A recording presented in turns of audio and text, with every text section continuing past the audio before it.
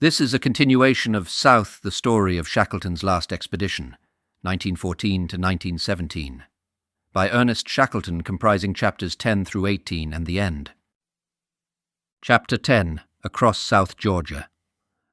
The sun rose in the sky with every appearance of a fine day, and we grew warmer as we toiled through the soft snow. Ahead of us lay the ridges and spurs of a range of mountains, the transverse range that we had noticed from the bay. We were travelling over a gently rising plateau, and at the end of an hour we found ourselves growing uncomfortably hot. Years before, on an earlier expedition, I had declared that I would never again growl at the heat of the sun, and my resolution had been strengthened during the boat journey. I called it to mind as the sun beat fiercely on the blinding white snow slope. After passing an area of crevasses, we paused for our first meal. We dug a hole in the snow about 3 feet deep with the adze, and put the primus into it. There was no wind at the moment, but a gust might come suddenly. A hot hoosh was soon eaten, and we plodded on towards a sharp ridge between two of the peaks already mentioned. By 11 a.m. we were almost at the crest. The slope had become precipitous, and it was necessary to cut steps as we advanced. The adze proved an excellent instrument for this purpose, a blow sufficing to provide a foothold. Anxiously but hopefully I cut the last few steps and stood upon the razorback, while the other men held the rope and waited for my news. The outlook was disappointing. I looked down a sheer precipice to a chaos of crumpled ice 1,500 feet below. There was no way down for us. The country to the east was a great snow upland, sloping upwards for a distance of 7 or 8 miles to a height of over 4,000 feet. To the north it fell away steeply in glaciers into the bays, and to the south it was broken by huge outfalls from the inland ice sheet. Our path lay between the glaciers and the outfalls, but first we had to descend from the ridge on which we stood. Cutting steps with the adze, we moved in a lateral direction round the base of a dolomite, which blocked our view to the north. The same precipice confronted us. Away to the northeast there appeared to be a snow slope that might give a path to the lower country, and so we retraced our steps down the long slope that had taken us 3 hours to climb. We were at the bottom in an hour. We were now feeling the strain of the unaccustomed marching. We had done little walking since January, and our muscles were out of tune. Skirting the base of the mountain above us, we came to a gigantic bergschrund, 1.5 miles long and 1,000 feet deep. This tremendous gully, cut in the snow and ice by the fierce winds blowing round the mountain, was semicircular in form, and it ended in a gentle incline. We passed through it, under the towering precipice of ice, and at the far end we had another meal and a short rest. This was at 12:30 p.m. Half a pot of steaming Bovril ration warmed us up, and when we marched again, ice inclines at angles of 45 degrees did not look quite as formidable as before. Once more we started for the crest. After another weary climb, we reached the top. The snow lay thinly on blue ice at the ridge, and we had to cut steps over the last 50 yards. The same precipice lay below, and my eyes searched vainly for a way down. The hot sun had loosened the snow, which was now in a treacherous condition, and we had to pick our way carefully. Looking back, we could see that a fog was rolling up behind us, and meeting in the valleys a fog that was coming up from the east. The creeping grey clouds were a plain warning that we must get down to lower levels before becoming enveloped. The ridge was studded with peaks, which prevented us getting a clear view either to the right or to the left. The situation in this respect seemed no better at other points within our reach, and I had to decide that our course lay back the way we had come. The afternoon was wearing on, and the fog was rolling up ominously from the west. It was of the utmost importance for us to get down into the next valley before dark. We were now up 4,500 feet, and the night temperature at that elevation would be very low. We had no tent and no sleeping bags, and our clothes had endured much rough usage and had weathered many storms during the last 10 months. In the distance, down the valley below us, we could see tussock grass close to the shore, and if we could get down it might be possible to dig out a hole in one of the lower snowbanks, line it with dry grass, and make ourselves fairly comfortable for the night. Back we went, and after a detour We reached the top of another ridge in the fading light. After a glance over the top, I turned to the anxious faces of the two men behind me and said, "Come on, boys." Within a minute they stood beside me on the ice ridge. The surface fell away at a sharp incline in front of us, but it merged into a snow slope. We could not see the bottom clearly owing to mist and bad light, and the possibility of the slope ending in a sheer fall occurred to us. But the fog that was creeping up behind allowed no time for hesitation. We descended slowly at first, cutting steps in the snow. Then the surface became softer, indicating that the gradient was less severe. There could be no turning back now, so we unroped and slid in the fashion of youthful days. When we stopped on a snowbank at the foot of the slope, we found that we had descended at least 900 feet in 2 or 3 minutes. We looked back and saw the grey fingers of the fog appearing on the ridge, as though reaching after the intruders into untrodden wilds. But we had escaped. The country to the east was an ascending snow upland dividing the glaciers of the north coast from the outfalls of the south. We had seen from the top that our course lay between two huge masses of crevasses, and we thought that the road ahead lay clear. This belief and the increasing cold made us abandon the idea of camping. We had another meal at 6 p.m. A little breeze made cooking difficult in spite of the shelter provided for the cooker by a hole. Crean was the cook, and Worsley and I lay on the snow to windward of the lamp so as to break the wind with our bodies. The meal over, we started up the long, gentle ascent. Night was upon us, and for an hour we plodded along in almost complete darkness, watching warily for signs of crevasses. Then about 8 p.m., a glow which we had seen behind the jagged peaks resolved itself into the full moon, which rose ahead of us and made a silver pathway for our feet. Along that pathway in the wake of the moon we advanced in safety, with the shadows cast by the edges of crevasses showing black on either side of us. Onwards and upwards through soft snow we marched, resting now and then on hard patches which had revealed themselves by glittering ahead of us in the white light. By midnight we were again at an elevation of about 4,000 feet. Still we were following the light, for as the moon swung round towards the northeast, our path curved in that direction. The friendly moon seemed to pilot our weary feet. We could have had no better guide. If in bright daylight we had made that march, we would have followed the course that was traced for us that night. Midnight found us approaching the edge of a great snowfield, pierced by isolated nunataks, which cast long shadows like black rivers across the white expanse. A gentle slope to the northeast lured our all-too-willing feet in that direction. We thought that at the base of the slope lay Stromness Bay. After we had descended about 300 feet, a thin wind began to attack us. We had now been on the march for over 20 hours, only halting for our occasional meals. Wisps of cloud drove over the high peaks to the southward, warning us that wind and snow were likely to come. After 1 a.m., we cut a pit in the snow, piled up loose snow around it, and started the primus again. The hot food gave us another renewal of energy. Worsley and Crean sang their old songs when the primus was going merrily. Laughter was in our hearts, though not on our parched and cracked lips. We were up and away again within half an hour, still downward to the coast. We felt almost sure now that we were above Stromness Bay.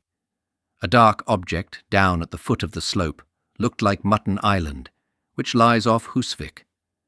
I suppose our desires were giving wings to our fancies, for we pointed out joyfully various landmarks revealed by the now vagrant light of the moon, whose friendly face was cloud-swept.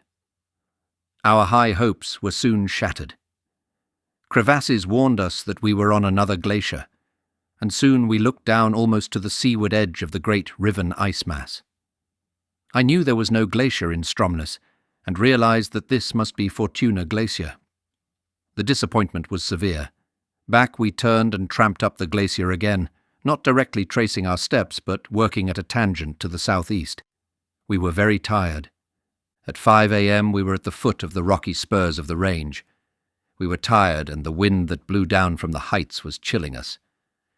We decided to get down under the lee of a rock for a rest. We put our sticks and the adze on the snow, sat down on them as close to one another as possible, and put our arms round each other. The wind was bringing a little drift with it, and the white dust lay on our clothes. I thought that we might be able to keep warm and have half an hour's rest this way. Within a minute my two companions were fast asleep. I realized that it would be disastrous if we all slumbered together, for sleep under such conditions merges into death. After 5 minutes I shook them into consciousness again, told them that they had slept for half an hour, and gave the word for a fresh start. We were so stiff that for the first 200 or 300 yards we marched with our knees bent. A jagged line of peaks with a gap like a broken tooth confronted us. This was the ridge that runs in a southerly direction from Fortuna Bay, and our course eastward to Stromness lay across it. A very steep slope led up to the ridge, and an icy wind burst through the gap.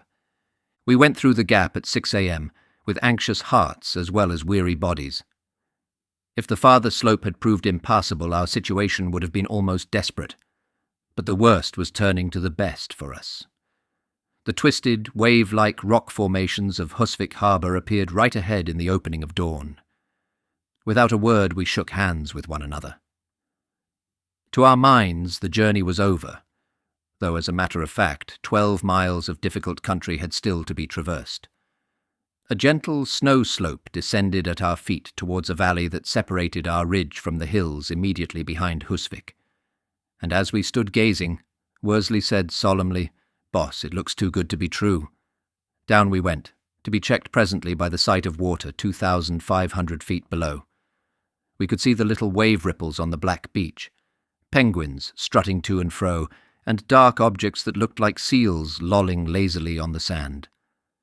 This was an eastern arm of Fortuna Bay, separated by the ridge from the arm we had seen below us during the night. The slope we were traversing appeared to end in a precipice above this beach. But our revived spirits were not to be damped by difficulties on the last stage of the journey, and we camped cheerfully for breakfast. Whilst Worsley and Crean were digging a hole for the lamp and starting the cooker, I climbed a ridge above us, cutting steps with the adze, in order to secure an extended view of the country below. At 6:30 a.m. I thought I heard the sound of a steam whistle. I dared not be certain, but I knew that the men at the whaling station would be called from their beds about that time. Descending to the camp, I told the others, and in intense excitement we watched the chronometer for 7 o'clock, when the whalers would be summoned to work. Right to the minute the steam whistle came to us, borne clearly on the wind across the intervening miles of rock and snow. Never had any one of us heard sweeter music. It was the first sound created by outside human agency that had come to our ears since we left Stromness Bay in December 1914. That whistle told us that men were living near, that ships were ready, and that within a few hours we should be on our way back to Elephant Island, to the rescue of the men waiting there under the watch and ward of Wild. It was a moment hard to describe. Pain and ache, boat journeys, marches, hunger and fatigue seemed to belong to the limbo of forgotten things, and there remained only the perfect contentment that comes of work accomplished. My examination of the country from a higher point had not provided definite information, and after descending, I put the situation before Worsley and Crean. Our obvious course lay down a snow slope in the direction of Husvik.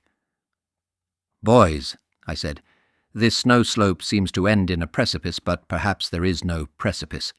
If we don't go down, we shall have to make a detour of at least 5 miles before we reach level going. What shall it be?"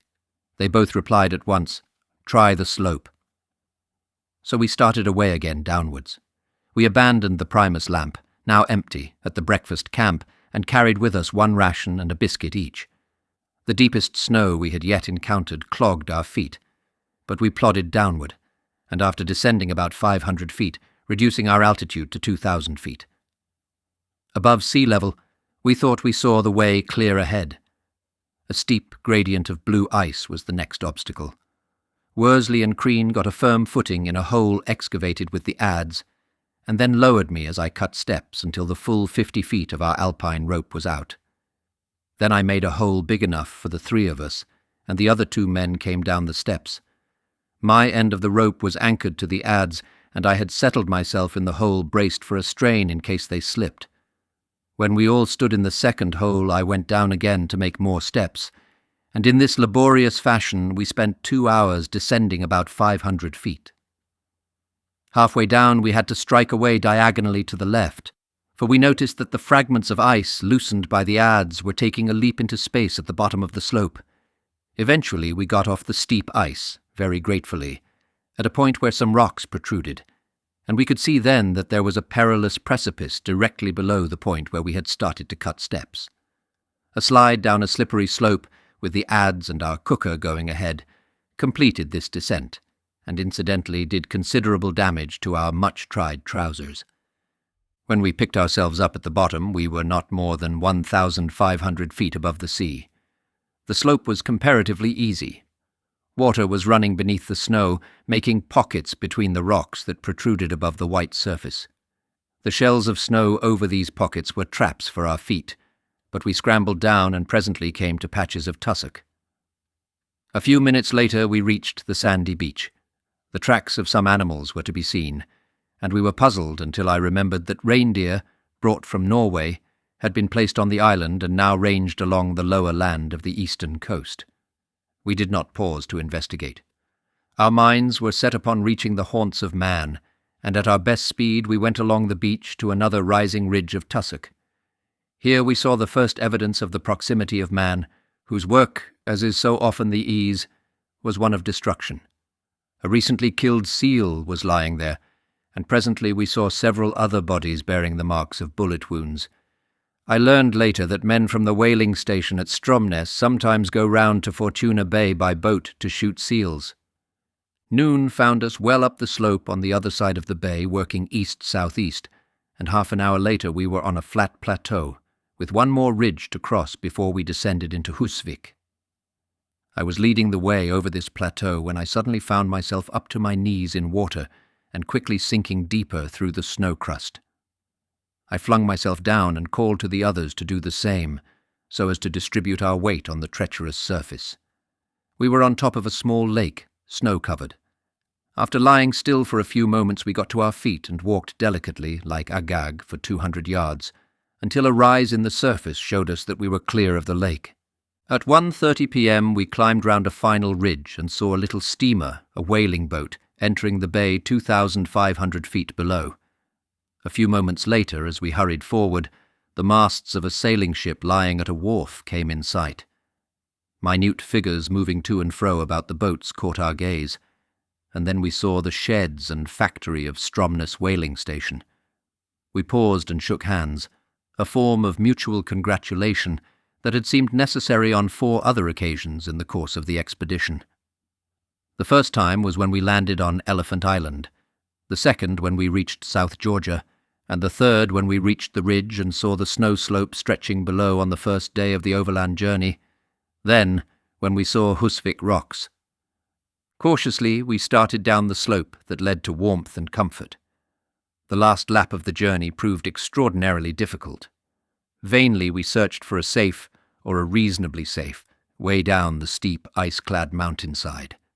The sole possible pathway seemed to be a channel cut by water running from the upland. Down through icy water, we followed the course of this stream. We were wet to the waist, shivering, cold, and tired.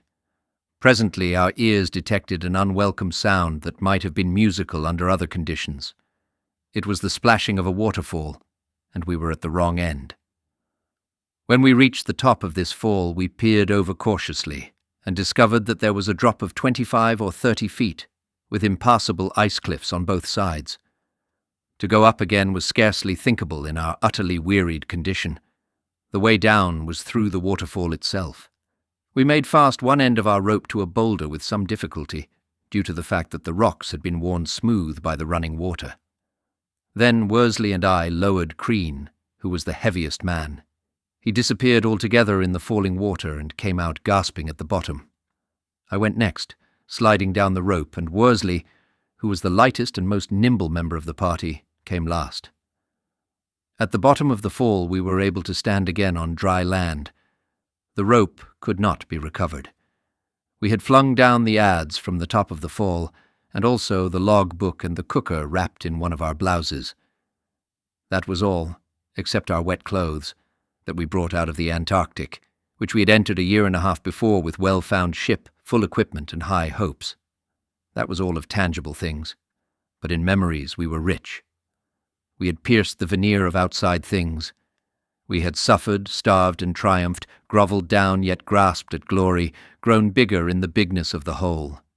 We had seen God in his splendours, heard the text that nature renders. We had reached the naked soul of man. Shivering with cold, yet with hearts light and happy, we set off towards the whaling station, now not more than 1.5 miles distant. The difficulties of the journey lay behind us. We tried to straighten ourselves up a bit, for the thought that there might be women at the station made us painfully conscious of our uncivilized appearance. Our beards were long and our hair was matted. We were unwashed, and the garments that we had worn for nearly a year without a change were tattered and stained. 3 more unpleasant-looking ruffians could hardly have been imagined. Worsley produced several safety pins from some corner of his garments and effected some temporary repairs that really emphasized his general disrepair. Down we hurried, and when quite close to the station we met 2 small boys, 10 or 12 years of age. I asked these lads where the manager's house was situated. They did not answer. They gave us one look, a comprehensive look that did not need to be repeated. Then they ran from us as fast as their legs would carry them. We reached the outskirts of the station and passed through the digesting house, which was dark inside.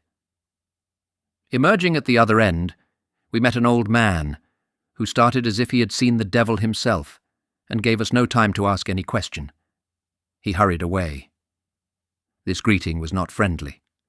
Then we came to the wharf, where the man in charge stuck to his station. I asked him if Mr. Sorrell, the manager, was in the house. "Yes," he said as he stared at us. "We would like to see him," said I. "Who are you?" he asked. "We have lost our ship and come over the island," I replied. "You have come over the island?"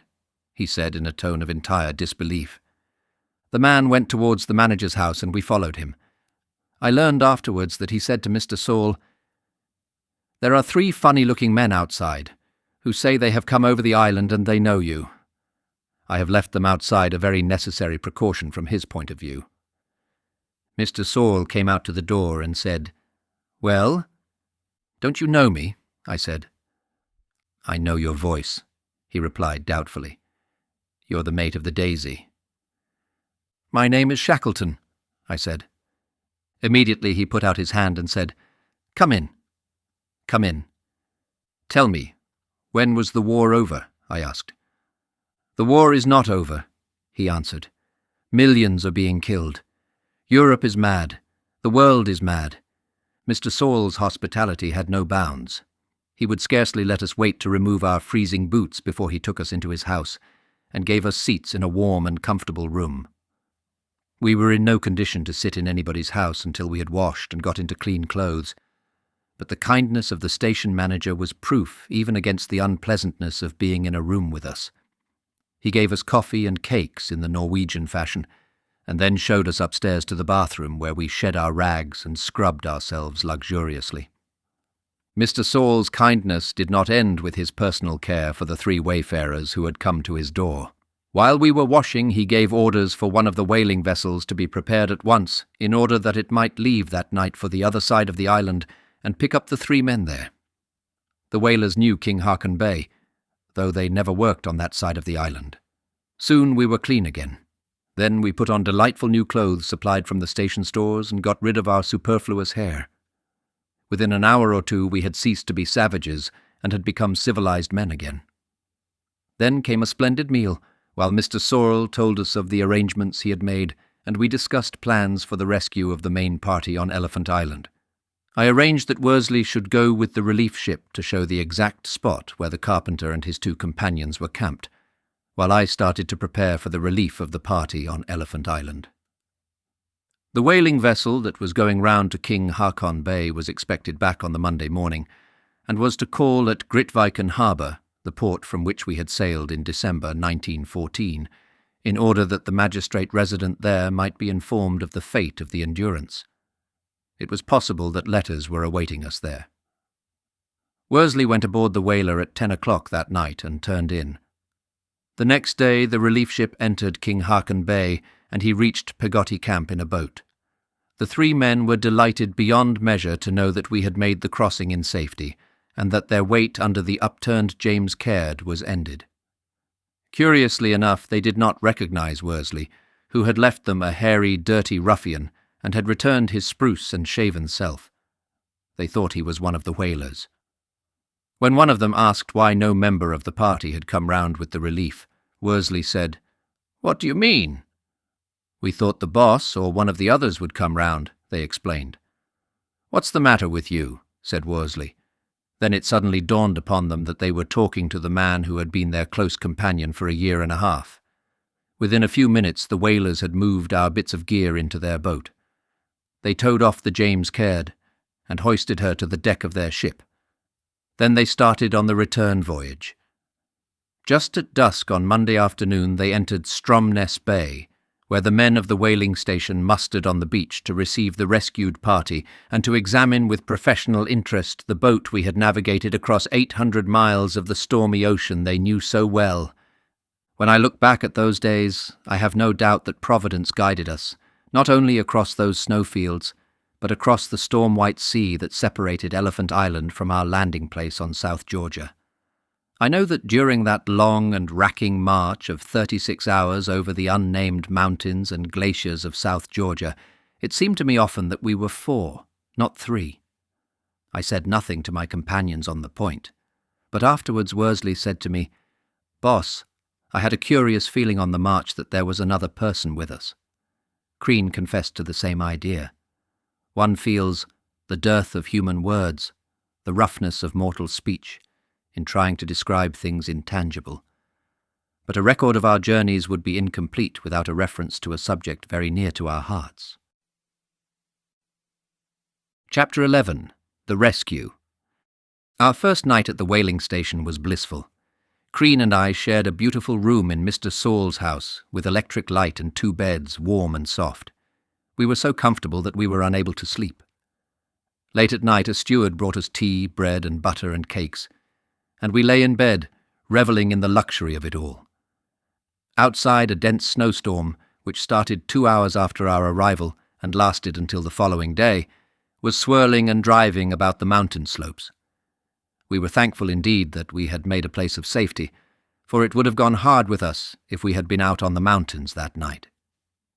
Deep snow lay everywhere when we got up the following morning. After breakfast, Mr. Saul took us round to Husvik in a motor launch. We were listening avidly to his account of the war and of all that had happened while we were out of the world of men. We were like men arisen from the dead to a world gone mad. Our minds accustomed themselves gradually to the tales of nations in arms, of deathless courage and unimagined slaughter, of a world conflict that had grown beyond all conceptions, of vast red battlefields in grimmest contrast with the frigid whiteness we had left behind us. The reader may not realize quite how difficult it was for us to envisage nearly 2 years of the most stupendous war of history. The locking of the armies in the trenches, the sinking of the Lusitania, the murder of Nurse Cavell, the use of poison gas and liquid fire, the submarine warfare, the Gallipoli campaign, the 100 other incidents of the war, almost stunned us at first, and then our minds began to compass the train of events and develop a perspective. I suppose our experience was unique. No other civilized men could have been as blankly ignorant of world-shaking happenings as we were when we reached Stromness whaling station. I heard the first rumour of the Aurora's misadventures in the Ross Sea from Mr. Saul. Our host could tell me very little. He had been informed that the Aurora had broken away from winter quarters in McMurdo Sound and reached New Zealand after a long drift, and that there was no news of the shore party. His information was indefinite as to details, and I had to wait until I reached the Falkland Islands some time later before getting a definite report concerning the Aurora. The rumour that had reached South Georgia, however, made it more than ever important that I should bring out the rest of the Weddell Sea party quickly, so as to free myself for whatever effort was required on the Ross seaside.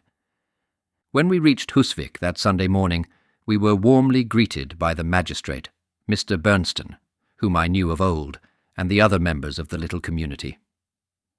Moored in the harbour was one of the largest of the whalers, the Southern Sky, owned by an English company but now laid up for the winter. I had no means of getting into communication with the owners without dangerous delay, and on my accepting all responsibility, Mr. Bernstein made arrangements for me to take this ship down to Elephant Island. I wrote out an agreement with Lloyd's for the insurance of the ship. Captain Tom, an old friend of the expedition, happened to be in Husvik with his ship, the Orwell, loading oil for use in Britain's munition works, and he at once volunteered to come with us in any capacity. I asked him to come as captain of the Southern Sky. There was no difficulty about getting a crew. The whalers were eager to assist in the rescue of men in distress. They started work that Sunday to prepare and stow the ship.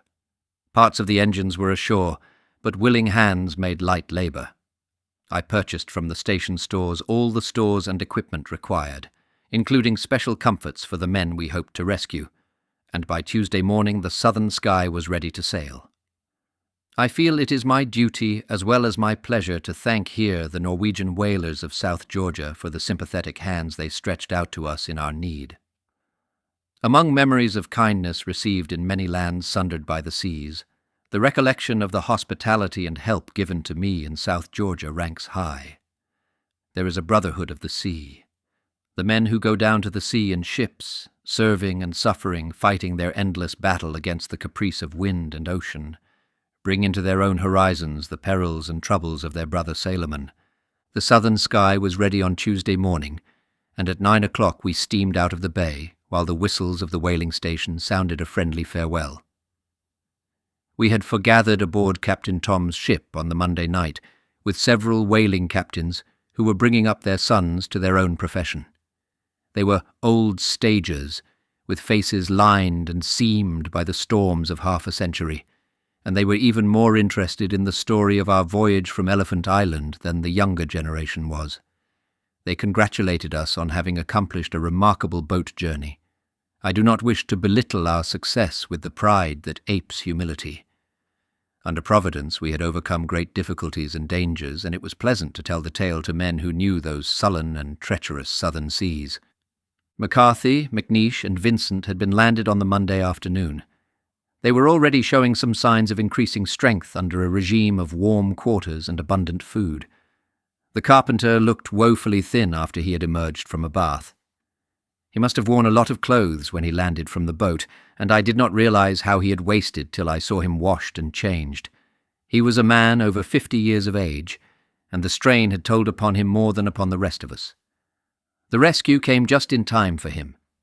The early part of the voyage down to Elephant Island in the Southern Sky was uneventful. At noon on Tuesday, May 23rd, we were at sea and steaming at 10 knots on a southwesterly course. We made good progress, but the temperature fell very low, and the signs gave me some cause for anxiety as to the probability of encountering ice. On the third night out, the sea seemed to grow silent. I looked over the side and saw a thin film of ice. The sea was freezing around us, and the ice gradually grew thicker, reducing our speed to about 5 knots. Then lumps of old pack began to appear among the new ice. I realized that an advance through pack ice was out of the question. The Southern Sky was a steel-built steamer, and her structure, while strong to resist the waves, would not endure the blows of masses of ice. So I took the ship north, and at daylight on Friday we got clear of the pancake ice. We skirted westward, awaiting favourable conditions. The morning of the 28th was dull and overcast, with little wind. Again the ship's head was turned to the southwest, but at 3 p.m. a definite line of pack showed up on the horizon. We were about 70 miles from Elephant Island, but there was no possibility of taking the steamer through the ice that barred the way. Northwest again we turned. We were directly north of the island on the following day, and I made another move south. Heavy pack formed an impenetrable barrier. To admit failure at this stage was hard, but the facts had to be faced. The Southern Sky could not enter ice of even moderate thickness. The season was late, and we could not be sure that the ice would open for many months. though my opinion was that the pack would not become fast in that quarter even in the winter, owing to the strong winds and currents. The southern sky could carry coal for 10 days only, and we had been out 6 days. We were 500 miles from the Falkland Islands and about 600 miles from South Georgia. So I determined that, since we could not wait about for an opening, I would proceed to the Falklands, get a more suitable vessel either locally or from England, and make a second attempt to reach Elephant Island from that point.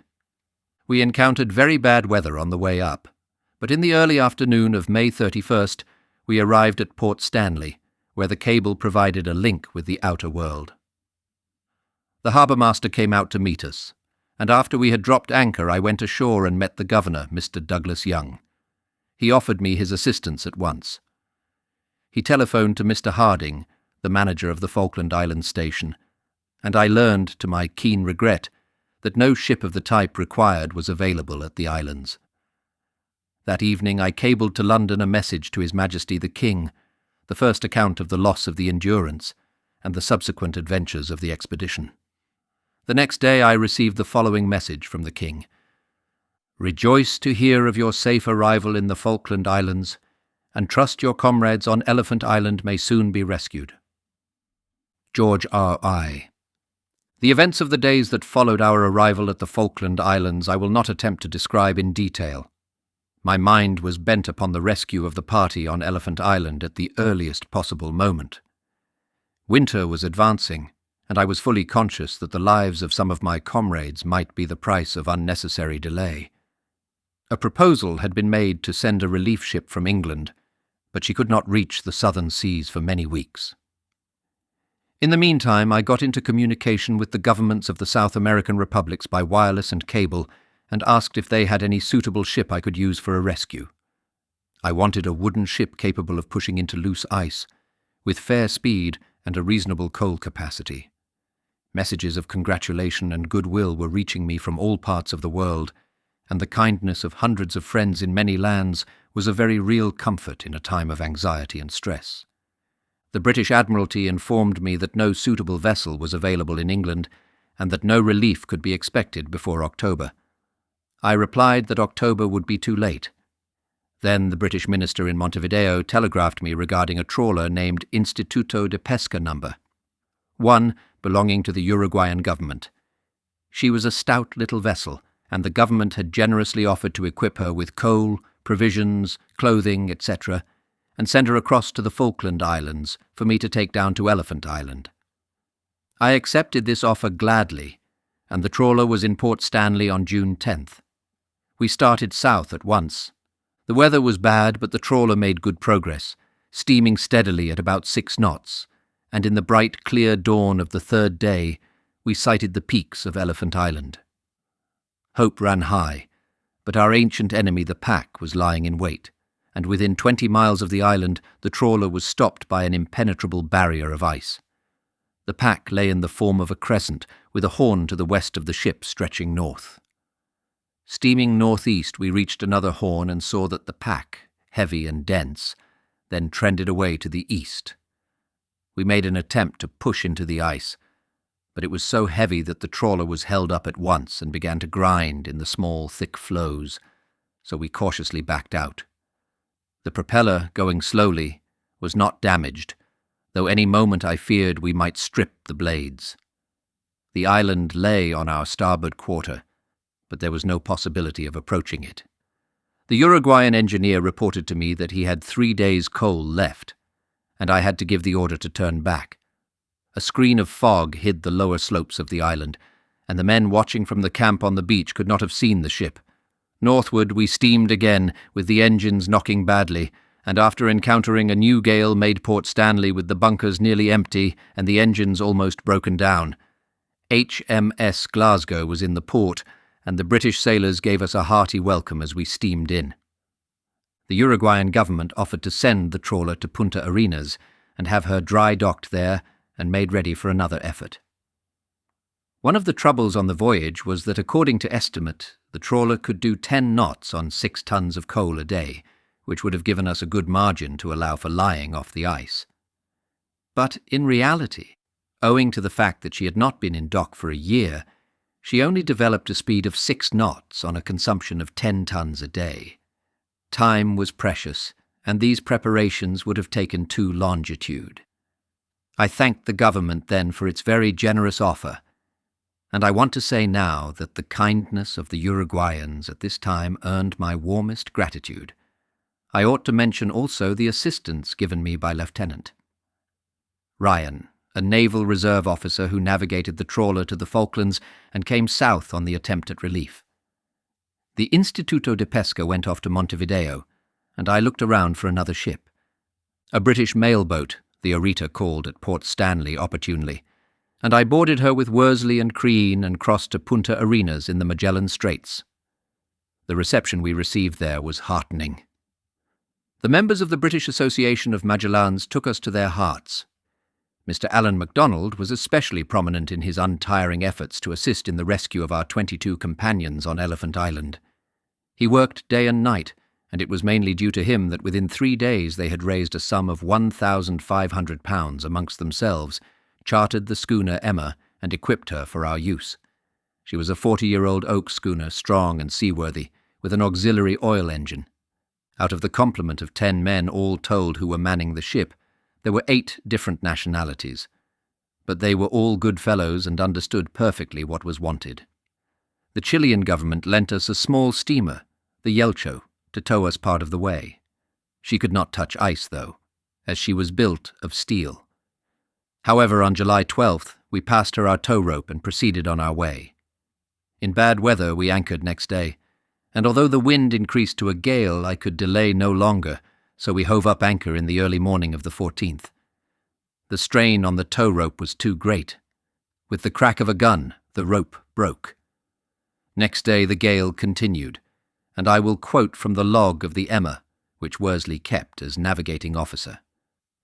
9 a.m., fresh, increasing gale, very rough, lumpy sea. 10 a.m., tow rope parted, 12 noon, similar weather. 1 p.m., tow rope parted again. Set foresail and forestaysail and steered southeast by south. 3 p.m. Yelcho hailed us and said that the ship's bilges were full of water, so were our decks, and they were short of coal. Sir Ernest told them that they could return to harbour. After this, the Yelcho steamed into San Sebastian Bay. After 3 days of continuous bad weather, we were left alone to attempt once more to rescue the 22 men on Elephant Island, for whom by this time I entertained very grave fears. At dawn of Friday, July 21st, we were within 100 miles of the island, and we encountered the ice in the half-light. I waited for the full day and then tried to push through. The little craft was tossing in the heavy swell, and before she had been in the pack for 10 minutes, she came down on a cake of ice and broke the bobstay. Then the water inlet of the motor choked with ice. The schooner was tossing like a cork in the swell, and I saw after a few bumps that she was actually lighter than the fragments of ice around her. Progress under such conditions was out of the question. I worked the schooner out of the pack and stood to the east. I ran her through a line of pack towards the south that night, but was forced to turn to the northeast, for the ice trended in that direction as far as I could see. We hove to for the night, which was now 16 hours longitude. The winter was well advanced and the weather conditions were thoroughly bad. The ice to the southward was moving north rapidly. The motor engine had broken down and we were entirely dependent on the sails. We managed to make a little southing during the next day, but noon found us 108 miles from the island. That night we lay off the ice in a gale, hove to, and morning found the schooner iced up. The ropes, cased in frozen spray, were as thick as a man's arm, and if the wind had increased much we would have had to cut away the sails, since there was no possibility of lowering them. Some members of the scratch crew were played out by the cold and the violent tossing. The schooner was about 70 feet long, and she responded to the motions of the storm-racked sea in a manner that might have disconcerted the most seasoned sailors. I took the schooner south at every chance, but always the line of ice blocked the way. The engineer, who happened to be an American, did things to the engines occasionally, but he could not keep them running, and the persistent south winds were dead ahead. It was hard to turn back a third time, but I realized we could not reach the island under those conditions, and we must turn north in order to clear the ship of heavy masses of ice. So we set a northerly course, and after a tempestuous passage reached Port Stanley once more. This was the third reverse, but I did not abandon my belief that the ice would not remain fast around Elephant Island during the winter, whatever the armchair experts at home might say. We reached Port Stanley in the schooner on August 8th, and I learned there that the ship Discovery was to leave England at once and would be at the Falkland Islands about the middle of September. My good friend the governor said I could settle down at Port Stanley and take things quietly for a few weeks. The street of that port is about 1.5 miles longitude. It has the slaughterhouse at one end and the graveyard at the other. The chief distraction is to walk from the slaughterhouse to the graveyard. For a change, one may walk from the graveyard to the slaughterhouse. Ellaline Terrace was born at Port Stanley, a fact not forgotten by the residents, but she has not lived there much since. I could not content myself to wait for 6 or 7 weeks, knowing that 600 miles away my comrades were in dire need. I asked the Chilean government to send the Yelcho, the steamer that had towed us before, to take the schooner across to Punta Arenas, and they consented promptly, as they had done to every other request of mine. So, in a northwest gale, we went across, narrowly escaping disaster on the way, and reached Punta Arenas on August 14th. There was no suitable ship to be obtained. The weather was showing some signs of improvement, and I begged the Chilean government to let me have the Yelcho for a last attempt to reach the island.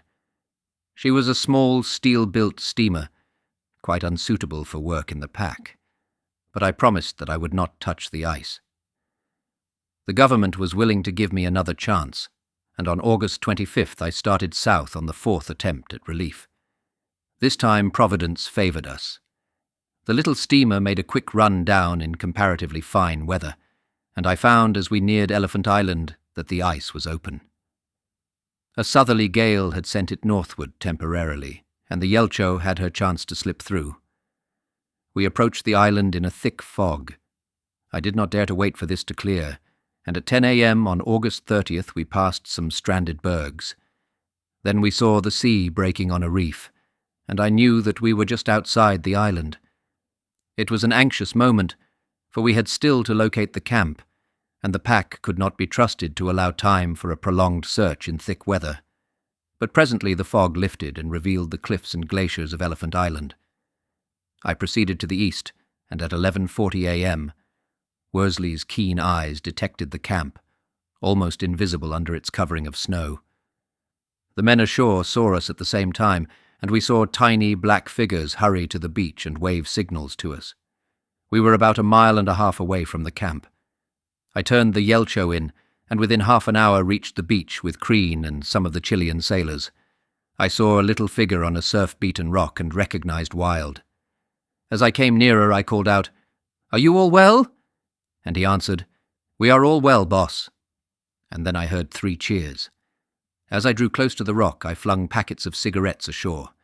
They fell on them like hungry tigers, for well I knew that for months tobacco was dreamed of and talked of.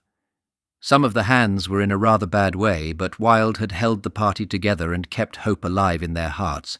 There was no time then to exchange news or congratulations. I did not even go up the beach to see the camp, which Wilde assured me had been much improved. A heavy sea was running, and a change of wind might bring the ice back at any time. I hurried the party aboard with all possible speed, taking also the records of the expedition and essential portions of equipment. Everybody was aboard the Yelcho within an hour, and we steamed north at the little steamer's best speed. The ice was open still, and nothing worse than an expanse of stormy ocean separated us from the South American coast.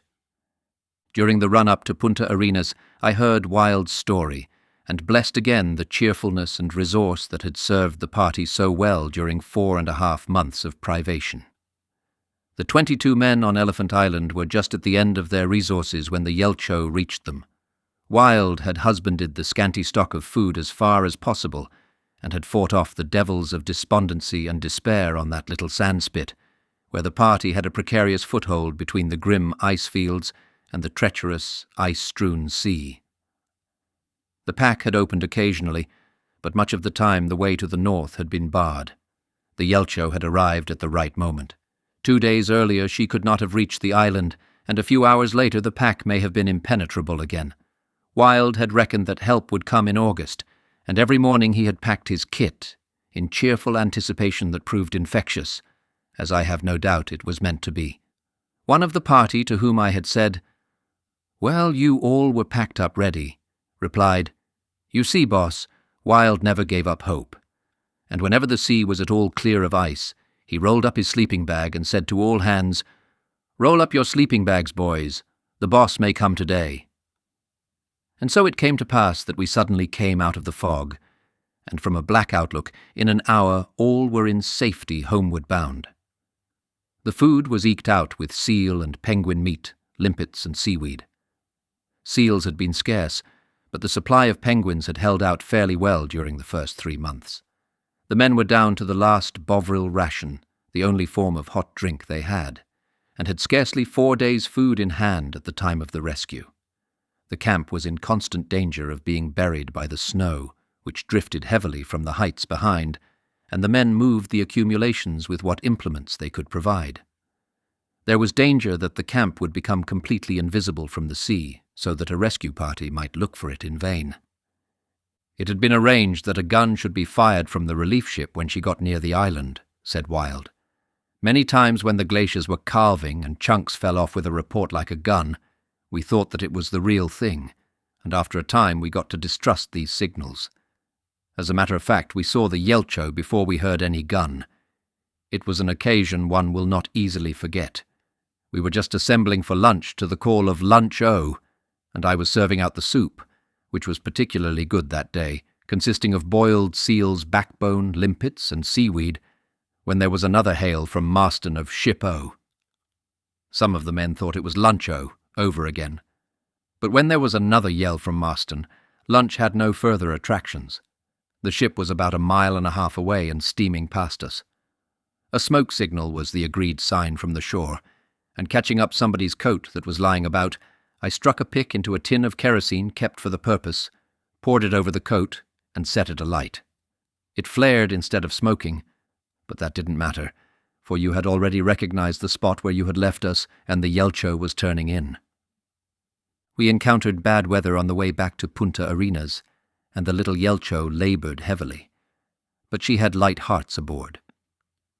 We entered the Straits of Magellan on September 3rd and reached Rio Seco at 8 a.m. I went ashore, found a telephone, and told the governor and my friends at Punta Arenas that the men were safe. 2 hours later we were at Punta Arenas, where we were given a welcome none of us is likely to forget. The Chilean people were no less enthusiastic than the British residents. The police had been instructed to spread the news that the Yelcho was coming with the rescued men, and lest the message should fail to reach some people, the fire alarm had been rung. The whole populace appeared to be in the streets. It was a great reception, and with the strain of long, anxious months lifted at last, we were in a mood to enjoy it. The next few weeks were crowded ones, but I will not attempt here to record their history in detail. I received congratulations and messages of friendship and good cheer from all over the world, and my heart went out to the good people who had remembered my men and myself in the press of terrible events on the battlefields. The Chilean government placed the Yelcho at my disposal to take the men up to Valparaiso and Santiago. We reached Valparaiso on September 27th. Everything that could swim in the way of a boat was out to meet us. The crews of Chilean warships were lined up, and at least 30,000 thronged the streets. I lectured in Santiago on the following evening for the British Red Cross and a Chilean naval charity. The Chilean flag and the Union Jack were draped together. The band played the Chilean national anthem, God Save the King, and the Marseillaise, and the Chilean Minister for Foreign Affairs spoke from the platform and pinned an order on my coat. I saw the President and thanked him for the help that he had given a British expedition. His government had spent £4,000 on coal alone. In reply, he recalled the part that British sailors had taken in the making of the Chilean Navy. The Chilean Railway Department provided a special train to take us across the Andes, and I proceeded to Montevideo in order to thank personally the President and government of Uruguay for the help they had given generously in the earlier relief voyages. We were entertained royally at various spots en route. We went also to Buenos Aires on a brief call. Then we crossed the Andes again. I had made arrangements by this time for the men and the staff to go to England. All hands were keen to take their places in the Empire's fighting forces. My own immediate task was the relief of the marooned Ross Sea party, for news had come to me of the Aurora's long drift in the Ross Sea and of her return in a damaged condition to New Zealand. Worsley was to come with me. We hurried northwards via Panama, steamship and train companies giving us everywhere the most cordial and generous assistance, and caught at San Francisco a steamer that would get us to New Zealand at the end of November. I had been informed that the New Zealand government was making arrangements for the relief of the Ross Sea party, but my information was incomplete, and I was very anxious to be on the spot myself as quickly as possible. Chapter 12. Elephant Island. The 22 men who had been left behind on Elephant Island were under the command of Wild, in whom I had absolute confidence, and the account of their experiences during the long 4.5 months' wait while I was trying to get help to them I have secured from their various diaries, supplemented by details which I obtained in conversation on the voyage back to civilization. The first consideration, which was even more important than that of food, was to provide shelter. The semi-starvation during the drift on the ice floe, added to the exposure in the boats, and the inclemencies of the weather encountered after our landing on Elephant Island, had left its mark on a good many of them. Rickenson, who bore up gamely to the last, collapsed from heart failure. Blackborough and Hudson could not move. All were frost-bitten in varying degrees, and their clothes, which had been worn continuously for 6 months, were much the worse for wear. The blizzard which sprang up the day that we landed at Cape Wild lasted for a fortnight, often blowing at the rate of 70 to 90 miles an hour, and occasionally reaching even higher figures. The tents which had lasted so well and endured so much were torn to ribbons, with the exception of the square tent occupied by Hurley, James, and Hudson. Sleeping bags and clothes were wringing wet, and the physical discomforts were tending to produce acute mental depression. The 2 remaining boats had been turned upside down with one gunwale resting on the snow, and the other raised about 2 feet on rocks and cases, and under these the sailors and some of the scientists, with the 2 invalids, Rickenson and Blackborough, found head cover at least. Shelter from the weather and warmth to dry their clothes was imperative, so Wild hastened the excavation of the ice cave in the slope which had been started before I left. The high temperature, however, caused a continuous stream of water to drip from the roof and sides of the ice cave, and as with 22 men living in it the temperature would be practically always above freezing, there would have been no hope of dry quarters for them there. Under the direction of Wild, they therefore collected some big flat stones, having in many cases to dig down under the snow which was covering the beach, and with these they erected 2 substantial walls 4 feet high and 19 feet apart. We are all ridiculously weak, and this part of the work was exceedingly laborious, and took us more than twice as long as it would have done had we been in normal health. Stones that we could easily have lifted at other times we found quite beyond our capacity, and it needed 2 or 3 of us to carry some that would otherwise have been one man's load. Our difficulties were added to by the fact that most of the more suitable stones lay at the farther end of the spit, some 150 yards away. Our weakness is best compared with that which one experiences on getting up from a long illness. One feels well, but physically enervated. The site chosen for the hut was the spot where the stove had been originally erected on the night of our arrival. It lay between 2 large boulders, which, if they would not actually form the walls of the hut, would at least provide a valuable protection from the wind. Further protection was provided to the north by a hill called Penguin Hill at the end of the spit. As soon as the walls were completed and squared off, the 2 boats were laid upside down on them side by side. The exact adjustment of the boats took some time, but was of paramount importance if our structure was to be the permanent affair that we hoped it would be. Once in place, they were securely chocked up and lashed down to the rocks. The few pieces of wood that we had were laid across from keel to keel, and over this the material of one of the torn tents was spread and secured with guys to the rocks. The walls were ingeniously contrived and fixed up by Marston. First he cut the now useless tents into suitable lengths. Then he cut the legs of a pair of sea boots into narrow strips, and using these in much the same way that the leather binding is put round the edge of upholstered chairs, he nailed the tent cloth all round the insides of the outer gunwales of the two boats in such a way that it hung down like a valance to the ground, where it was secured with spars and oars. A couple of overlapping blankets made the door, superseded later by a sack-mouth door cut from one of the tents. This consisted of a sort of tube of canvas sewn onto the tent cloth, through which the men crawled in or out, tying it up as one would the mouth of a sack as soon as the man had passed through. It is certainly the most convenient and efficient door for these conditions that has ever been invented. Whilst the side walls of the hut were being fixed, others proceeded to fill the interstices between the stones of the end walls with snow. As this was very powdery and would not bind well, we eventually had to supplement it with the only spare blanket and an overcoat. All this work was very hard on our frost-bitten fingers, and materials were very limited. At last, all was completed, and we were invited to bring in our sodden bags, which had been lying out in the drizzling rain for several hours, for the tents and boats that had previously sheltered them had all been requisitioned to form our new residence. We took our places under Wild's direction. There was no squabbling for best places, but it was noticeable that there was something in the nature of a rush for the billets up on the thwarts of the boats. Rickenson, who was still very weak and ill but very cheery, obtained a place in the boat directly above the stove, and the sailors, having lived under the Stancombe Wills for a few days while she was upside down on the beach, tacitly claimed it as their own, and flocked up onto its thwarts as one man.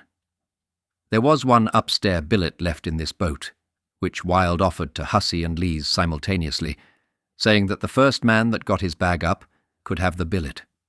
Whilst Lees was calculating the pros and cons, Hussey got his bag, and had it up just as Lees had determined that the pros had it.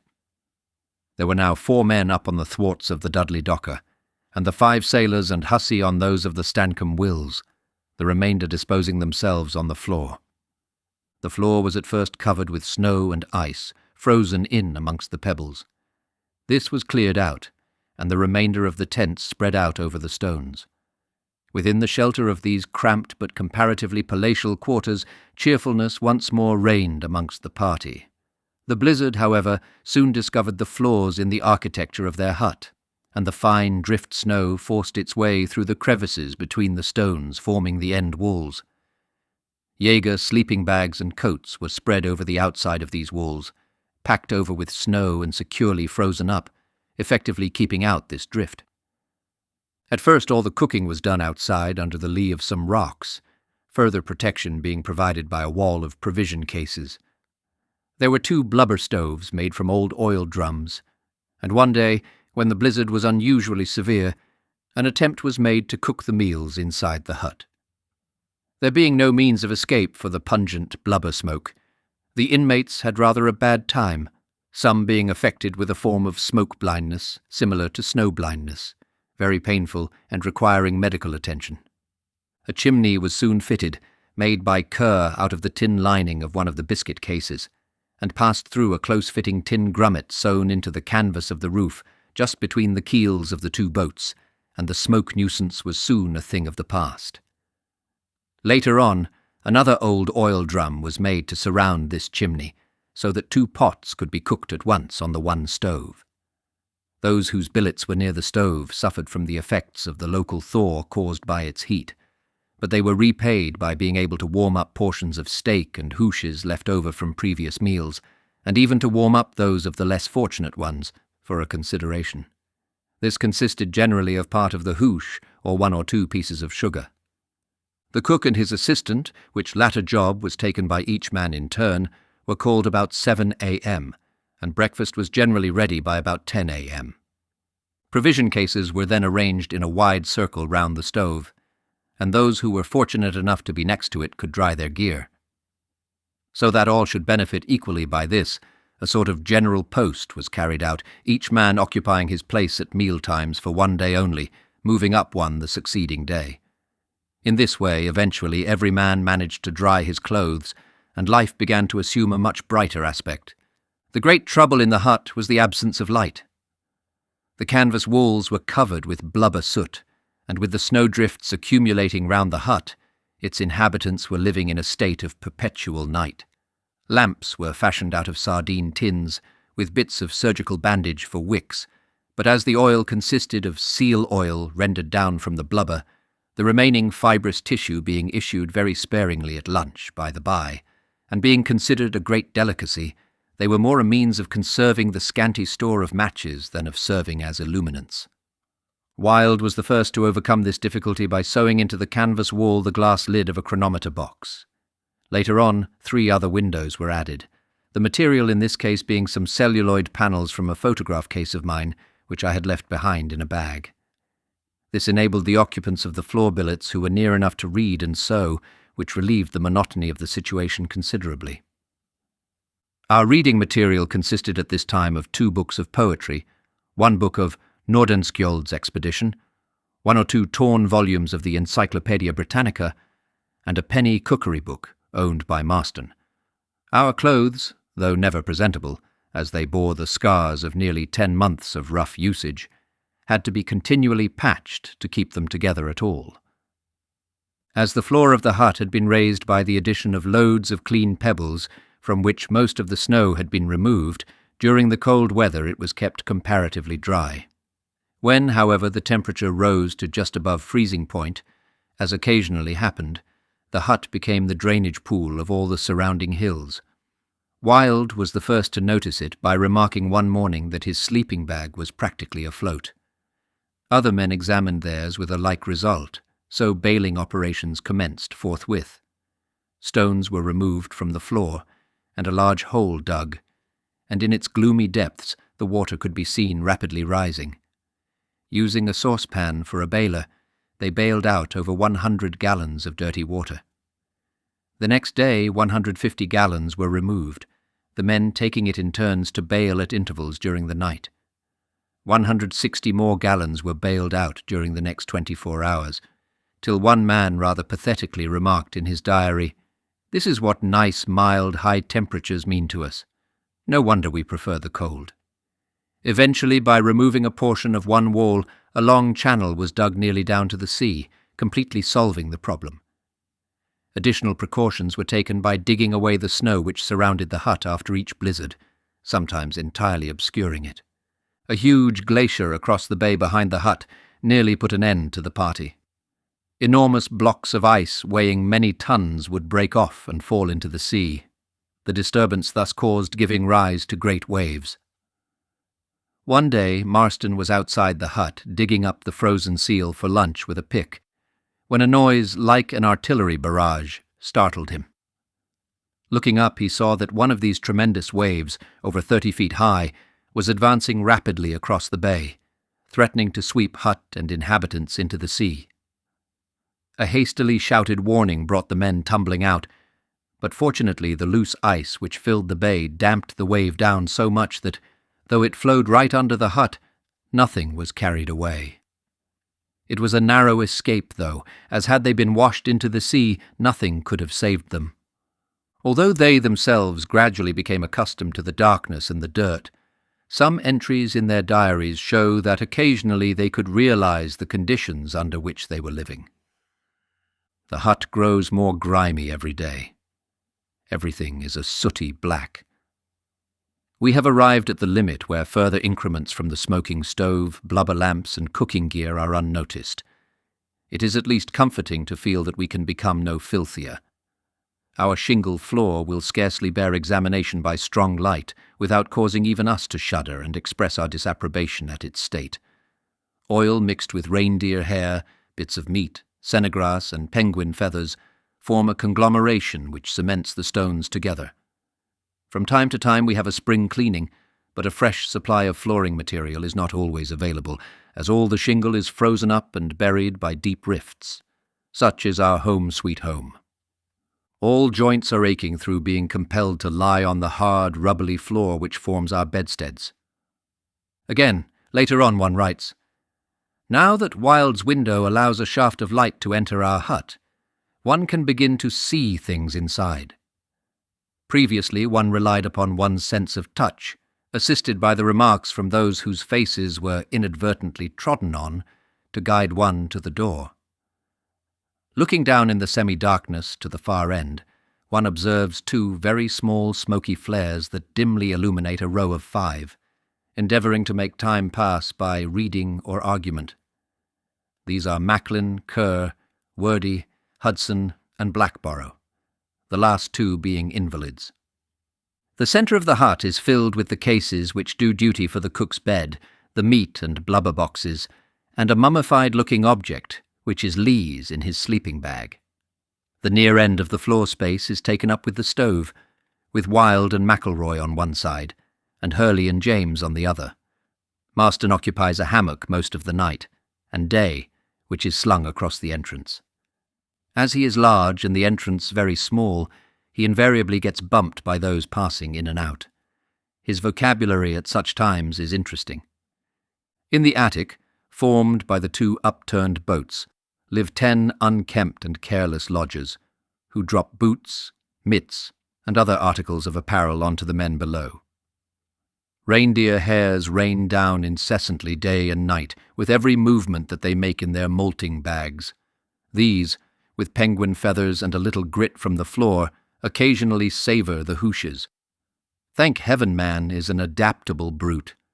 If we dwell sufficiently long in this hut, we are likely to alter our method of walking, for our ceiling, which is but 4 feet 6 inches high at its highest part, compels us to walk bent double or on all 4s.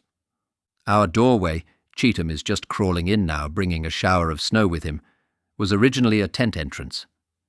When one wishes to go out, one unties the cord securing the door and crawls or wriggles out at the same time, exclaiming, "Thank goodness I'm in the open air. This should suffice to describe the atmosphere inside the hut, only pleasant when charged with the overpowering yet appetizing smell of burning penguin steaks." From all parts there dangles an odd collection of blubbery garments, hung up to dry, through which one crawls, much as a chicken in an incubator. Our walls of tent canvas admit as much light as might be expected from a closed Venetian blind. It is astonishing how we have grown accustomed to inconveniences, and tolerate at least habits which, a little time back, were regarded with repugnance. We have no forks, but each man has a sheath knife and a spoon, the latter in many cases having been fashioned from a piece of box lid. The knife serves many purposes.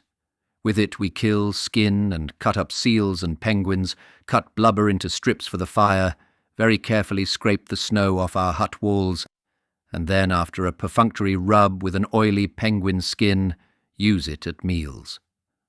We are as regardless of our grime and dirt as is the Eskimo. We have been unable to wash since we left the ship nearly 10 months ago. For one thing, we have no soap or towels, only bare necessities being brought with us. And again, had we possessed these articles, our supply of fuel would only permit us to melt enough ice for drinking purposes. Had one man washed, 6 others would have had to go without a drink all day. One cannot suck ice to relieve the thirst, as at these low temperatures it cracks the lips and blisters the tongue. Still, we are all very cheerful. During the whole of their stay on Elephant Island, the weather was described by Wilde as simply appalling. Stranded as they were on a narrow sandy beach surrounded by high mountains, they saw little of the scanty sunshine during the brief intervals of clear sky. On most days the air was full of snowdrift blown from the adjacent heights. Elephant Island being practically on the outside edge of the pack, the winds which passed over the relatively warm ocean before reaching it clothed it in a constant pall of fog and snow. On April 25th, the day after I left for South Georgia, the island was beset by heavy pack ice, with snow and a wet mist. Next day was calmer, but on the 27th, to quote one of the diaries, they experienced the most wretched weather conceivable, raining all night and day and blowing hard, wet to the skin. The following day brought heavy fog and sleet and a continuance of the blizzard. April ended with a terrific windstorm which nearly destroyed the hut. The one remaining tent had to be dismantled, the pole taken down, and the inhabitants had to lie flat all night under the icy canvas.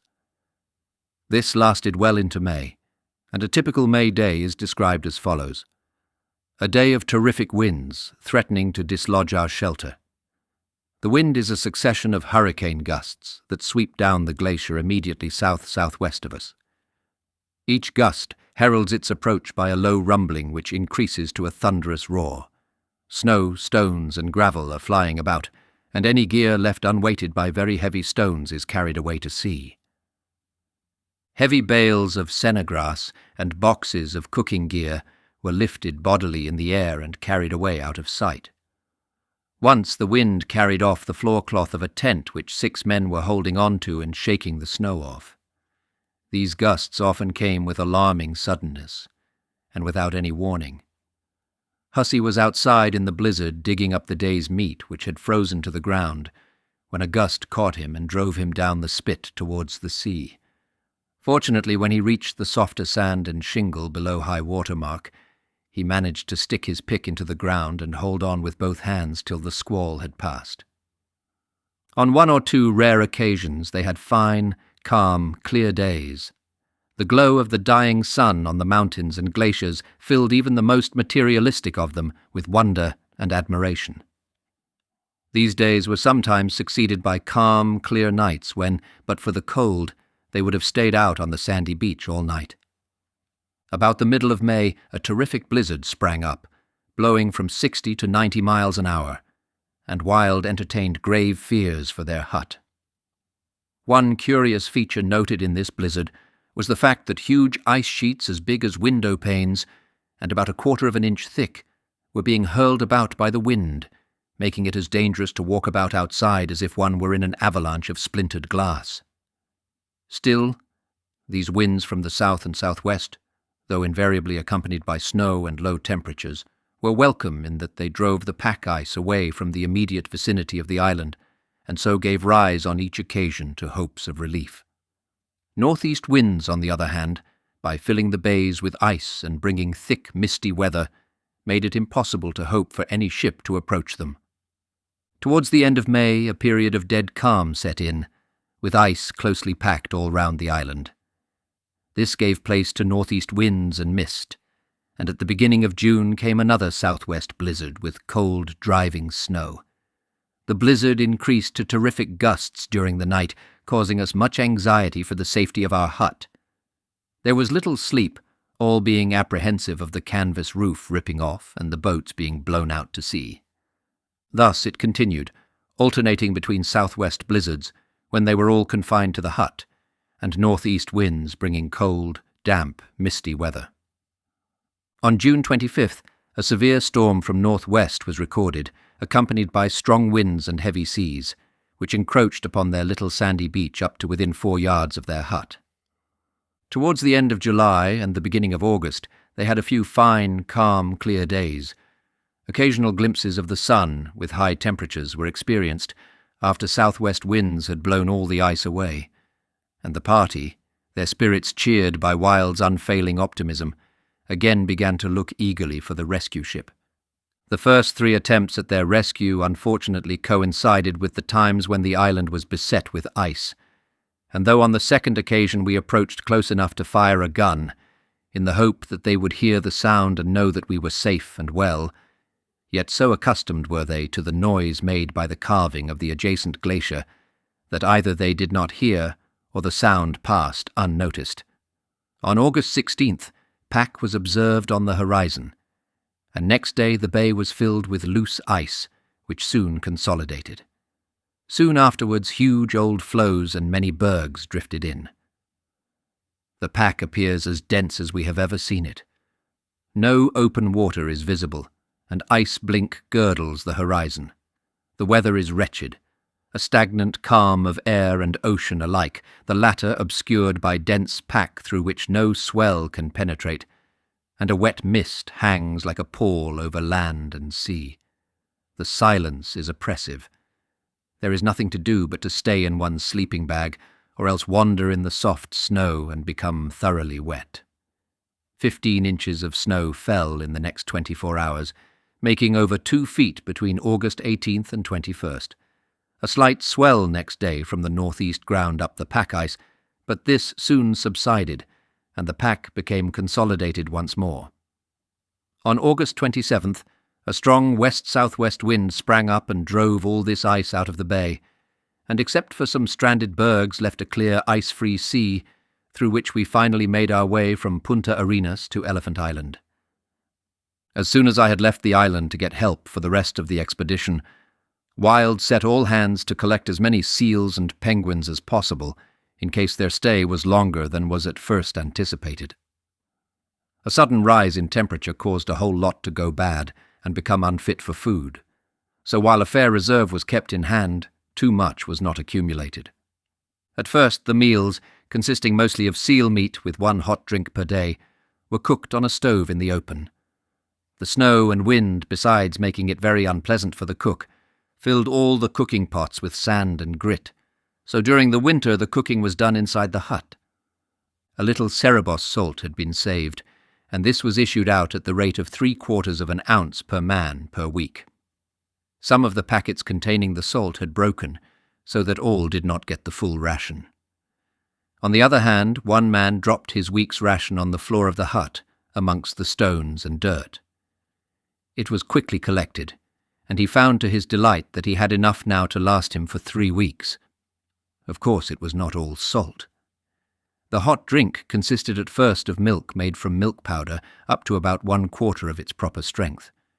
This was later on diluted still more, and sometimes replaced by a drink made from a pea soup-like packing from the Bovril sledging rations. For Midwinter's Day celebrations, a mixture of 1 teaspoonful of methylated spirit in a pint of hot water, flavoured with a little ginger and sugar, served to remind some of cocktails and Veuve Clicquot. At breakfast each had a piece of seal or half a penguin breast. Luncheon consisted of 1 biscuit on 3 days a week, nut food on Thursdays, bits of blubber, from which most of the oil had been extracted for the lamps, on 2 days a week, and nothing on the remaining day. On this day breakfast consisted of a half-strength sledging ration. Supper was almost invariably seal and penguin, cut up very finely, and fried with a little seal blubber. There were occasionally very welcome variations from this menu. Some paddies, a little white bird not unlike a pigeon, were snared with a loop of string and fried with 1 water-sodden biscuit for lunch. Enough barley and peas for 1 meal all round of each had been saved, and when this was issued it was a day of great celebration. Sometimes, by general consent, the luncheon biscuit would be saved, and with the next serving of biscuit, was crushed in a canvas bag into a powder and boiled, with a little sugar, making a very satisfying pudding. When blubber was fairly plentiful, there was always a saucepan of cold water, made from melting down the pieces of ice which had broken off from the glacier, fallen into the sea, and been washed ashore, for them to quench their thirst in, as the experience of Arctic explorers tended to show that sea-water produced a form of dysentery. Wild was rather diffident about using it. Penguin carcasses boiled in 1 part of seawater to 4 of fresh were a great success, though, and no ill effects were felt by anybody. The ringed penguins migrated north the day after we landed at Cape Wild, and though every effort was made to secure as large a stock of meat and blubber as possible, by the end of the month the supply was so low that only 1 hot meal a day could be served. Twice the usual number of penguin steaks were cooked at breakfast, and the ones intended for supper were kept hot in the pots by wrapping up in coats, etc. Clark put our saucepan full in his sleeping bag today to keep it hot, and it really was a great success in spite of the extra helping of reindeer hairs that it contained. In this way we can make 10 penguin skins do for 1 day. Some who were fortunate enough to catch penguins with fairly large undigested fish in their gullets used to warm these up in tins hung on bits of wire round the stove. All the meat intended for hooshes is cut up inside the hut, as it is too cold outside. As the boards which we use for the purpose are also used for cutting up tobacco, when we still have it, a definite flavour is sometimes imparted to the hoosh, which, if anything, improves it.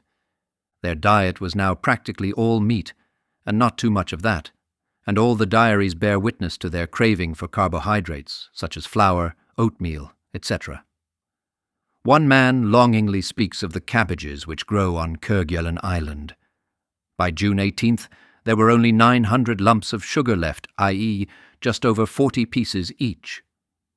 Even my readers know what shortage of sugar means at this very date, but from a different cause. Under these circumstances, it is not surprising that all their thoughts and conversation should turn to food, past and future banquets, and second helpings that had been once refused. A census was taken, each man being asked to state just what he would like to eat at that moment if he were allowed to have anything that he wanted. All, with but one exception, desired a sweat pudding of some sort, the duff beloved of sailors. Macklin asked for many returns of scrambled eggs on hot buttered toast. Several voted for a prodigious Devonshire dumpling, while Wilde wished for any old dumpling so long as it was a large one. The craving for carbohydrates, such as flour and sugar, and for fats was very real. Marston had with him a small penny cookery book. From this he would read out one recipe each night, so as to make them last. This would be discussed very seriously, and alterations and improvements suggested, and then they would turn into their bags to dream of wonderful meals that they could never reach. The following conversation was recorded in one diary. Wilde: "Do you like doughnuts?" McElroy: "Rather." Wilde: "Very easily made, too. I like them cold with a little jam." McElroy: "Not bad, but how about a huge omelette?" Wilde: "Fine," with a deep sigh. Overhead, two of the sailors are discussing some extraordinary mixture of hash, applesauce, beer, and cheese. Marston is in his hammock reading from his penny cookery book. Farther down, someone eulogizes Scotch shortbread. Several of the sailors are talking of spotted dog, sea pie, and Lockhart's with great feeling.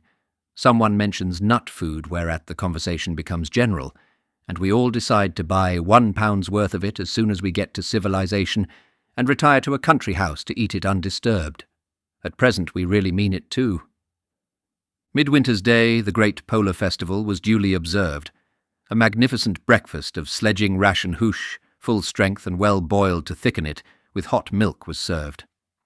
Luncheon consisted of a wonderful pudding invented by Wilde, made of powdered biscuit boiled with 12 pieces of mouldy nut food.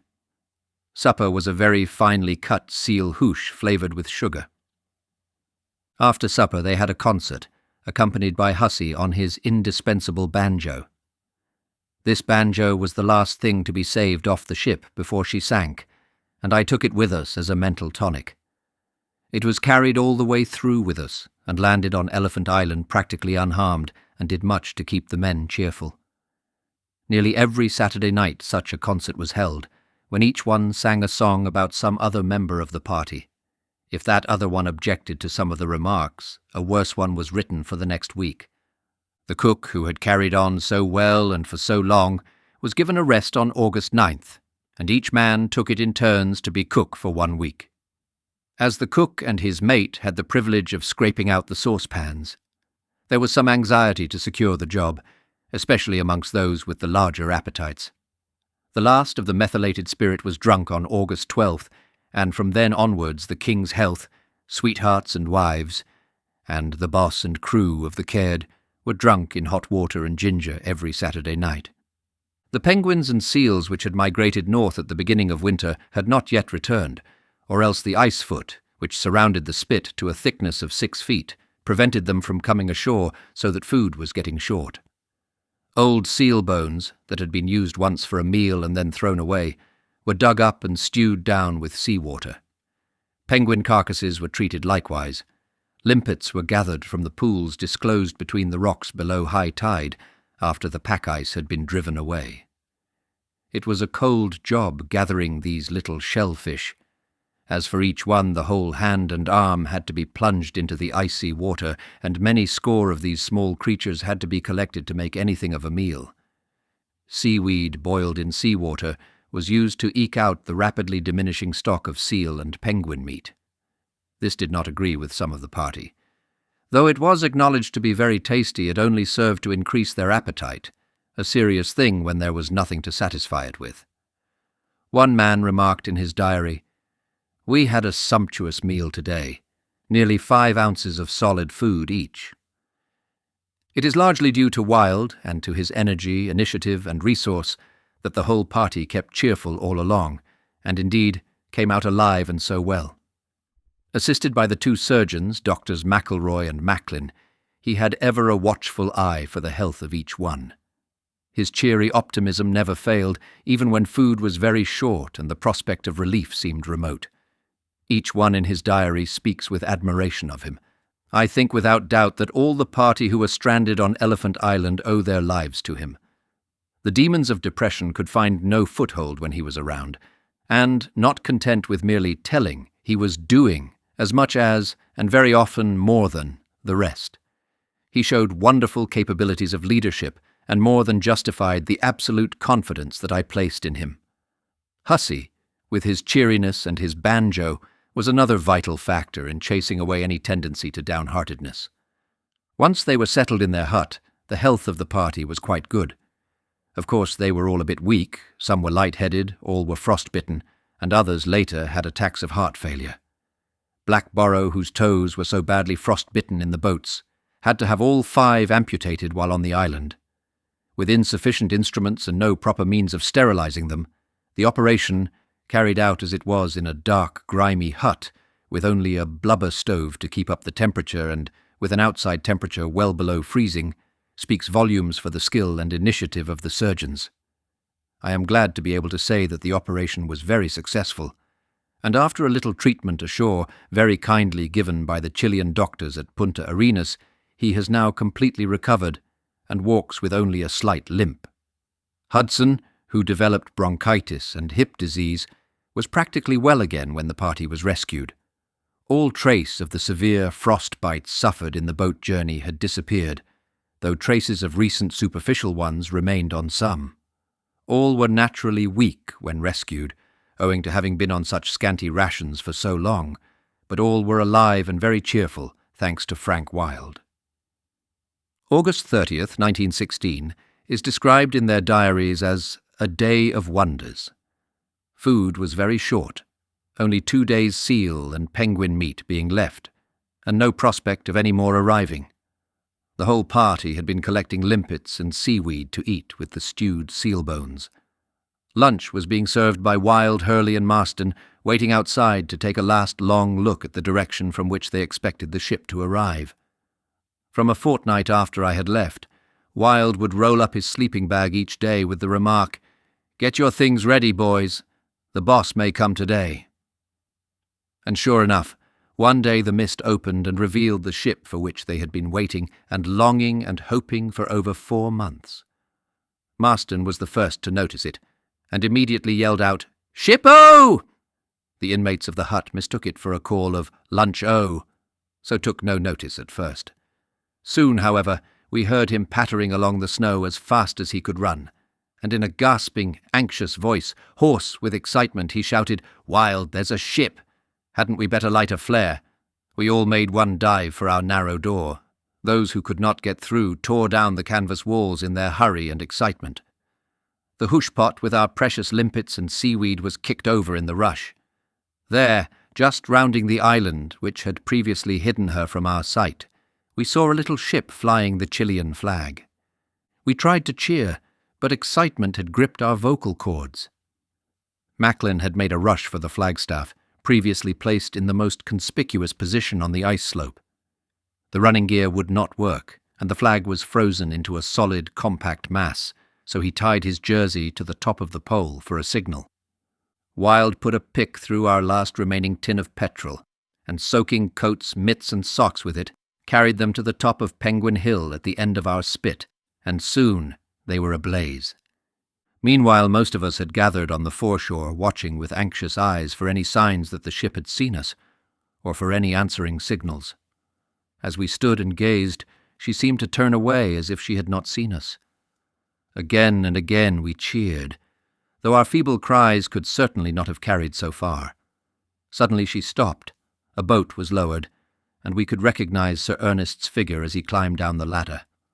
Simultaneously we burst into a cheer, and then one said to the other, "Thank God the boss is safe." For I think that his safety was of more concern to us than was our own. Soon the boat approached near enough for the boss, who was standing up in the bows, to shout to Wilde, "Are you all well?" To which he replied, All safe, all well, and we could see a smile light up the boss's face as he said, "Thank God!" Before he could land, he threw ashore handsful of cigarettes and tobacco, and these the smokers, who for 2 months had been trying to find solace in such substitutes as seaweed, finely chopped pipe bowls, seal meat, and sennegrass, grasped greedily. Blackborrow, who could not walk, had been carried to a high rock and propped up in his sleeping bag so that he could view the wonderful scene. Soon we were tumbling into the boat, and the Chilean sailors laughing up at us seemed as pleased at our rescue as we were. Twice more the boat returned, and within an hour of our first having sighted the boat, we were heading northwards to the outer world from which we had had no news since October 1914, over 22 months before. We are like men awakened from a long sleep. We are trying to acquire suddenly the perspective which the rest of the world has acquired gradually through 2 years of war. There are many events which have happened of which we shall never know.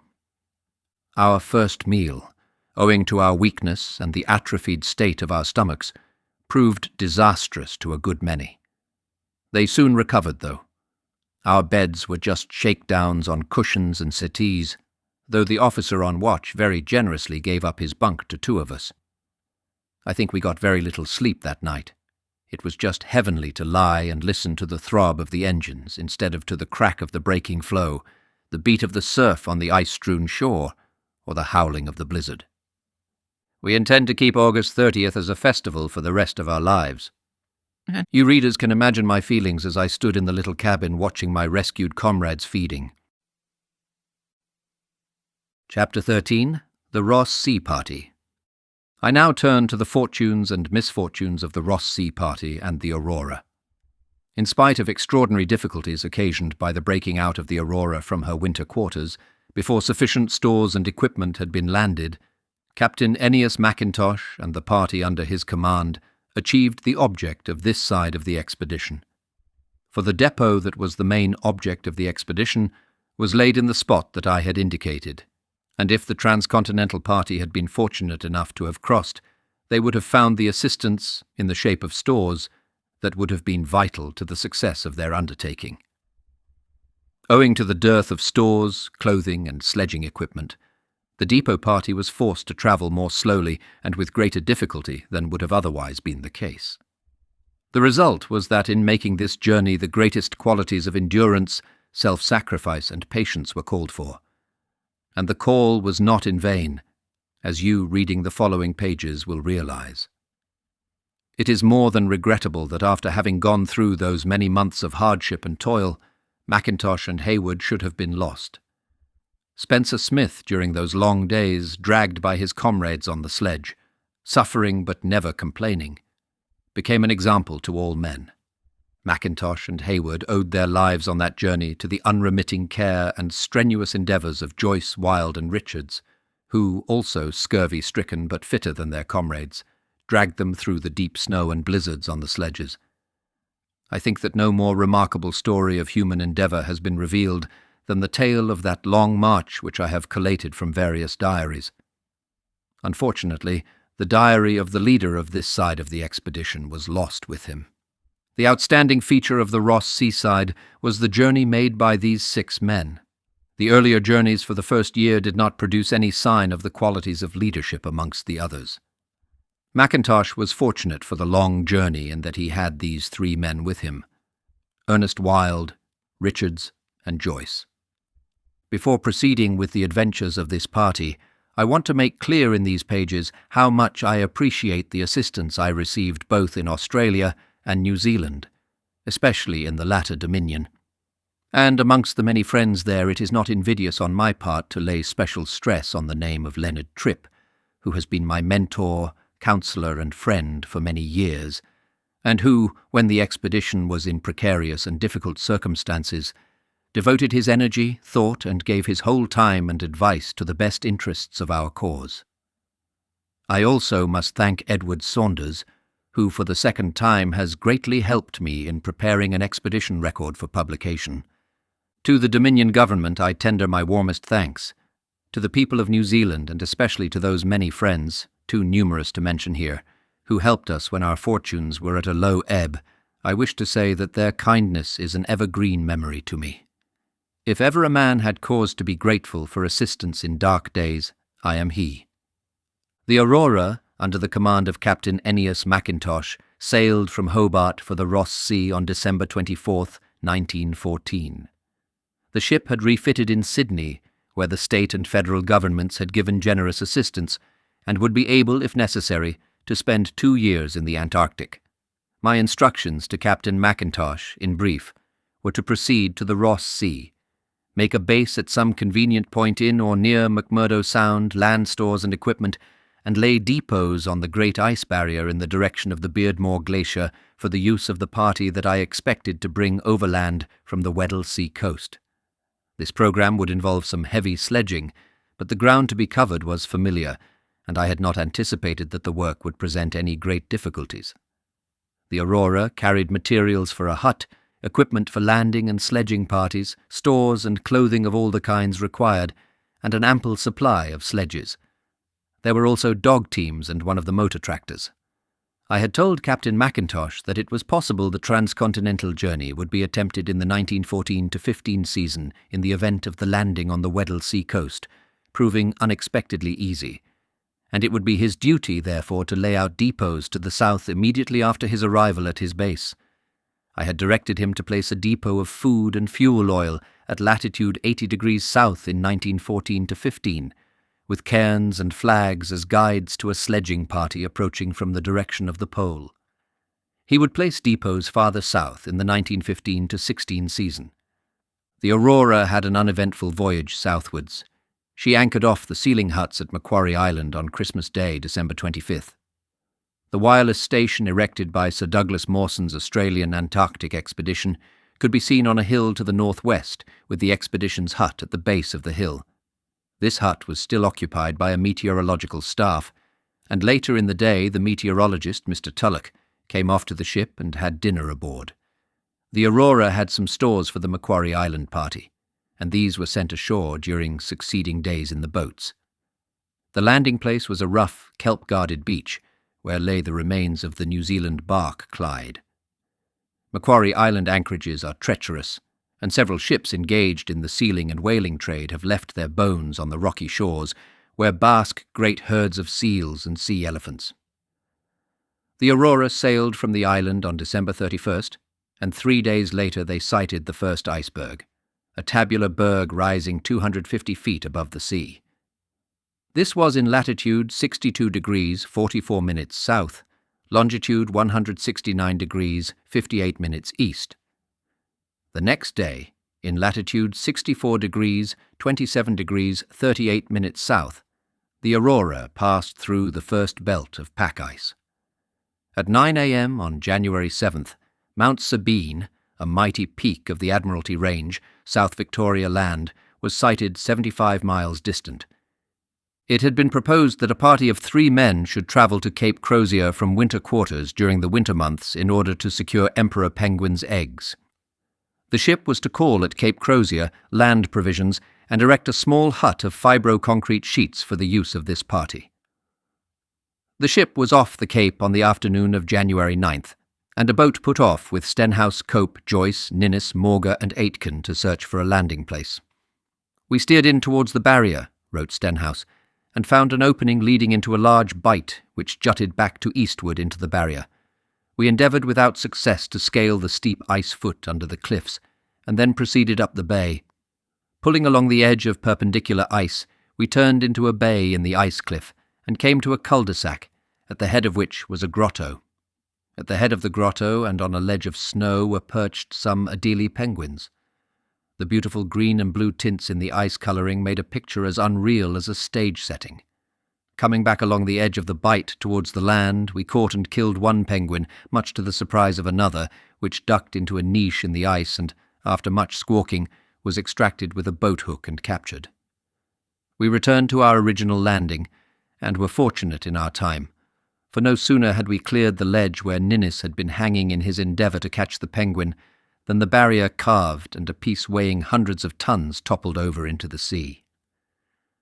Since we left the ship, a mist had blown up from the south, and when we arrived back at the entrance to the bay, the ship could be but dimly seen. We found a slope on the ice foot, and Joyce and I managed, by cutting steps, to climb up to a ledge of debris between the cliffs and the ice, which we thought might lead to the vicinity of the Emperor Penguin rookery. I sent the boat back to the ship to tell the captain of our failure to find a spot where we could depot the hut and stores, and then, with Joyce, set out to walk along the narrow land between the cliffs and the ice to the southward in hopes of finding the rookery. We walked for about a mile along the foot of the cliffs, over undulating paths, sometimes crawling carefully down a gully, and then over rocks and debris which had fallen from the steep cliffs which towered above us. But we saw no signs of a rookery or any place where a rookery could be. Close to the cliffs and separated from them by the path on which we travelled, the barrier in its movement towards the sea had broken and showed signs of pressure. Seeing a turn in the cliffs ahead, which we thought might lead to better prospects, we trudged on, and were rewarded by a sight which Joyce admitted as being the grandest he had ever witnessed. The barrier had come into contact with the cliffs, and, from where we viewed it, it looked as if icebergs had fallen into a tremendous cavern and lay jumbled together in wild disorder. Looking down into that wonderful picture, one realized a little the eternalness of things. We had not long to wait, and much as we wished to go ahead, had to turn back. I went into a small crevasse. No damage. Arriving back at the place where we left the boat, we found it had not returned, so sat down under an overhang and smoked and enjoyed the sense of loneliness. Soon the boat appeared out of the mist, and the crew had much news for us. After we left the ship, the captain manoeuvred her in order to get close to the barrier, but unfortunately the engines were loath to be reversed when required to go astern, and the ship hit the barrier end on. The barrier here is about 20 feet high, and her jib boom took the weight and snapped at the cap. When I returned, Thompson was busy getting the broken boom and gear aboard. Luckily the cap was not broken and no damage was done aloft, but it was rather a bad introduction to the Antarctic. There is no place to land the Cape Crozier hut and stores, so we must build a hut in the winter here, which will mean so much extra sledging from winter quarters. Bad start, good finish. Joyce and I went aloft to the crow's nest, but could see no opening in the barrier to eastward where a ship might enter and get farther south. Mackintosh proceeded into McMurdo Sound. Heavy pack delayed the ship for 3 days, and it was not until January 16th that she reached a point off Cape Evans, where he landed 10 tons of coal and 98 cases of oil. During succeeding days, Captain Mackintosh worked the Aurora southward, and by January 24th he was within 9 miles of Hut Point. There he made the ship fast to sea ice, then breaking up rapidly, and proceeded to arrange sledging parties.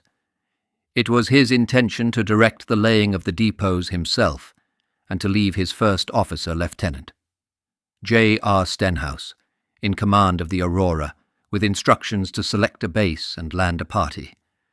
The first objective was Hut Point, where stands the hut erected by the Discovery Expedition in 1902. An advance party consisting of Joyce, in charge, Jack, and Gaze, with dogs and fully loaded sledges, left the ship on January 24th.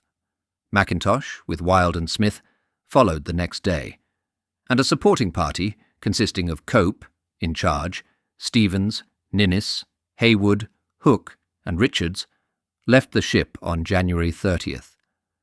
The first 2 parties had dog teams. The third party took with it the motor tractor, which does not appear to have given the good service that I had hoped to get from it. These parties had a strenuous time during the weeks that followed. The men, fresh from shipboard, were not in the best of training, and the same was true of the dogs.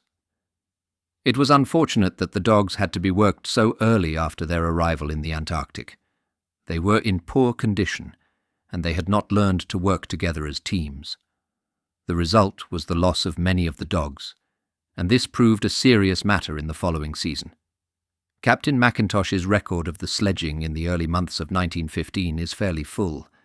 It will not be necessary here to follow the fortunes of the various parties in detail, for although the men were facing difficulties and dangers, they were on well-travelled ground, which has been made familiar to most readers by the histories of earlier expeditions. Captain Mackintosh and his party left the Aurora on the evening of January 25th. They had 9 dogs and 1 heavily loaded sledge, and started off briskly to the accompaniment of a cheer from their shipmates. The dogs were so eager for exercise after their prolonged confinement aboard the ship that they dashed forward at their best speed, and it was necessary for one man to sit upon the sledge in order to moderate the pace. Mackintosh had hoped to get to Hut Point that night, but luck was against him. The weather broke after he had travelled about 5 miles, and snow, which completely obscured all landmarks, sent him into camp on the sea ice. The weather was still thick on the following morning, and the party, making a start after breakfast, missed its way. "We shaped a course where I imagined Hut Point to be," wrote Captain Mackintosh in his diary, "but when the sledge meter showed 13 miles 50 yards, which is 4 miles in excess of the distance from the slip to Hut Point, I decided to halt again. The surface was changing considerably and the land was still obscured. We have been travelling over a thick snow surface in which we sink deeply, and the dogs are not too cheerful about it." They started again at noon on January 27th, when the weather had cleared sufficiently to reveal the land, and reached Hut Point at 4 p.m. The sledge meter showed that the total distance travelled had been over 17 miles. Mackintosh found in the hut a note from Joyce, who had been there on the 25th, and who reported that one of his dogs had been killed in a fight with its companions. The hut contained some stores left there by earlier expeditions. The party stayed there for the night. Mackintosh left a note for Stenhouse directing him to place provisions in the hut in case the sledging parties did not return in time to be taken off by the ship. Early next morning Joyce reached the hut. He had encountered bad ice and had come back to consult with Mackintosh regarding the route to be followed. Mackintosh directed him to steer out towards Black Island in crossing the head of the sound beyond Hut Point. Mackintosh left Hut Point on January 28th. He had taken some additional stores, and he mentions that the sledge now weighed 1,200 pounds. This was a heavy load, but the dogs were pulling well and he thought it practicable. He encountered difficulty almost at once after descending the slope from the point to the sea ice, for the sledge stuck in soft snow and the party had to lighten the load and relay until they reached a better surface. They were having trouble with the dogs, which did not pull cheerfully, and the total distance covered in the day was under 4 miles. The weather was warm and the snow consequently was soft. Mackintosh had decided that it would be best to travel at night. A fall of snow held up the party throughout the following day, and they did not get away from their camp until shortly before midnight. "The surface was abominably soft," wrote Mackintosh. "We harnessed ourselves onto the sledge and with the dogs made a start, but we had a struggle to get off. We had not gone very far when in deeper snow we stopped dead. Try as we would, no movement could be produced. Reluctantly we unloaded and began the tedious task of relaying. The work, in spite of the lighter load on the sledge, proved terrific for ourselves and for the dogs. We struggled for 4 hours, and then set camp to await the evening, when the sun would not be so fierce and the surface might be better. I must say I feel somewhat despondent, as we are not getting on as well as I expected, nor do we find it as easy as one would gather from reading." The two parties met again that day. Joyce also had been compelled to relay his load, and all hands laboured strenuously and advanced slowly. They reached the edge of the barrier on the night of January 30th, and climbed an easy slope to the barrier surface, about 30 feet above the sea ice. The dogs were showing signs of fatigue, and when Mackintosh camped at 6:30 a.m. on January 31st, he reckoned that the distance covered in 12.5 hours had been about 2.5 miles. The men had killed a seal at the edge of the sea ice and placed the meat on a cairn for future use. One dog, having refused to pull, had been left behind with a good feed of meat, and Mackintosh hoped the animal would follow. The experiences of the party during the days that followed can be indicated by some extracts from Mackintosh's diary. Sunday, January 31st. Started off this afternoon at 3 p.m. Surface too dreadful for words. We sink into snow at times up to our knees, the dogs struggling out of it, panting and making great efforts. I think the soft snow must be accounted for by a phenomenally fine summer without much wind. After proceeding about 1,000 yards, I spotted some poles on our starboard side. We shaped course for these and found Captain Scott's safety camp. We unloaded a relay here and went back with empty sledge for the second relay.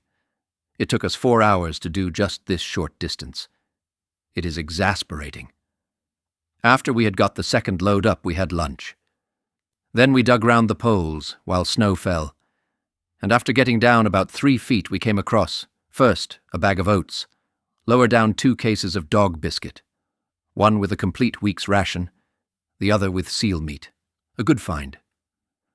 About 40 paces away, we found a venesta lid sticking out of the snow. Smith scraped round this with his ice axe and presently discovered one of the motor sledges Captain Scott used. Everything was just as it had been left, the petrol tank partly filled and apparently undeteriorated. We marked the spot with a pole. The snow clearing, we proceeded with a relay.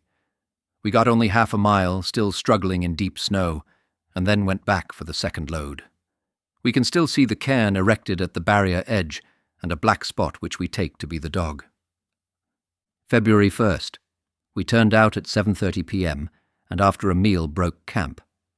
We made a relay of 2.5 miles. The sledge meter stopped during this relay. Perhaps that is the cause of our mileage not showing. We covered 7.5 miles in order to bring the load 2.5 miles. After lunch, we decided, as the surface was getting better, to make a shot at travelling with the whole load. It was a back-breaking job. Wild led the team, while Smith and I pulled in harness. The great trouble is to get the sledge started after the many unavoidable stops. We managed to cover 1 mile. This even is better than relaying.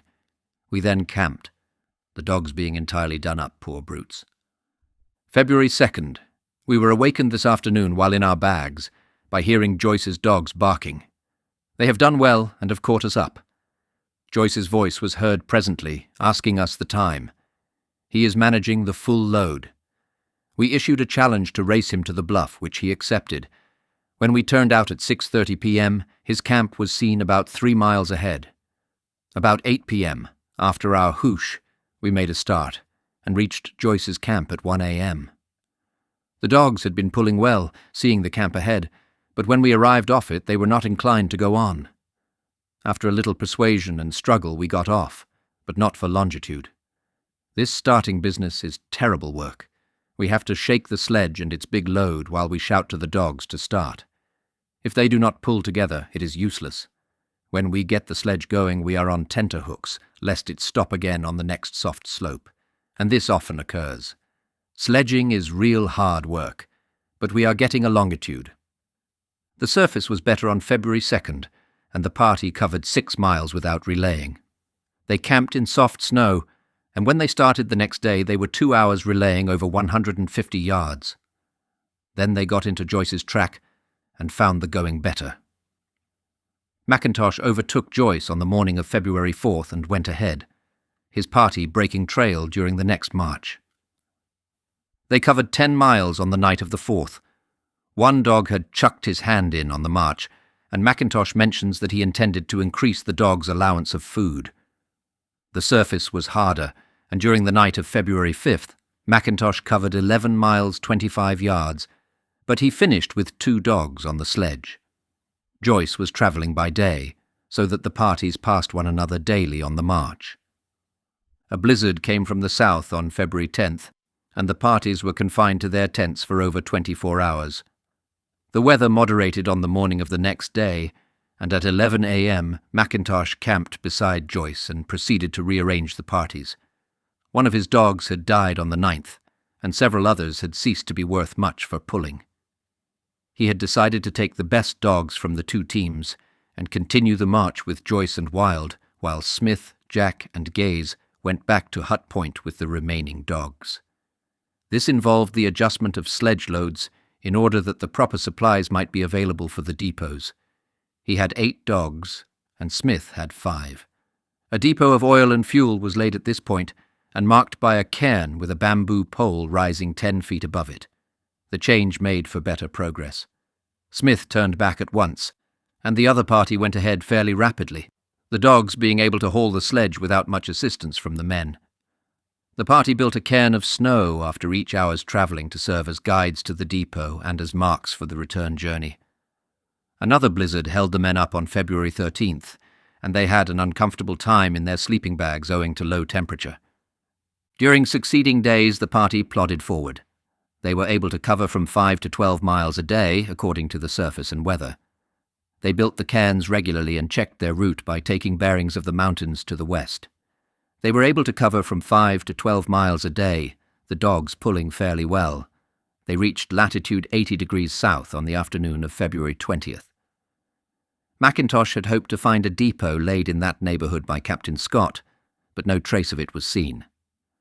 The surface had been very rough during the afternoon, and for that reason the depot to be laid there was named Rocky Mountain Depot. The stores were to be placed on a substantial cairn, and smaller cairns were to be built at right angles to the depot as a guide to the overland party. As soon as breakfast was over, wrote Mackintosh the next day, Joyce and Wild went off with a light sledge and the dogs to lay out the cairns and place flags to the eastward, building them at every mile. The outer cairn had a large flag and a note indicating the position of the depot. I remained behind to get angles and fix our position with the theodolite. The temperature was very low this morning, and handling the theodolite was not too warm a job for the fingers. My whiskers froze to the metal while I was taking a sight. After 5 hours, the others arrived back. They had covered 10 miles, 5 miles out, and 5 miles back. During the afternoon, we finished the cairn, which we have built to a height of 8 feet. It is a solid, square erection, which ought to stand a good deal of weathering, and on top we have placed a bamboo pole with a flag, making the total height 25 feet. Building the cairn was a fine warming job, but the ice on our whiskers often took some 10 minutes thawing out. Tomorrow we hope to lay out the cairns to the westward and then to shape our course for the bluff. The weather became bad again during the night. A blizzard kept the men in their sleeping bags on February 21st, and it was not until the afternoon of the 23rd that Mackintosh and Joyce made an attempt to lay out the cairns to the west. They found that 2 of the dogs had died during the storm, leaving 7 dogs to haul the sledge. They marched 1.5 miles to the westward and built a cairn, but the weather was very thick and they did not think it wise to proceed farther. They could not see more than 100 yards, and the tent was soon out of sight. They returned to the camp and stayed there until the morning of February 24th, when they started the return march with snow still falling. "We did get off from our camp," says Mackintosh, "but had only proceeded about 400 yards when the fog came on so thick that we could scarcely see a yard ahead, so we had to pitch the tent again, and are now sitting inside hoping the weather will clear. We are going back with only 10 days' provisions, so it means pushing on for all we are worth. These stoppages are truly annoying. The poor dogs are feeling hungry. They eat their harness or any straps that may be about. We can give them nothing beyond their allowance of 3 biscuits each, as we are on bare rations ourselves, but I feel sure they require more than 1 pound a day. That is what they are getting now. After lunch we found it a little clearer, but a very bad light. We decided to push on. It is weird travelling in this light. There is no contrast or outline. The sky and the surface are one, and we cannot discern undulations, which we encounter with disastrous results. We picked up the first of our outward cairns. This was most fortunate. After passing a second cairn, everything became blotted out, and so we were forced to camp after covering 4 miles 703 yards. The dogs are feeling the pangs of hunger and devouring everything they see. They will eat anything except rope. If we had not wasted those 3 days, we might have been able to give them a good feed at the Bluff Depot, but now that is impossible. It is snowing hard. The experiences of the next few days were unhappy. Another blizzard brought heavy snow and held the party up throughout the 25th and 26th. Outside is a scene of chaos. The snow, whirling along with the wind, obliterates everything. The dogs are completely buried, and only a mound with a ski sticking up indicates where the sledge is. We long to be off, but the howl of the wind shows how impossible it is. The sleeping bags are damp and sticky, so are our clothes. Fortunately, the temperature is fairly high and they do not freeze. One of the dogs gave a bark, and Joyce went out to investigate. He found that Major, feeling hungry, had dragged his way to Joyce's ski and eaten off the leather binding. Another dog has eaten all his harness, canvas, rope, leather, brass, and rivets. I am afraid the dogs will not pull through. They all look thin, and these blizzards do not improve matters. We have a week's provisions and 160 miles to travel. It appears that we will have to get another week's provisions from the depot, but don't wish it. We'll see what luck tomorrow. Of course, at Bluff we can replenish. We are now reduced to 1 meal in the 24 hours, wrote Mackintosh a day later. This going without food keeps us colder. It is a rotten, miserable time. It is bad enough having this wait, but we have also the wretched thought of having to use the provisions already depoted, for which we have had all this hard struggle. The weather cleared on the 27th, and in the afternoon Mackintosh and Joyce went back to the depot, while Wild remained behind to build a cairn and attempt to dry the sleeping bags in the sun. The stores left at the depot had been 2 1/4 tins of biscuit, 42 pounds to the tin, rations for 3 men for 3 weeks in bags, each intended to last 1 week, and 3 tins of oil. Mackintosh took one of the weekly bags from the depot and returned to the camp. The party resumed the homeward journey the next morning, and with a sail on the sledge to take advantage of the southerly breeze, covered 9.5 miles during the day. But the dogs had reached almost the limit of their endurance. 3 of them fell out, unable to work longer while on the march. That evening, for the first time since leaving the Aurora, the men saw the sun dip to the horizon in the south, a reminder that the Antarctic summer was nearing its close. The remaining 4 dogs collapsed on March 2nd. After lunch we went off fairly well for half an hour. Then Nigger commenced to wobble about, his legs eventually giving under him. We took him out of his harness and let him travel along with us, but he has given us all he can, and now can only lie down. After Nigger, my friend Pompey collapsed. The drift, I think, accounts a good deal for this. Pompey has been splendid of late, pulling steadily and well. Then Scotty, the last dog but one, gave up. They are all lying down in our tracks. They have a painless death, for they curl up in the snow and fall into a sleep from which they will never wake. We are left with 1 dog, Pinky. He has not been one of the pullers, but he is not despised. We can afford to give him plenty of biscuit. We must nurse him and see if we cannot return with 1 dog at least. We are now pulling ourselves, with the sail, the floorcloth of the tent, set, and Pinky giving a hand. At one stage a terrific gust came along and capsized the sledge.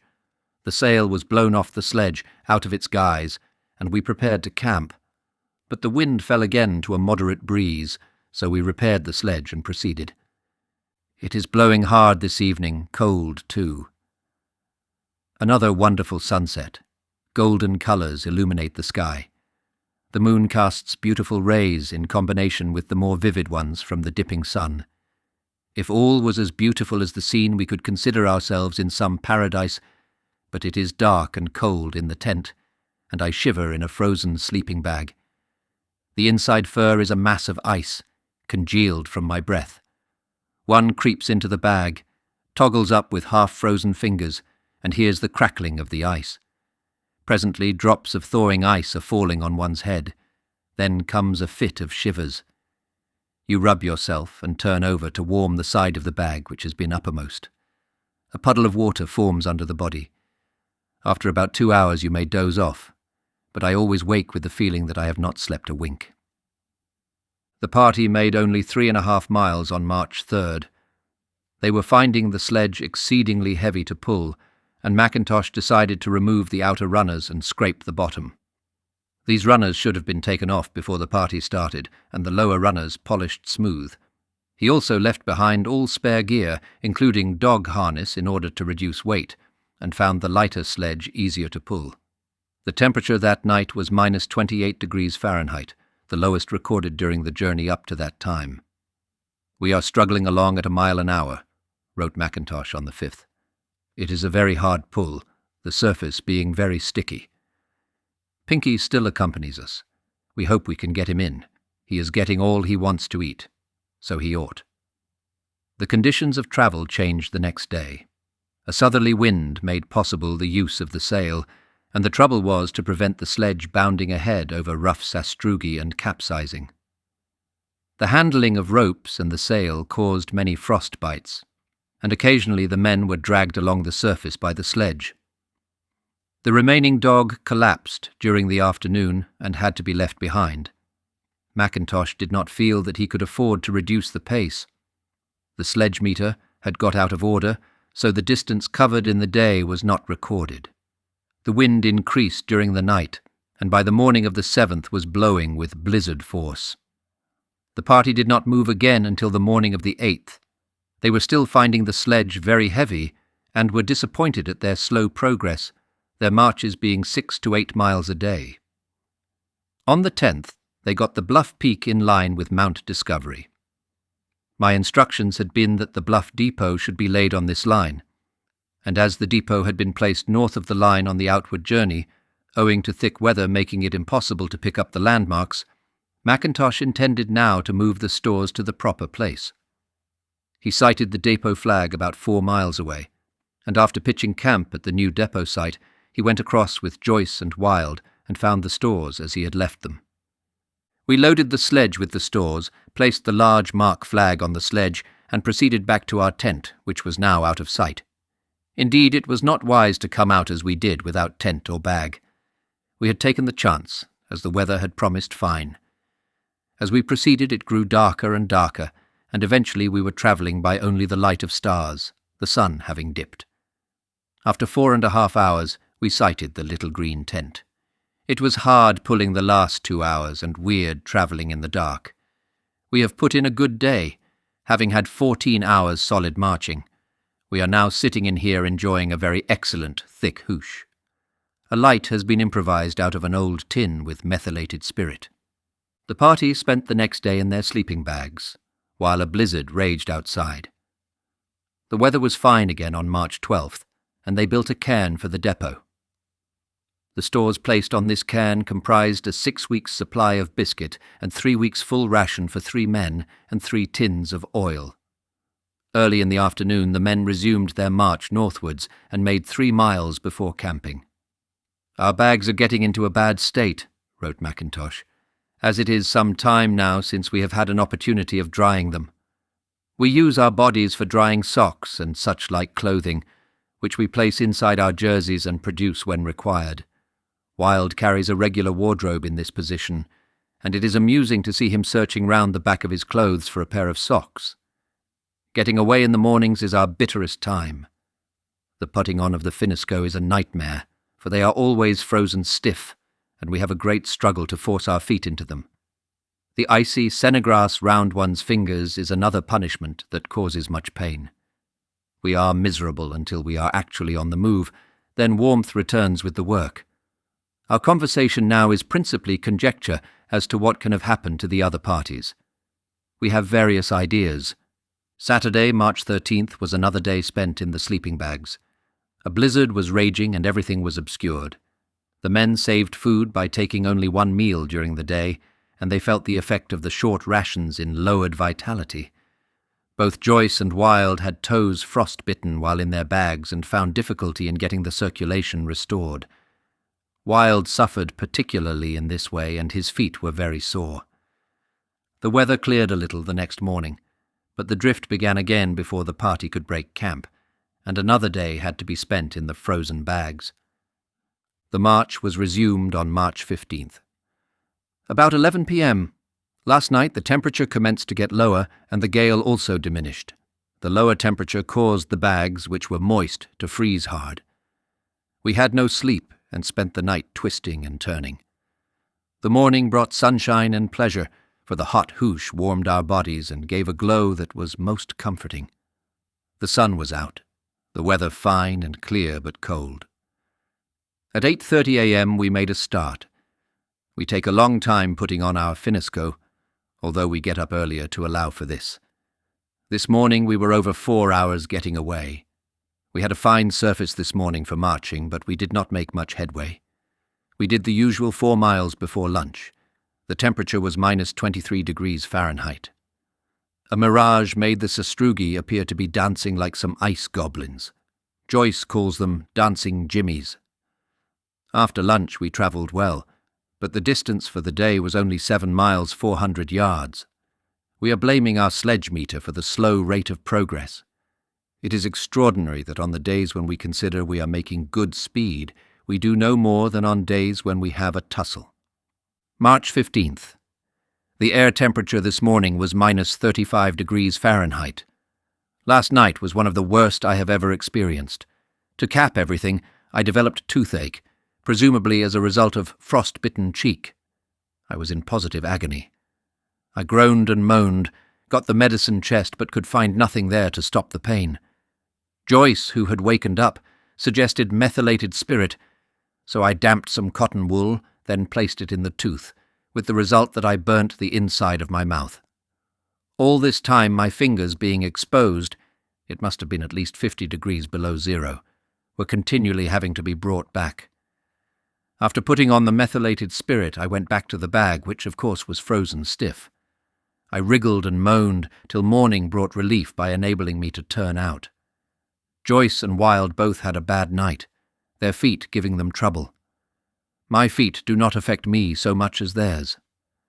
The skin has peeled off the inside of my mouth, exposing a raw sore as the result of the methylated spirit. My tooth is better, though. We have had to reduce our daily ration. Frost bites are frequent in consequence. The surface became very rough in the afternoon, and the light, too, was bad owing to cumulus clouds being massed over the sun. We are continually falling, for we are unable to distinguish the high and low parts of the sastrugi surface. We are travelling on our ski. We camped at 6 p.m. after travelling 6 miles 100 yards. I am writing this sitting up in the bag. This is the first occasion I have been able to do thus for some time, for usually the cold has penetrated through everything should one have the bag open. The temperature is a little higher tonight, but still it is minus 21 degrees Fahrenheit, 53 degrees of frost. Our matches, among other things, are running short, and we have given up using any except for lighting the primus. The party found the light bad again the next day. After stumbling on ski among the sastrugi for 2 hours, the men discarded the ski and made better progress, but they still had many falls, owing to the impossibility of distinguishing slopes and irregularities in the grey, shadowless surface of the snow. They made over 9.5 miles that day, and managed to cover 10 miles on the following day, March 18th, one of the best marches of the journey. I look forward to seeing the ship. All of us bear marks of our tramp. Wilde takes first place. His nose is a picture for Punch to be jealous of. His ears, too, are sore, and one big toe is a black sore. Joyce has a good nose and many minor sores. My jaw is swollen from the frostbite I got on the cheek, and I also have a bit of nose. We have discarded the ski, which we hitherto used, and travel in the finneskoe. This makes the sledge go better, but it is not so comfortable travelling as on ski. We encountered a very high, rough sastrugi surface, most remarkably high, and had a cold breeze in our faces during the march. Our beards and moustaches are masses of ice. I will take care I am clean-shaven next time I come out. The frozen moustache makes the lobes of the nose freeze more easily than they would if there was no ice alongside them. I ask myself why on earth one comes to these parts of the earth. Here we are, frost-bitten in the day, frozen at night. What a life! The temperature at 1 p.m. that day was minus 23 degrees Fahrenheit, i.e. 55 degrees of frost. The men camped abreast of Corner Camp, where they had been on February 1st, on the evening of March 19th. The next day, after being delayed for some hours by bad weather, they turned towards Castle Rock and proceeded across the disturbed area where the barrier impinges upon the land. Joyce put his foot through the snow covering of a fairly large crevasse, and the course had to be changed to avoid this danger. The march for the day was only 2 miles 900 yards. Mackintosh felt that the pace was too slow, but was unable to quicken it owing to the bad surfaces. The food had been cut down to close upon half rations, and at this reduced rate, the supplies still in hand would be finished in 2 days. The party covered 7 miles 570 yards on the 21st, and the hoosh that night was no thicker than tea. The first thought this morning was that we must do a good march, wrote Mackintosh on March 22nd. Once we can get to safety camp, at the junction of the barrier with the sea ice, we are right. Of course, we can as a last resort abandon the sledge and take a run into Hut Point, about 22 miles away. We have managed quite a respectable forenoon march. The surface was hard, so we took full advantage of it. With our low food, the cold is penetrating. We had lunch at 1 p.m., and then had left over one meal at full rations and a small quantity of biscuits. The temperature at lunchtime was -6 degrees. Fahrenheit Erebus is emitting large volumes of smoke, travelling in a southeasterly direction, and a red glare is also discernible. After lunch, we again accomplished a good march, the wind favouring us for 2 hours. We are anxiously looking out for safety camp. The distance for the day was 8 miles, 1,525 yards. March 23rd, 1915. No sooner had we camped last night than a blizzard with drift came on and has continued ever since. This morning finds us prisoners. The drift is lashing into the sides of the tent and everything outside is obscured. This weather is rather alarming, for if it continues we are in a bad way. We have just made a meal of cocoa mixed with biscuit crumbs. This has warmed us up a little, but on empty stomachs the cold is penetrating. The weather cleared in the afternoon, but too late for the men to move that day. They made a start at 7 a.m. on the 24th, after a meal of cocoa and biscuit crumbs. We have some biscuit crumbs in the bag, and that is all. Our start was made under most bitter circumstances, all of us being attacked by frost bites. It was an effort to bare hands for an instant. After much rubbing and bringing back of extremities we started. Wild is a mass of bites, and we are all in a bad way. We plugged on, but warmth would not come into our bodies. We had been pulling about 2 hours when Joyce's smart eyes picked up a flag. We shoved on for all we were worth, and as we got closer, sure enough the cases of provisions loomed up. Then what feeds we promised to give ourselves. It was not long before we were putting our gastronomic capabilities to the test. Pemmican was brought down from the depot, with oatmeal to thicken it, as well as sugar. While Wilde was getting the primus lighted, he called out to us that he believed his ear had gone. This was the last piece of his face left whole, nose, cheeks, and neck all having bites. I went into the tent and had a look. The ear was a pale green. I quickly put the palm of my hand to it and brought it round. Then his fingers went, and to stop this and bring back the circulation, he put them over the lighted primus, a terrible thing to do. As a result, he was in agony. His ear was brought round all right, and soon the hot hoosh sent warmth tingling through us. We felt like new beings. We simply ate till we were full, mug after mug. After we had been well satisfied, we replaced the cases we had pulled down from the depot and proceeded towards the gap. Just before leaving, Joyce discovered a note left by Spencer Smith and Richards. This told us that both the other parties had returned to the hut and apparently all was well, so that is good. When we got to the barrier edge, we found the ice cliff onto the newly formed sea ice not safe enough to bear us, so we had to make a detour along the barrier edge and, if the sea ice was not negotiable, find a way up by Castle Rock. At 7 p.m., not having found any suitable place to descend to the sea ice, we camped. Tonight we have the primus going and warming our frozen selves. I hope to make Hut Point tomorrow. Mackintosh and his companions broke camp on the morning of March 25th, with the thermometer recording 55 degrees of frost, and after another futile search for a way down the ice cliff to the sea ice, they proceeded towards Castle Rock. While in this course they picked up sledge tracks and, following these, they found a route down to the sea ice. Mackintosh decided to depot the sledge on top of a well-marked undulation and proceed without gear. A short time later, the three men, after a scramble over the cliffs of Hut Point, reached the door of the hut. We shouted. No sound. Shouted again, and presently a dark object appeared. This turned out to be Cope, who was by himself. The other members of the party had gone out to fetch the gear off their sledge, which they also had left. Cope had been laid up, so did not go with them. We soon were telling each other's adventures, and we heard then how the ship had called here on March 11th and picked up Spencer Smith, Richards, Ninnis, Hook, and Gaze, the present members here being Cope, Hayward, and Jack. A meal was soon prepared. We found here even a blubber fire, luxurious, but what a state of dirt and grease. However, warmth and food are at present our principal objects. While we were having our meal, Jack and Hayward appeared. Late in the evening we turned into dry bags. As there are only 3 bags here, we take it in turns to use them.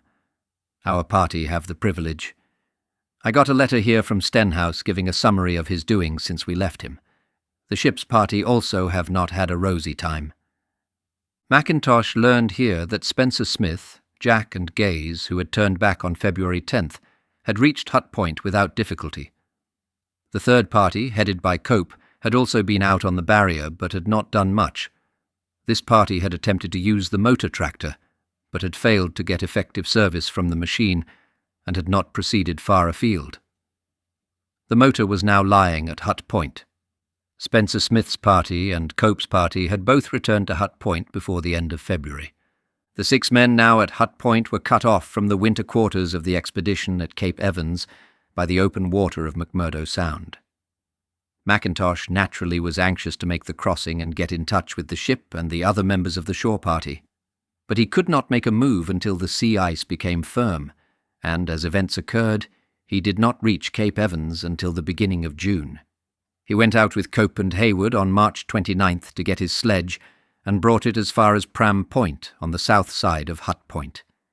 He had to leave the sledge there owing to the condition of the sea ice.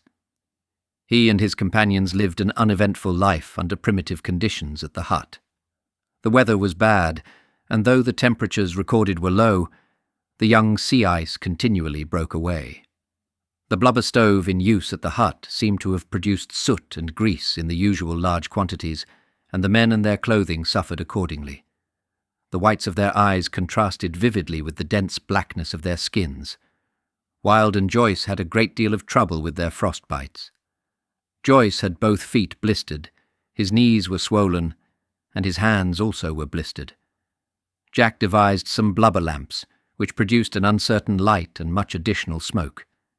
Mackintosh records that the members of the party were contented enough but unspeakably dirty, and he writes longingly of baths and clean clothing. The store of seal blubber ran low early in April, and all hands kept a sharp lookout for seals. On April 15th, several seals were seen and killed. The operations of killing and skinning made worse the greasy and blackened clothes of the men. It is to be regretted that though there was a good deal of literature available, especially on this particular district, the leaders of the various parties had not taken advantage of it and so supplemented their knowledge. Joyce and Mackintosh, of course, had had previous Antarctic experience, but it was open to all to have carefully studied the detailed instructions published in the books of the 3 last expeditions in this quarter. Chapter 14. Wintering in McMurdo Sound. The Aurora, after picking up 6 men at Hut Point on March 11th, had gone back to Cape Evans. The position chosen for the winter quarters of the Aurora was at Cape Evans, immediately off the hut erected by Captain Scott on his last expedition. The ship on March 14th lay about 40 yards offshore, bows seaward. 2 anchors had been taken ashore and embedded in heavy stone rubble, and to these anchors were attached 6 steel hawsers. The hawsers held the stern, while the bow was secured by the ordinary ship's anchors. Later, when the new ice had formed round the Aurora, the cable was dragged ashore over the smooth surface and made fast. The final moorings thus were 6 hawsers and 1 cable astern, made fast to the shore anchors, and 2 anchors with about 70 fathoms of cable out forward.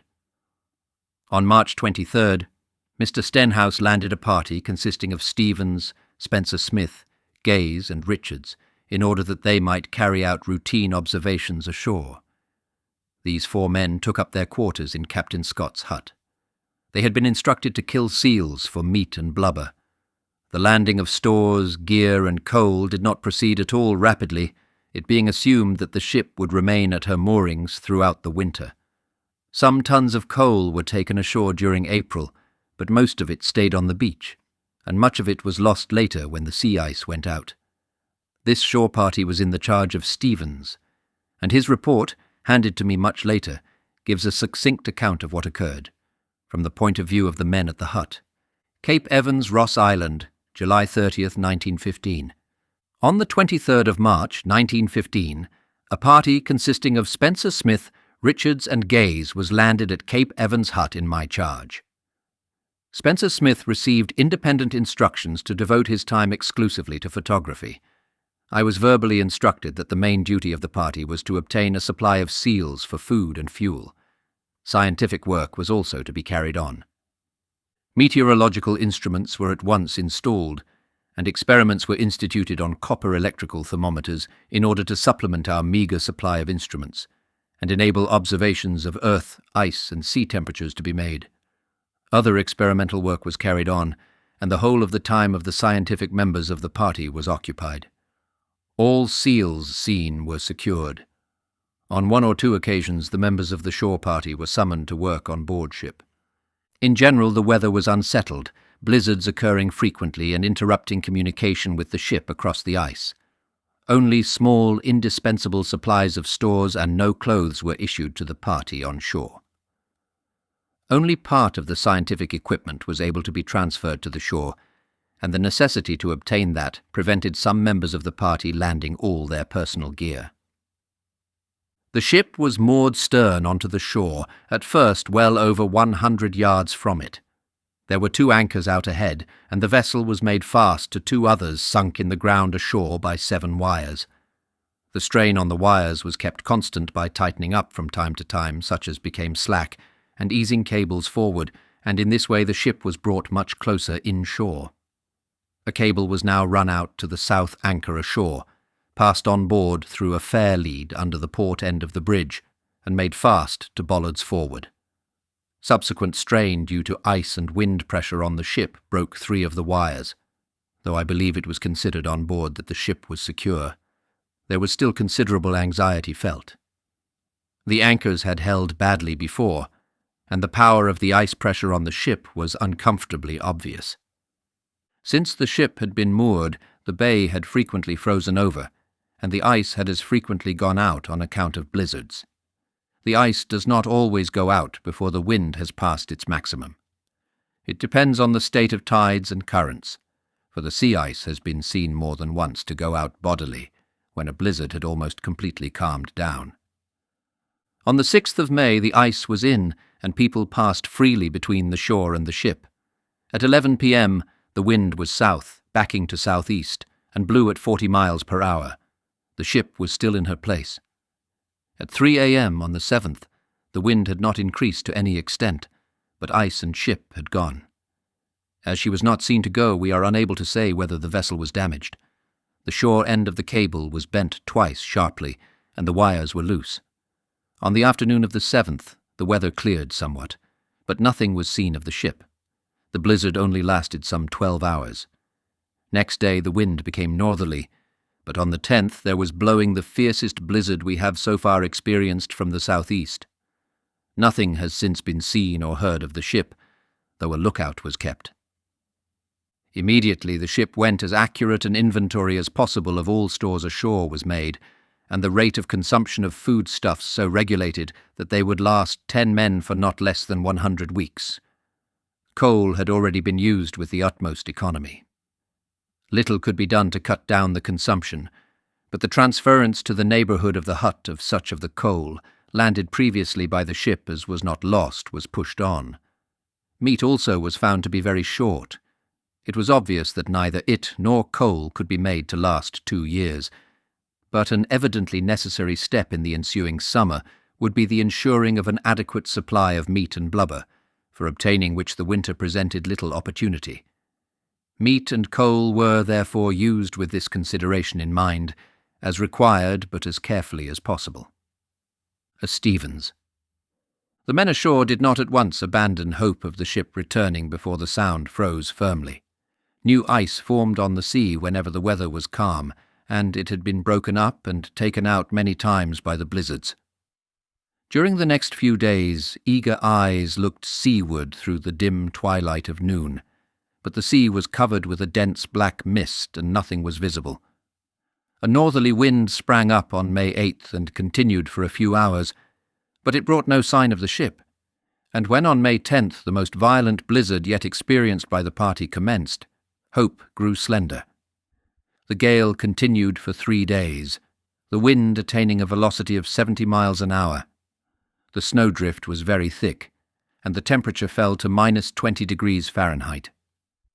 The shore party took a gloomy view of the ship's chances of safety among the ice floes of the Ross Sea under such conditions. Stevens and his companions made a careful survey of their position and realized that they had serious difficulties to face. No general provisions and no clothing of the kind required for sledging had been landed from the ship. Much of the sledging gear was also aboard.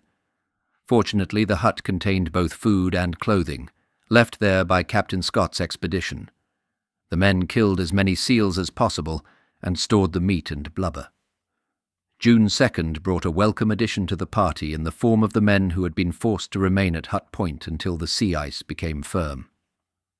Mackintosh and those with him had incurred some risk in making the crossing, since open water had been seen on their route by the Cape Evans party only a short time before.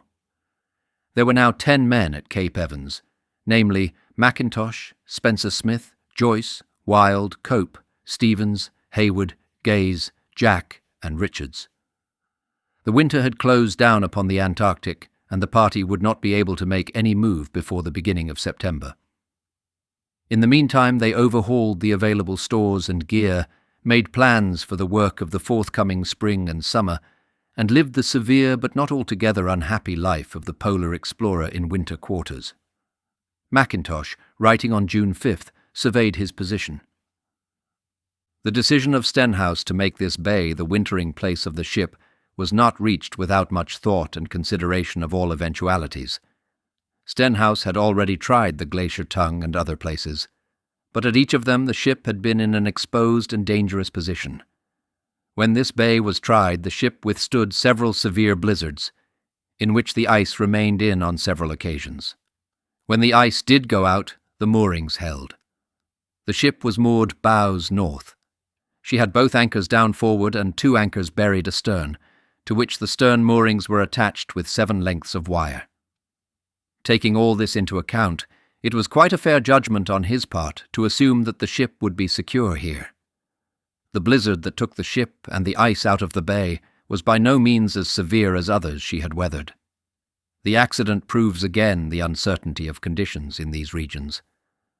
I only pray and trust that the ship and those aboard are safe. I'm sure they will have a thrilling story to tell when we see them.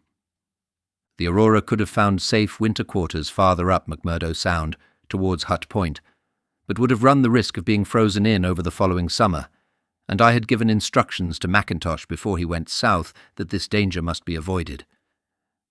Meanwhile, we are making all preparations here for a prolonged stay. The shortage of clothing is our principal hardship. The members of the party from Hut Point have the clothes we wore when we left the ship on January 25th. We have been without a wash all that time, and I cannot imagine a dirtier set of people. We have been attempting to get a wash ever since we came back, but owing to the blow during the last 2 days, no opportunity has offered. All is working smoothly here, and everyone is taking the situation very philosophically. Stevens is in charge of the scientific staff and is now the senior officer ashore. Joyce is in charge of the equipment and has undertaken to improvise clothes out of what canvas can be found here. Wild is working with Joyce. He is a cheerful, willing soul. Nothing ever worries or upsets him, and he is ever singing or making some joke or performing some amusing prank. Richards has taken over the keeping of the meteorological log. He is a young Australian, a hard, conscientious worker, and I look forward to good results from his endeavours. Jack, another young Australian, is his assistant. Hayward is the handyman, being responsible for the supply of blubber. Gaze, another Australian, is working in conjunction with Hayward. Spencer Smith, the padre, is in charge of photography, and of course assists in the general routine work. Cope is the medical officer. The routine here is as follows. 4 of us, myself, Stevens, Richards and Spencer Smith, have breakfast at 7 a.m. The others are called at 9 a.m. and their breakfast is served. Then the table is cleared, the floor is swept, and the ordinary work of the day is commenced. At 1 p.m. we have what we call a counter-lunch, that is, cold food and cocoa. We work from 2 p.m. till 5 p.m. After 5 p.m. people can do what they like. Dinner is at 7. The men play games, read, write up diaries. We turn in early, since we have to economize fuel and light. Night watches are kept by the scientific men, who have the privilege of turning in during the day. The day after my arrival here, I gave an outline of our situation and explained the necessity for economy in the use of fuel, light and stores, in view of the possibility that we may have to stay here for 2 years. We are not going to commence work for the sledging operations until we know more definitely the fate of the Aurora. I dare not think any disaster has occurred. During the remaining days of June, the men washed and mended clothes, killed seals, made minor excursions in the neighborhood of the hut, and discussed plans for the future. They had 6 dogs, 2 being bitches without experience of sledging. One of these bitches had given birth to a litter of pups, but she proved a poor mother and the young ones died. The animals had plenty of seal meat and were tended carefully. McIntosh called a meeting of all hands on June 26th for the discussion of the plans he had made for the depot-laying expedition to be undertaken during the following spring and summer. I gave an outline of the position and invited discussion from the members. Several points were brought up. I had suggested that one of our party should remain behind for the purpose of keeping the meteorological records and laying in a supply of meat and blubber. This man would be able to hand my instructions to the ship and pilot a party to the bluff. It had been arranged that Richards should do this.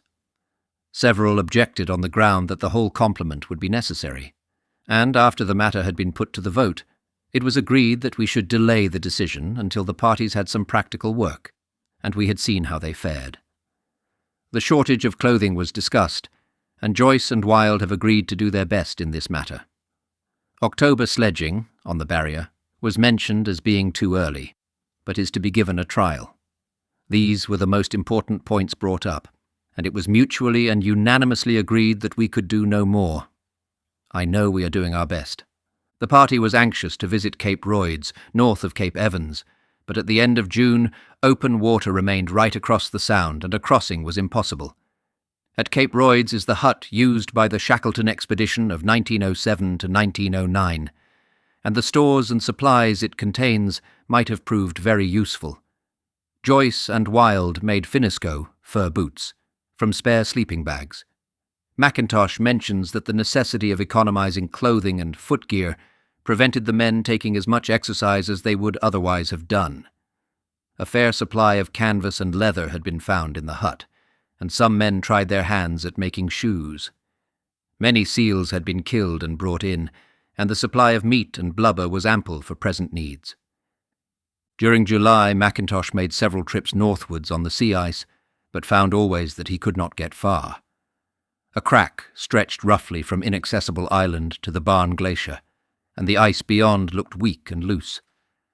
The improving light told of the returning sun. Richards and Jack were weighing out stores in readiness for the sledging expeditions.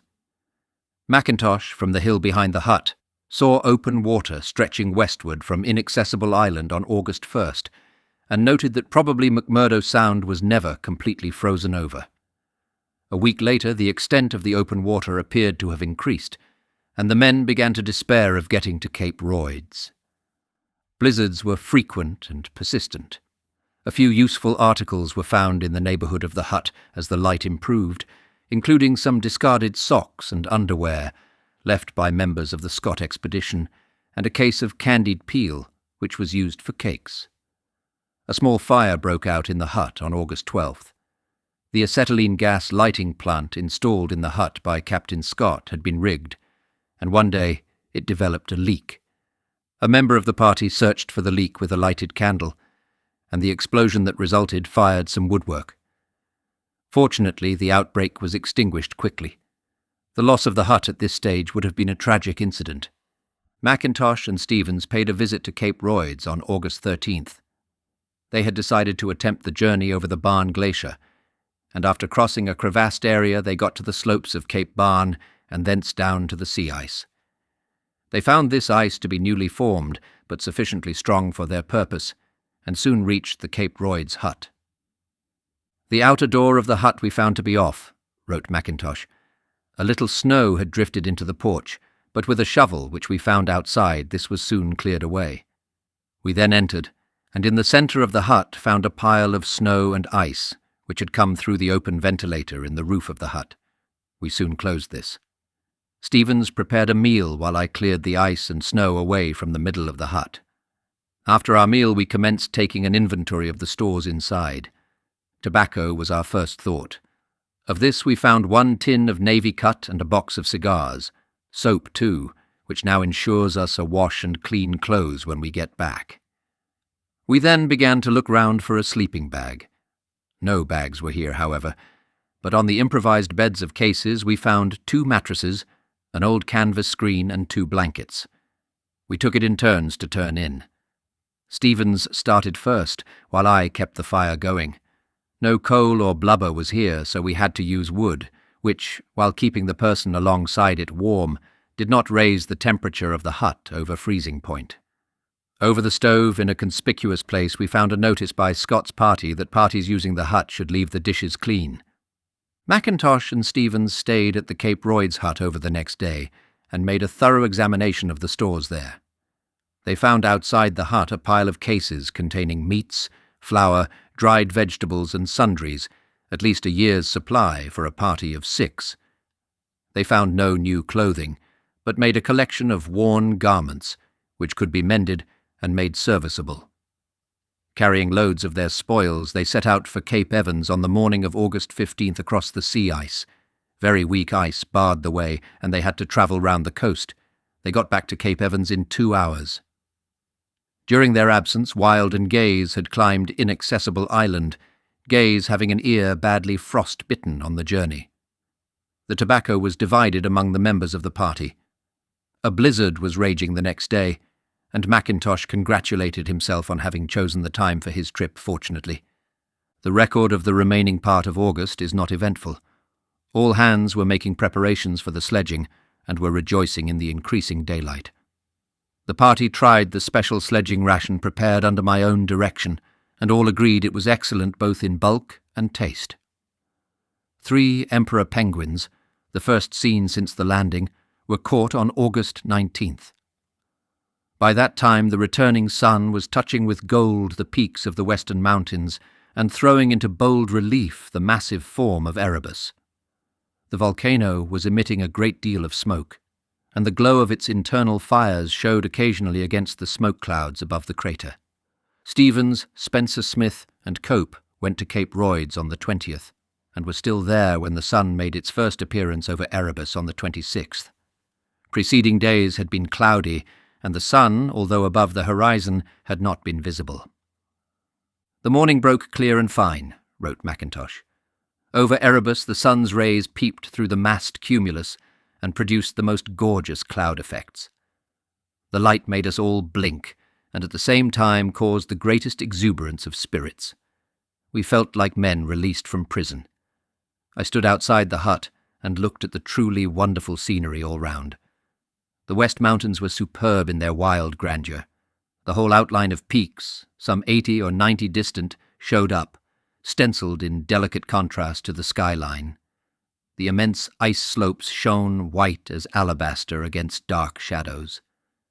The sky to the west over the mountains was clear, except for low-lying banks at the foot of the slopes round about Mount Discovery.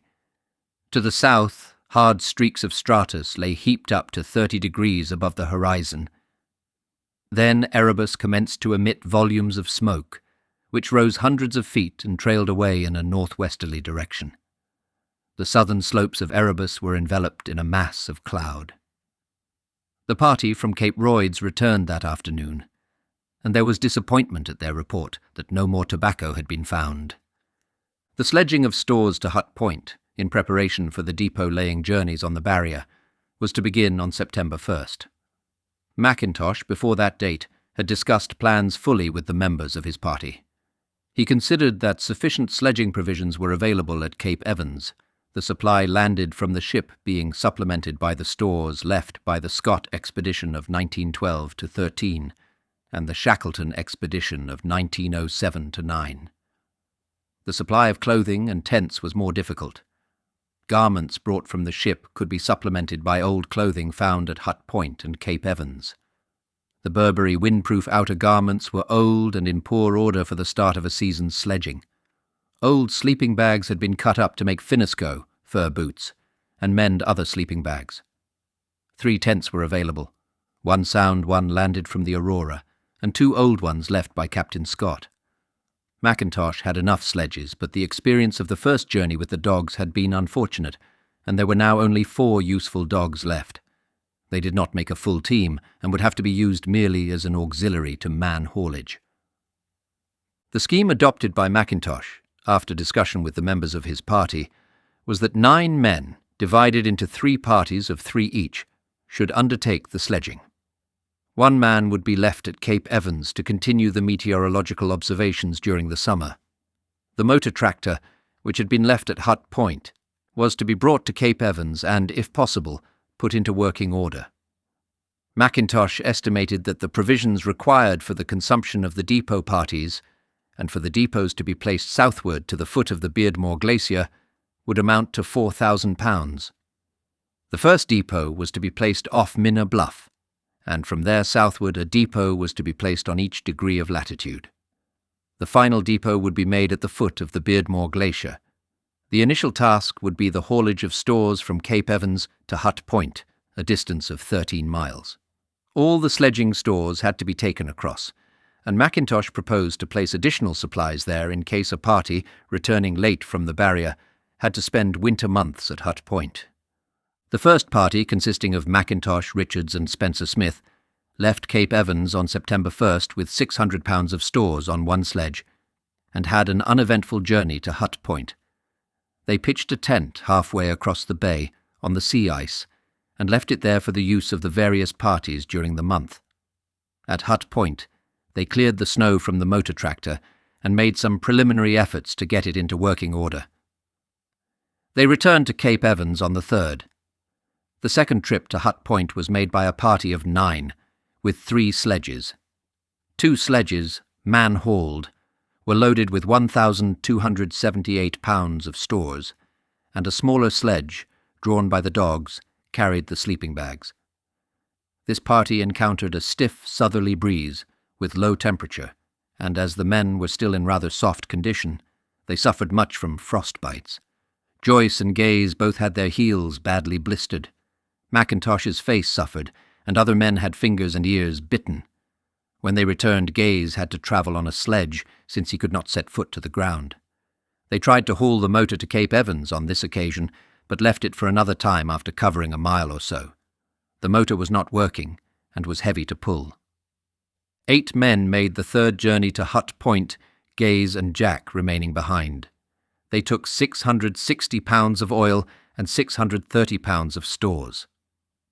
From Hut Point the next day, September 14th, the party proceeded with loaded sledges to Safety Camp on the edge of the barrier. This camp would be the starting point for the march over the barrier to the Minna Bluff depot. They left the 2 sledges with 660 pounds of oil and 500 pounds of oatmeal, sugar and sundries at Safety Camp and returned to Hut Point. The dogs shared the work on this journey. The next day, Mackintosh and his companions took the motor to Cape Evans, hauling it with its grip wheels mounted on a sledge. After a pause due to bad weather, a party of 8 men took another load to Hut Point on September 24th, and on to Safety Camp the next day. They got back to Cape Evans on the 26th. Richards, meanwhile, had overhauled the motor and given it some trial runs on the sea ice. But he reported that the machine was not working satisfactorily, and Mackintosh decided not to persevere with it. "Everybody is up to his eyes in work," runs the last entry in the journal left by Mackintosh at Cape Evans. "All gear is being overhauled and personal clothing is having the last stitches. We have been improvising shoes to replace the finneskoe, of which we are badly short. Wild has made an excellent shoe out of an old horse rug he found here, and this is being copied by other men. I have made myself a pair of mitts out of an old sleeping bag. Last night I had a bath, the second since being here. I close this journal today, September 30th, and am packing it with my papers here. Tomorrow we start for Hut Point. 9 of us are going on the sledge party for laying depots, namely Stevens, Spencer Smith, Joyce, Wild, Cope, Hayward, Jack, Richards, and myself. Gaze, who is still suffering from bad feet, is remaining behind, and will probably be relieved by Stevens after our first trip. With us we take 3 months' provisions to leave at Hut Point. I continue this journal in another book, which I keep with me. The 9 men reached Hut Point on October 1st. They took the last loads with them. 3 sledges and 3 tents were to be taken onto the barrier, and the parties were as follows. Number 1. McIntosh, Spencer Smith and Wild. Number 2.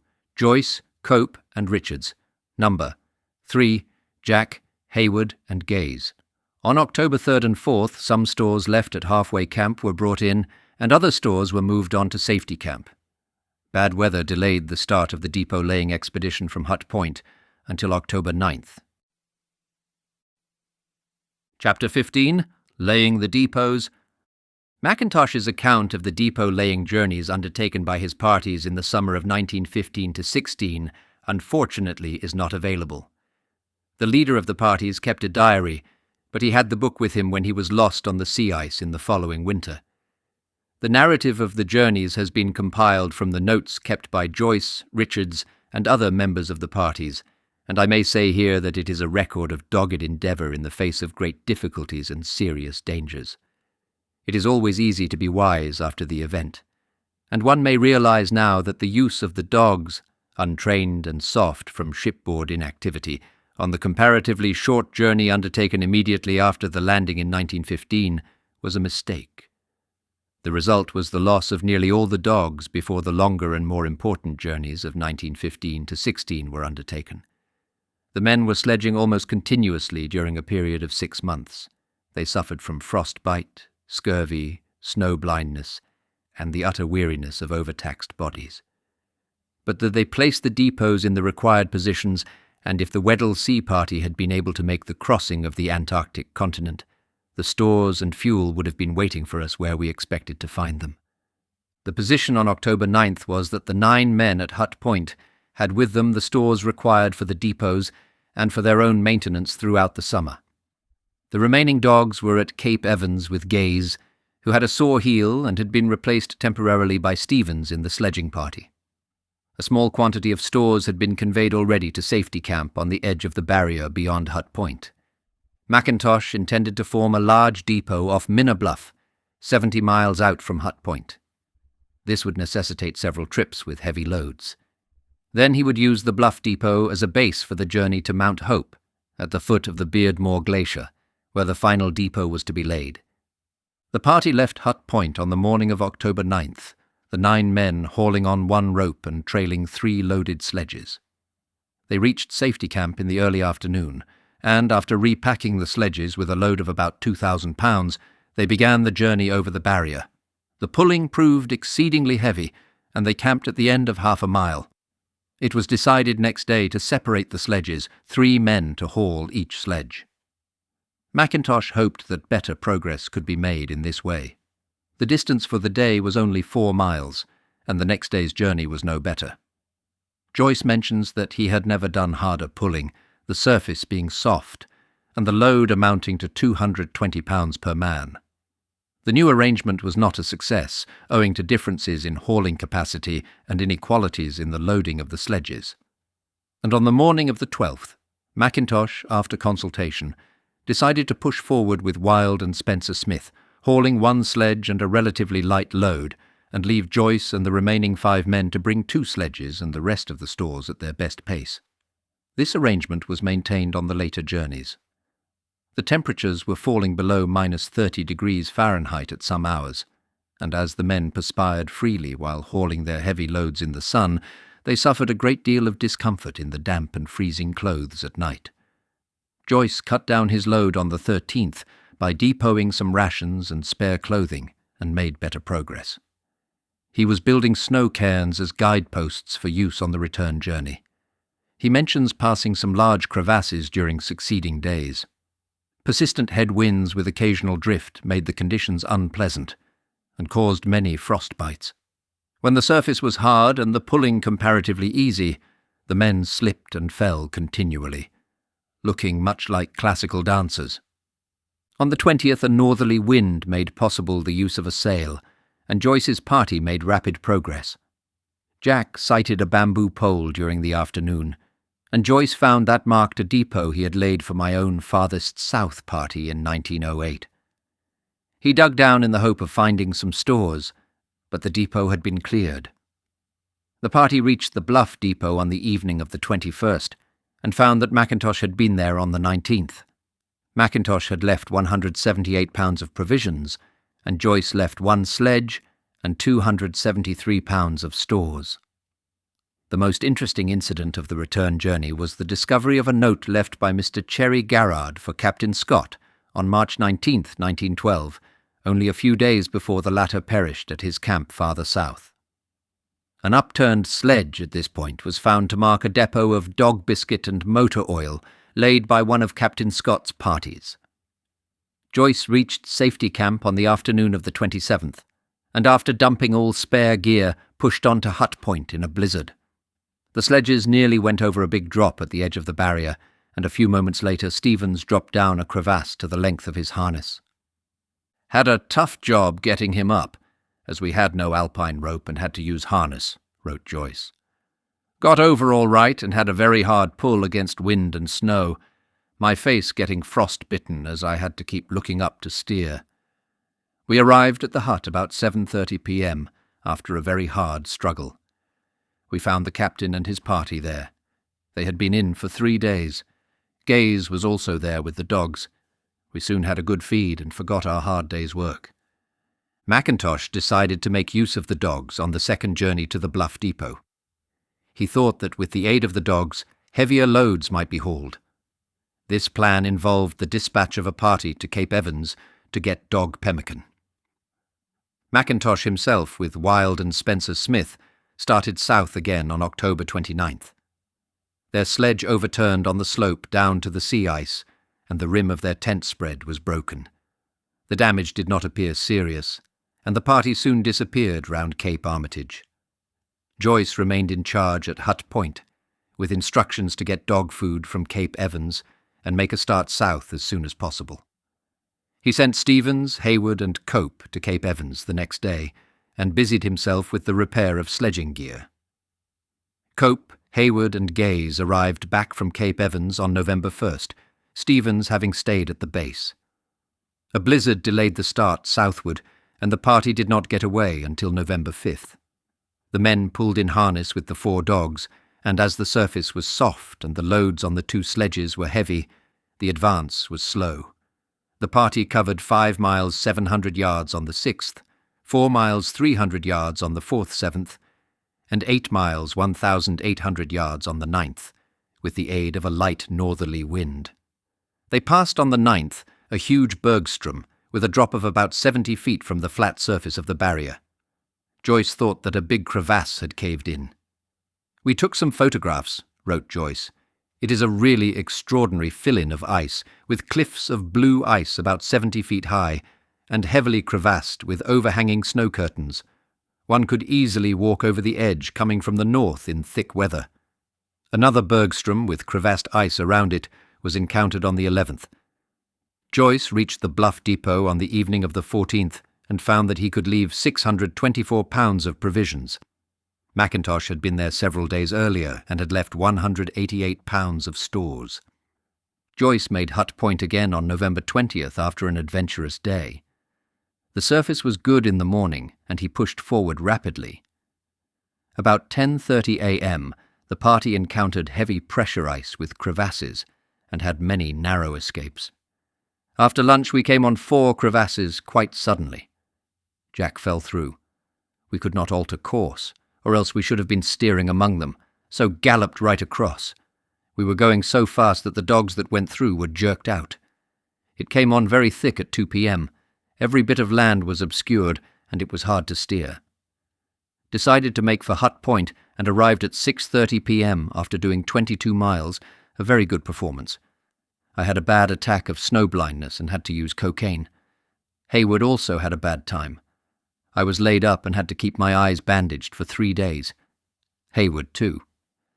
The two men were about again on November 24th, and the party started south on its third journey to the Bluff on the 25th. McIntosh was some distance ahead, but the two parties met on the 28th and had some discussion as to plans.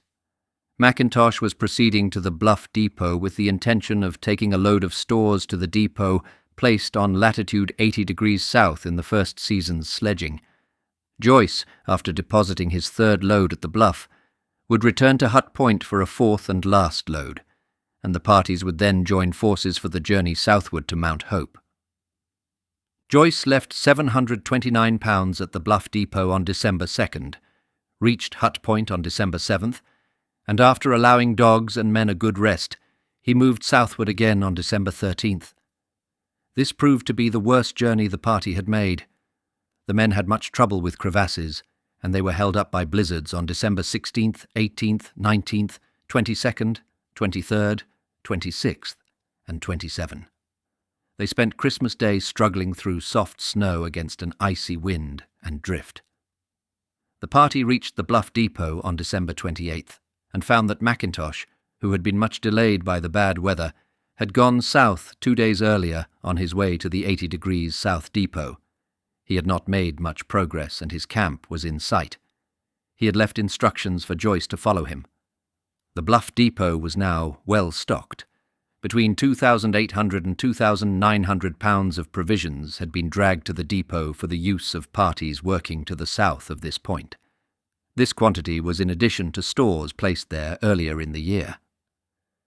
Joyce left the Bluff depot on December 29th, and the parties were together 2 days later. McIntosh handed Joyce instructions to proceed with his party to latitude 81 degrees south and place a depot there. He was then to send 3 men back to Hut Point and proceed to latitude 82 degrees south, where he would lay another depot. Then, if provisions permitted, he would push south as far as latitude 83 degrees. McIntosh himself was reinforcing the depot at latitude 80 degrees south and would then carry on southward. Apparently, his instructions to Joyce were intended to guard against the contingency of the parties failing to meet. The dogs were hauling well, and though their number was small, they were of very great assistance. The parties were now 90 days out from Cape Evans, and all hands were feeling fit. The next incident of importance was the appearance of a defect in one of the 2 Primus lamps used by Joyce's party. The lamps had all seen service with one or other of Captain Scott's parties, and they had not been in first-class condition when the sledging commenced.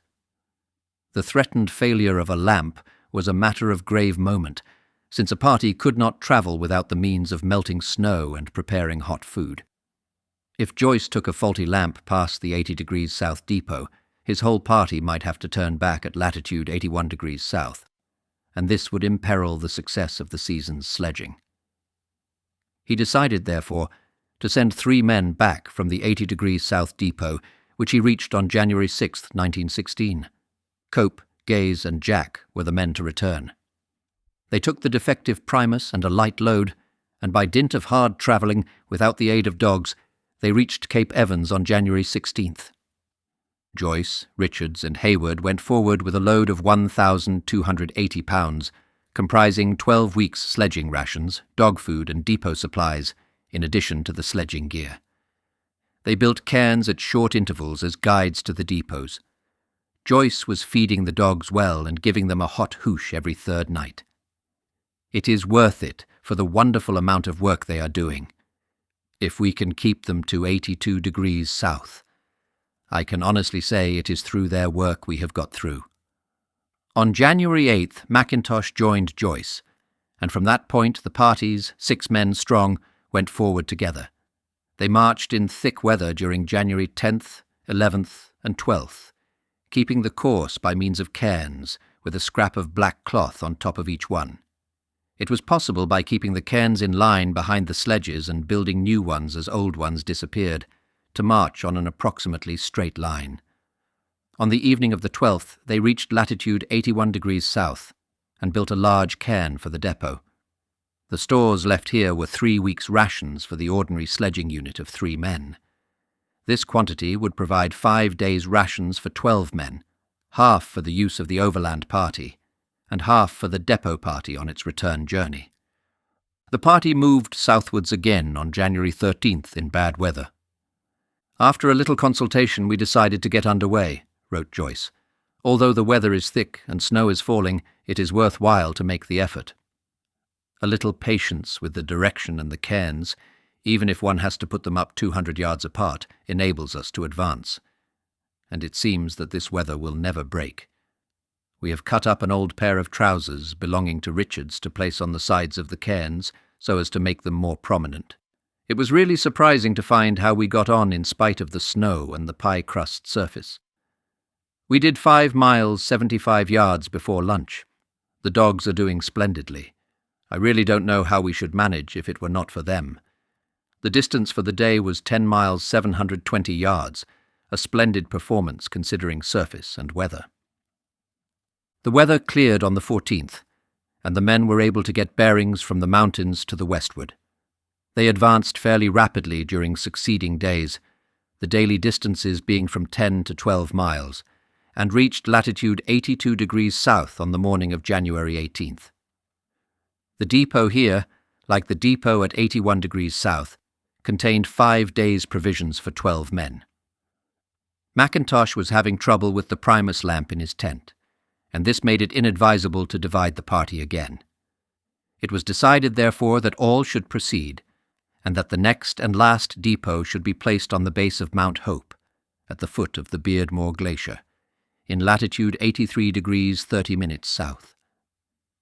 The party proceeded at once and advanced 5 miles beyond the depot, before camping on the evening of the 18th.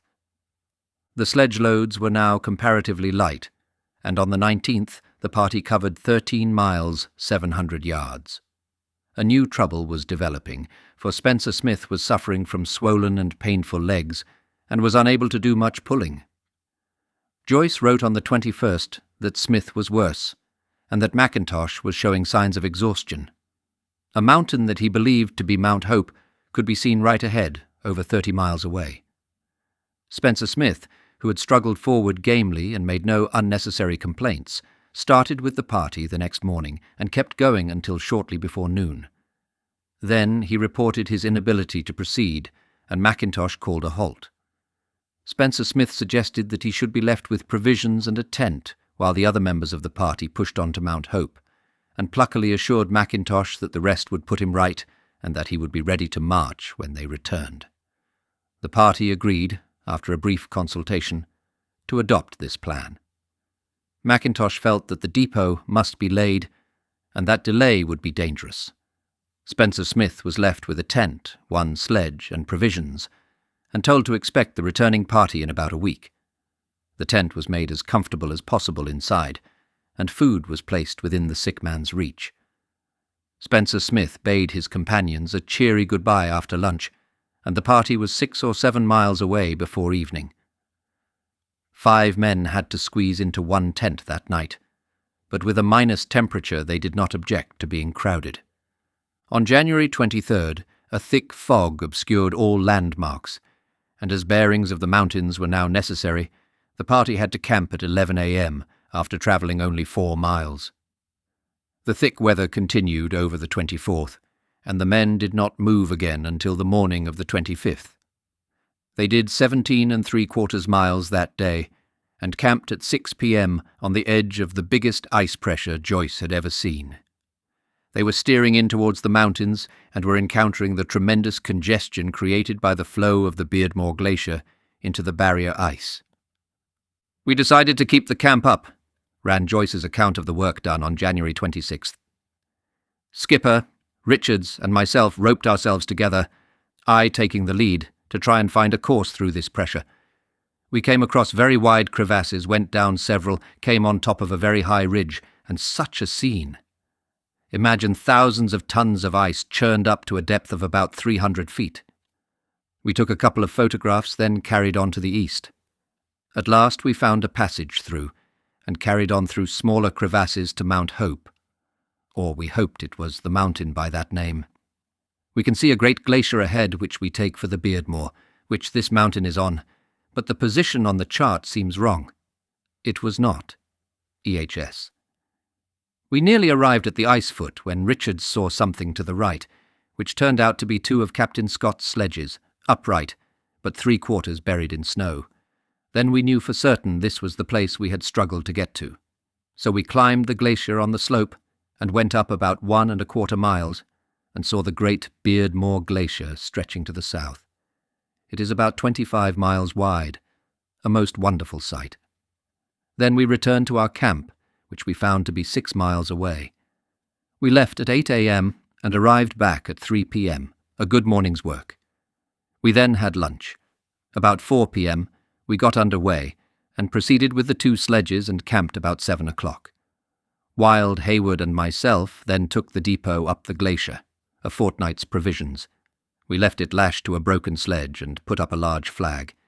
I took 2 photographs of it. We did not arrive back until 10:30 p.m. It was rather a heavy pull-up. I was very pleased to see our work completed at last. Turned in 12 o'clock, the distance done during day 22 miles. The party remained in camp until 3:30 p.m. on the 27th, owing to a blizzard with heavy snow.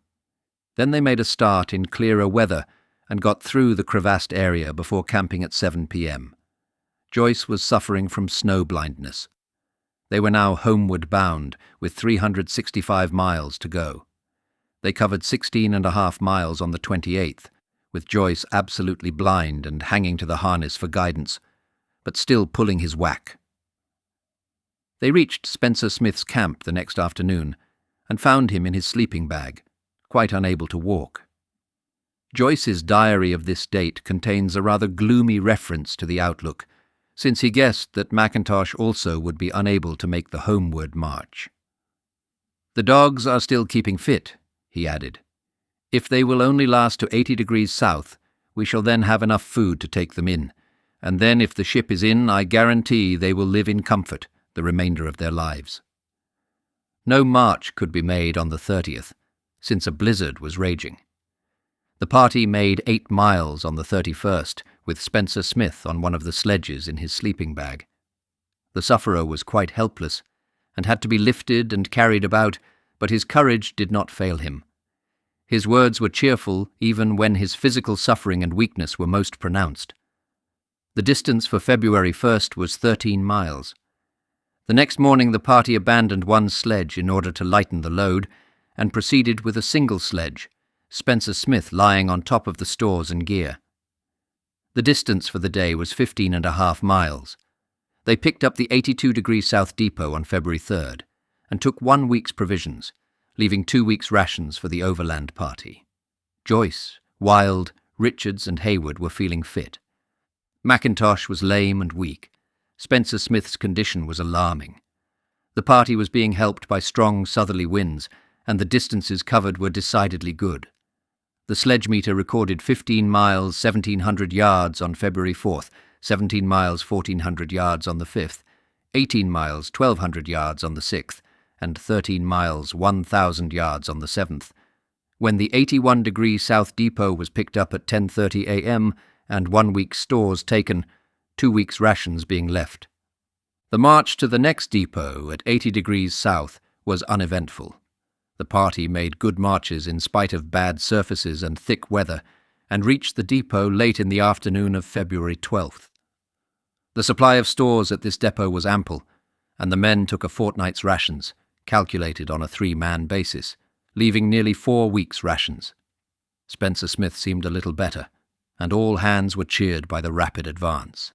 February 14th, 15th and 16th were bad days, the soft surface allowing the men to sink to their knees at times. The dogs had a rough time, and the daily distances fell to about 8 miles. Mackintosh's weakness was increasing. Then on the 18th, when the party was within 12 miles of the Bluff depot, a furious blizzard made travelling impossible.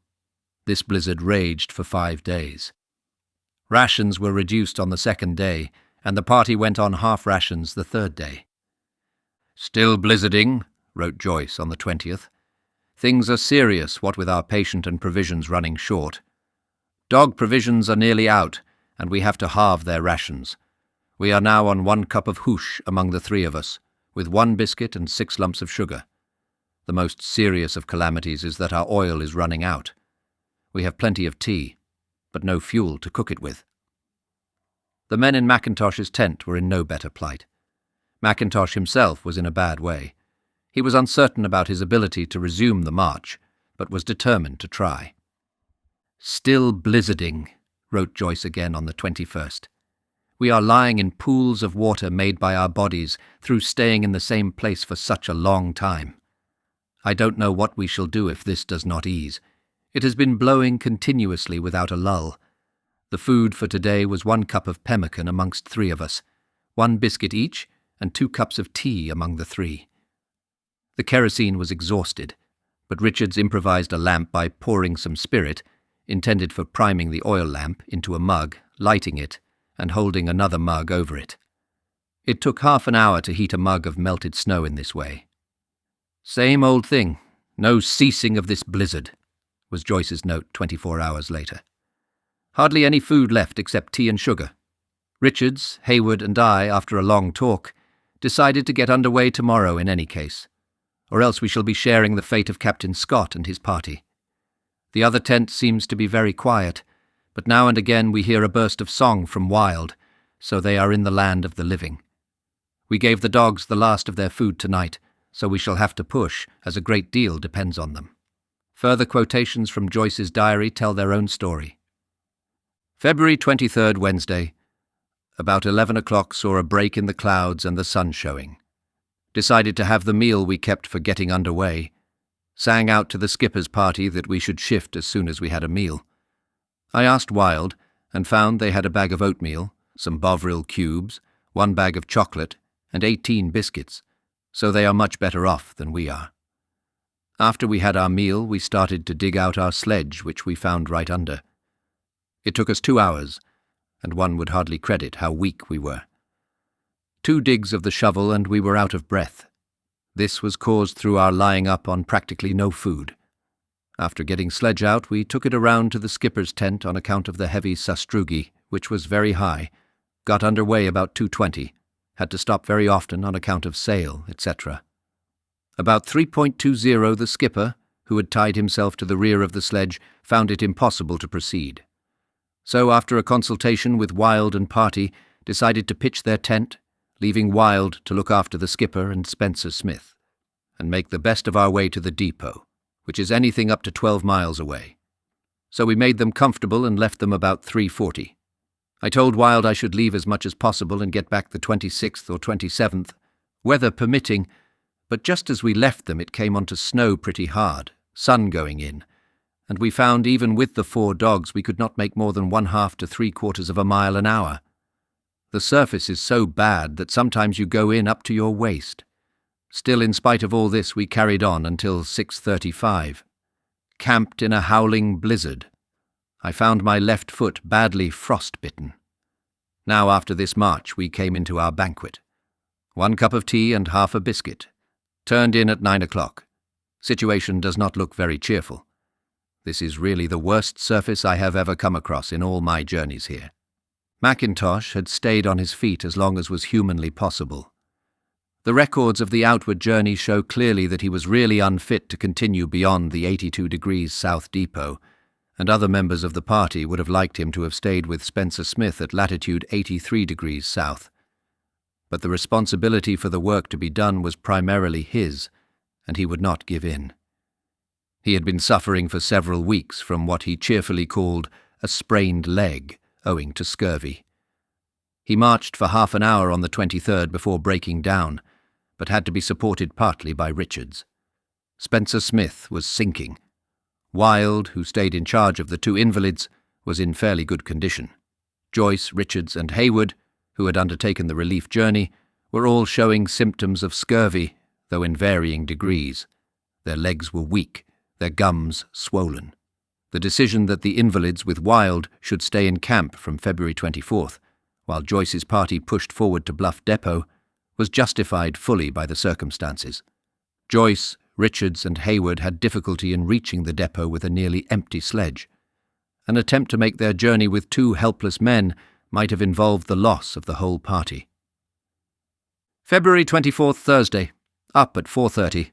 Had 1 cup of tea, half biscuit, underway after 7. Weather, snowing and blowing like yesterday. Richards, laying the cairns, had great trouble in getting the compass within 10 degrees on account of wind. During the forenoon had to stop every quarter of an hour on account of our breath. Every time the sledge struck a drift, she stuck in, although only 200 pounds. And in spite of 3 men and 4 dogs, we could only shift her with the 1-2-3 haul. I wonder if this weather will ever clear up. Camped in an exhausted condition about 12:10. Lunch, half cup of weak tea and quarter biscuit, which took over half an hour to make. Richards and Hayward went out of tent to prepare for getting underway, but the force of wind and snow drove them back. The force of wind is about 70 to 80 miles per hour. We decided to get the sleeping bags in, which took some considerable time. The worst of camping is the poor dogs and our weak condition, which means we have to get out of our wet sleeping bags and have another half cup of tea without working for it. With scrapings from dog tank, it is a very scanty meal. This is the 2nd day the dogs have been without food, and if we cannot soon pick up depot and save the dogs, it will be almost impossible to drag our 2 invalids back the 100 miles which we have to go. The wind carried on with unabating fury until 7 o'clock, and then came a lull. We at once turned out, but found it snowing so thickly that it was impossible to proceed on account of our weakness. No chance must we miss. Turned in again. Wind sprang up again with heavy drift 8:30. In spite of everything, my tent mates are very cheerful and look on the bright side of everything.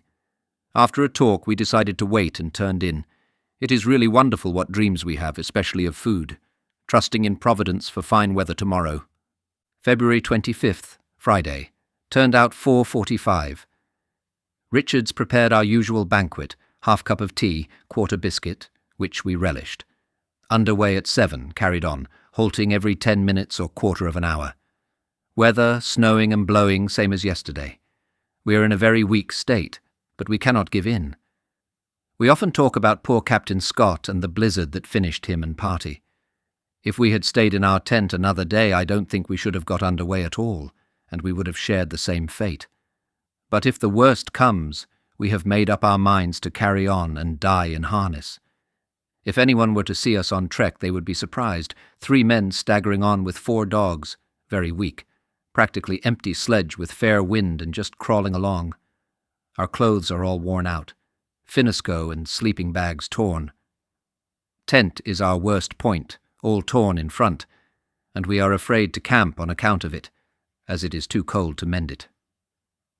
We camped for our grand lunch at noon. After 5 hours struggling, I think we did about 3 miles. After lunch, sat in our tent talking over the situation. Decided to get underway again as soon as there is any clearance. Snowing and blowing, force about 50 or 60 miles an hour. February 26th, Saturday. Richards went out 1:10 a.m. and found it clearing a bit, so we got underway as soon as possible, which was 2:10 a.m. About 2.35 Richards sighted depot, which seemed to be right on top of us. I suppose we camped no more than 3/4 of a mile from it. The dogs sighted it, which seemed to electrify them. They had new life and started to run, but we were so weak that we could not go more than 200 yards and then spell. I think another day would have seen us off. Arrived at depot 3:25. Found it in a dilapidated condition, cases all about the place. I don't suppose there has ever been a weaker party arrive at any depot, either north or south. After a hard struggle, got our tent up and made camp. Then gave the dogs a good feed of pemmican. If ever dogs saved the lives of anyone, they have saved ours. Let us hope they will continue in good health, so that we can get out to our comrades. I started on our cooking. Not one of us had any appetite, although we were in the land of plenty, as we call this depot. Plenty of biscuit, etc., but we could not eat. I think it is the reaction, not only in arriving here, but also finding no news of the ship, which was arranged before we left. We all think there has been a calamity there. Let us hope for the best. We decided to have rolled oats and milk for a start, which went down very well, and then a cup of tea. How cheery the Primus sounds. It seems like coming out of a thick London fog into a drawing room. After a consultation, we decided to have a meal of pemmican in 4 hours, and so on, until our weakness was gone. Later. Still the same weather. We shall get under way and make a forced march back as soon as possible. I think we shall get stronger travelling and feeding well. Later. Weather will not permit us to travel yet. Mended our torn tent with food bags. This took 4 hours. Feeding the dogs every 4 hours, and Richards and Hayward built up depot. It is really surprising to find it takes 2 men to lift a 50-pound case. It only shows our weakness. Weather still the same. Force of wind at times about 70 to 90 miles an hour. Really surprising how this can keep on so longitude. February 27th, Sunday. Wind continued with fury the whole night, expecting every minute to have the tent blown off us. Up 5 o'clock. Found it so thick one could not get out of the tent. We are still very weak, but think we can do the 12 miles to our comrades in one long march. If only it would clear up for just 1 day, we would not mind. This is the longest continuous blizzard I have ever been in. We have not had a travelling day for 11 days, and the amount of snow that has fallen is astonishing. Later. Had a meal 10:30 and decided to get under way in spite of the wind and snow. Under way 12 o'clock. We have 3 weeks' food on sledge, about 160 pounds, and 1 week's dog food, 50 pounds. The whole weight, all told, about 600 pounds, and also taking an extra sledge to bring back Captain Mackintosh. To our surprise, we could not shift the sledges. After half an hour, we got about 10 yards. We turned the sledge up and scraped runners. It went a little better after. I am afraid our weakness is much more than we think. Hayward is in rather a bad way about his knees, which are giving him trouble and are very painful. We will give him a good massage when we camp. The dogs have lost all heart in pulling. They seem to think that going south again is no good to them. They seem to just jog along and one cannot do more. I don't suppose our pace is more than 1/2 or 3/4 of a mile per hour. The surface is rotten, snow up to one's knees, and what with wind and drift a very bad outlook. Lunched about 4:30, carried on until 11:20 when we camped. It was very dark making our dinner, but soon got through the process. Then Richard spent an hour or so in rubbing Hayward with methylated spirits, which did him a world of good. If he were to break up now, I should not know what to do. Turned in about 1:30. It is now calm, but overcast with light falling snow. February 28th, Monday. Up at 6 o'clock. Can just see a little skyline. Under way at 9 o'clock. The reason of delay, had to mend finneskoe, which are in a very dilapidated condition. I got my feet badly frostbitten yesterday. About 11 o'clock came on to snow, everything overcast. We ought to reach our poor boys in 3 or 4 hours, but fate wills otherwise, as it came on again to blizzard force about 11:45. Camped at noon. I think the party must be within a very short distance, but we cannot go on as we might pass them, and as we have not got any position to go on except compass. Later. Kept on blizzarding all afternoon and night. February 29th, Tuesday. Up at 5 o'clock. Still very thick. It cleared up a little to the south about 8 o'clock, when Richard sighted something black to the north of us, but could not see properly what it was. After looking round, sighted camp to the south, so we got under way as soon as possible. Got up to the camp about 12:45, when Wild came out to meet us. We gave him a cheer, as we fully expected to find all down. He said he had taken a little exercise every day. They had not any food left. The skipper then came out of the tent, very weak and as much as he could do to walk. He said, "I want to thank you for saving our lives." I told Wild to go and give them a feed, and not to eat too much at first in case of reaction, as I am going to get under way as soon as they have had a feed. So we had lunch, and the skipper went ahead to get some exercise, and after an hour's digging out got everything ready for leaving. When we lifted Smith, We found he was in a great hole which he had melted through. This party had been in one camp for 12 days. We got under way and picked the skipper up. He had fallen down, too weak to walk. We put him on the sledge we had brought out, and we camped about 8 o'clock. I think we did about 3 miles, rather good with 2 men on the sledges, and Hayward in a very bad way. I don't think there has been a party either north or south in such straits, 3 men down and 3 of us very weak, but the dogs seem to have new life since we turned north. I think they realize they are homeward bound. I am glad we kept them, even when we were starving. I knew they would have to come in at the finish. We have now to look forward to southerly winds for help, which I think we shall get at this time of year. Let us hope the temperature will keep up, as our sleeping bags are wet through and worn out, and all our clothes full of holes and finneskoe in a dilapidated condition. In fact, one would not be out on a cold day in civilization with the rotten clothes we have on, turned in 11 o'clock, wet through, but in a better frame of mind. Hope to try and reach the depot tomorrow, even if we have to march overtime. March 1st, Wednesday. Turned out usual time, a good south wind, but worse luck, heavy drift. Set sail, put the skipper on rear sledge. The temperature has gone down and it is very cold. Bluff in sight. We are making good progress, doing a good mileage before lunch. After lunch, a little stronger wind. Hayward still hanging on to sledge. Skipper fell off twice. Reached depot 5:45. When camping found we had dropped our tent poles, so Richards went back a little way and spotted them through the binoculars about half a mile off and brought them back. Hayward and I were very cold by that time. The drift very bad. Morale: see everything properly secured. We soon had our tent up, cooked our dinner in the dark, and turned in about 10 o'clock. March 2nd, Thursday, up as usual. Strong southwest wind with heavy drift. Took 2 weeks' provisions from the depot. I think that will last us through, as there is another depot about 50 miles north from here.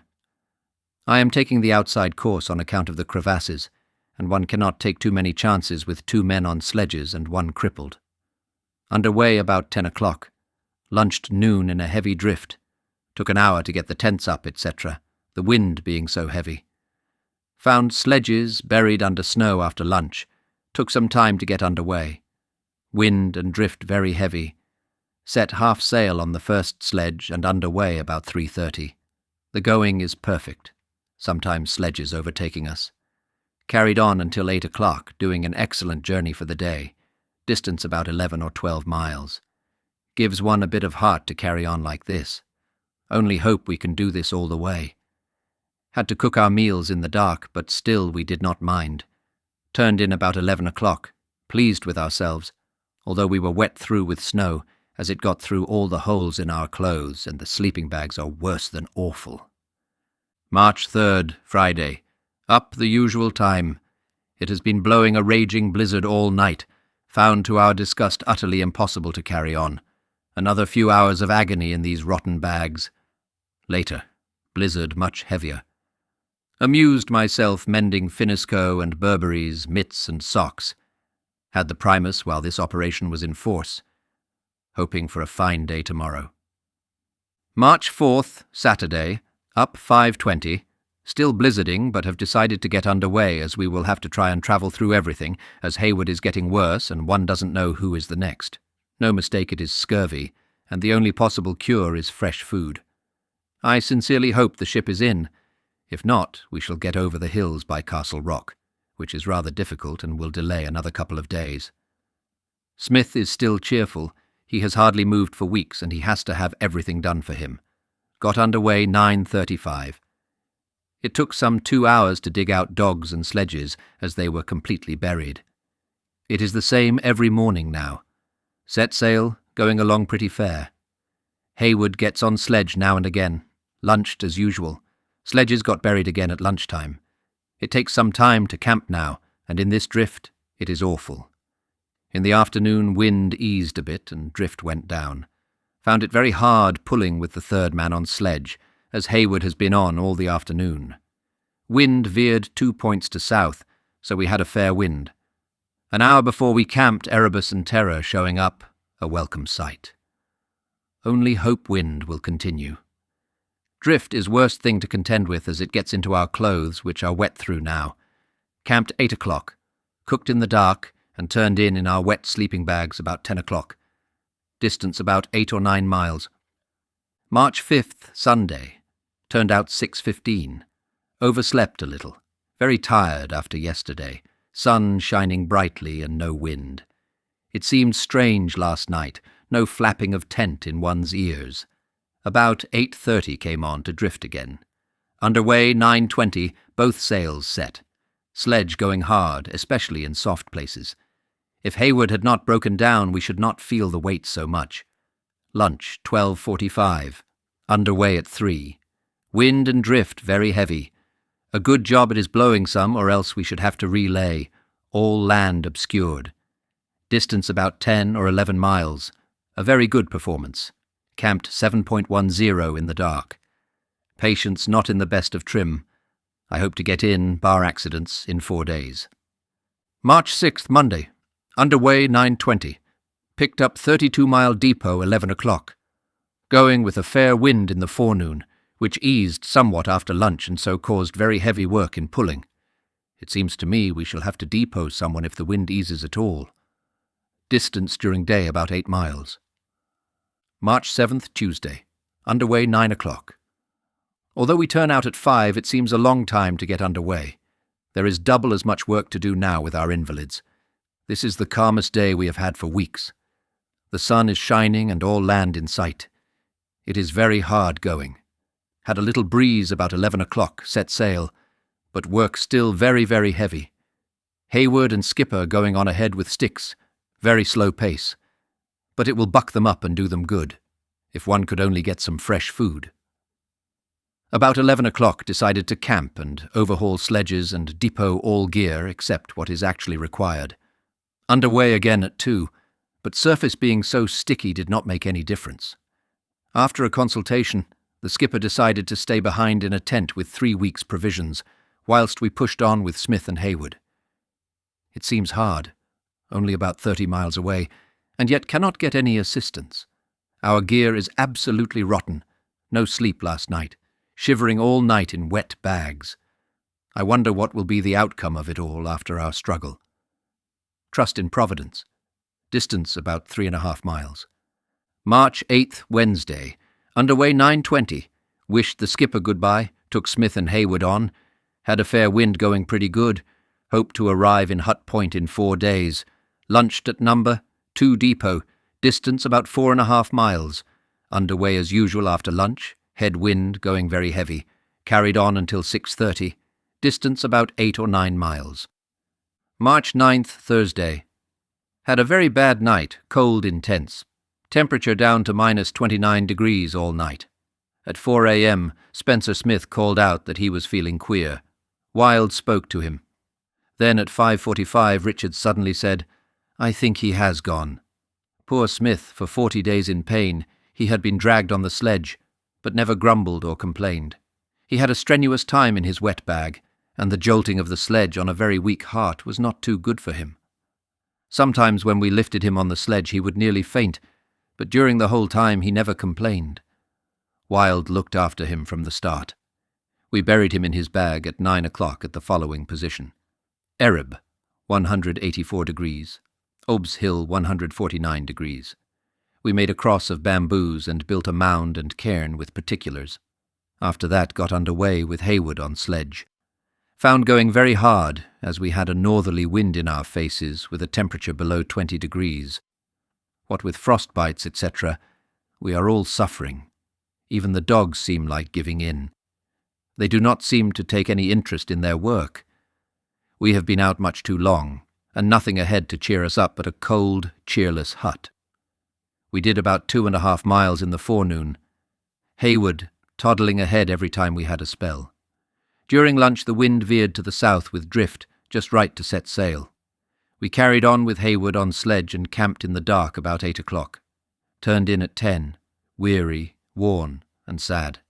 Hoping to reach depot tomorrow. March 10th, Friday.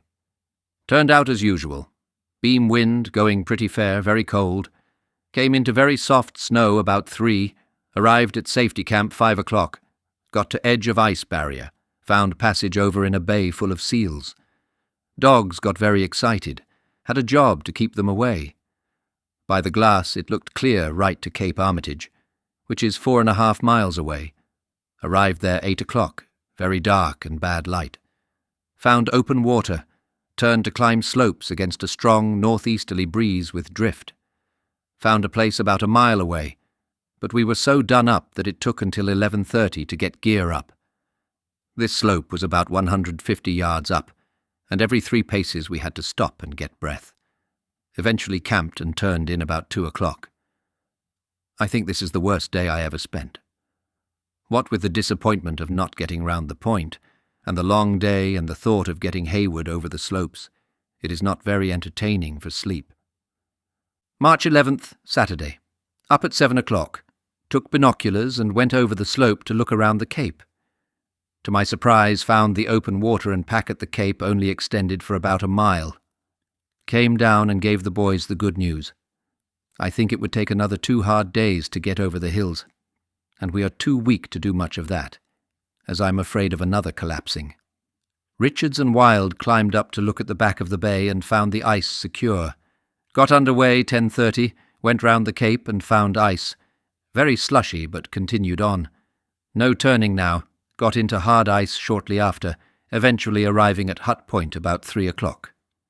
It seems strange after our adventures to arrive back at the old hut. This place has been standing since we built it in 1901, and has been the starting point of a few expeditions since. When we were coming down the bay, I could fancy the discovery there when Scott arrived from his farthest south in 1902. The ship decorated rainbow fashion, and Lieutenant Armitage giving out the news that Captain Scott had got to 82 degrees 17 minutes south. We went wild that day. But now our homecoming is quite different. Hut half full of snow through a window being left open and drift getting in, but we soon got it ship-shape and Hayward in. I had the fire going and plenty of vegetables on, as there was a fair supply of dried vegetables. Then, after we had had a feed, Richards and Wild went down the bay and killed a couple of seals. I gave a good menu of seal meat at night, and we turned in about 11 o'clock. Full, too full in fact.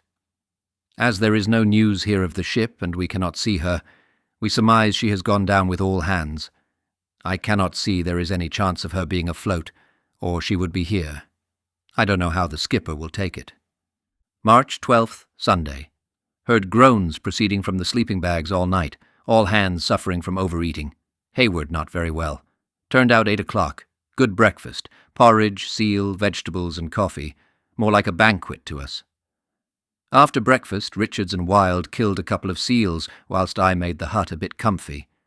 Hayward can hardly move. All of us in a very bad state, but we must keep up exercise.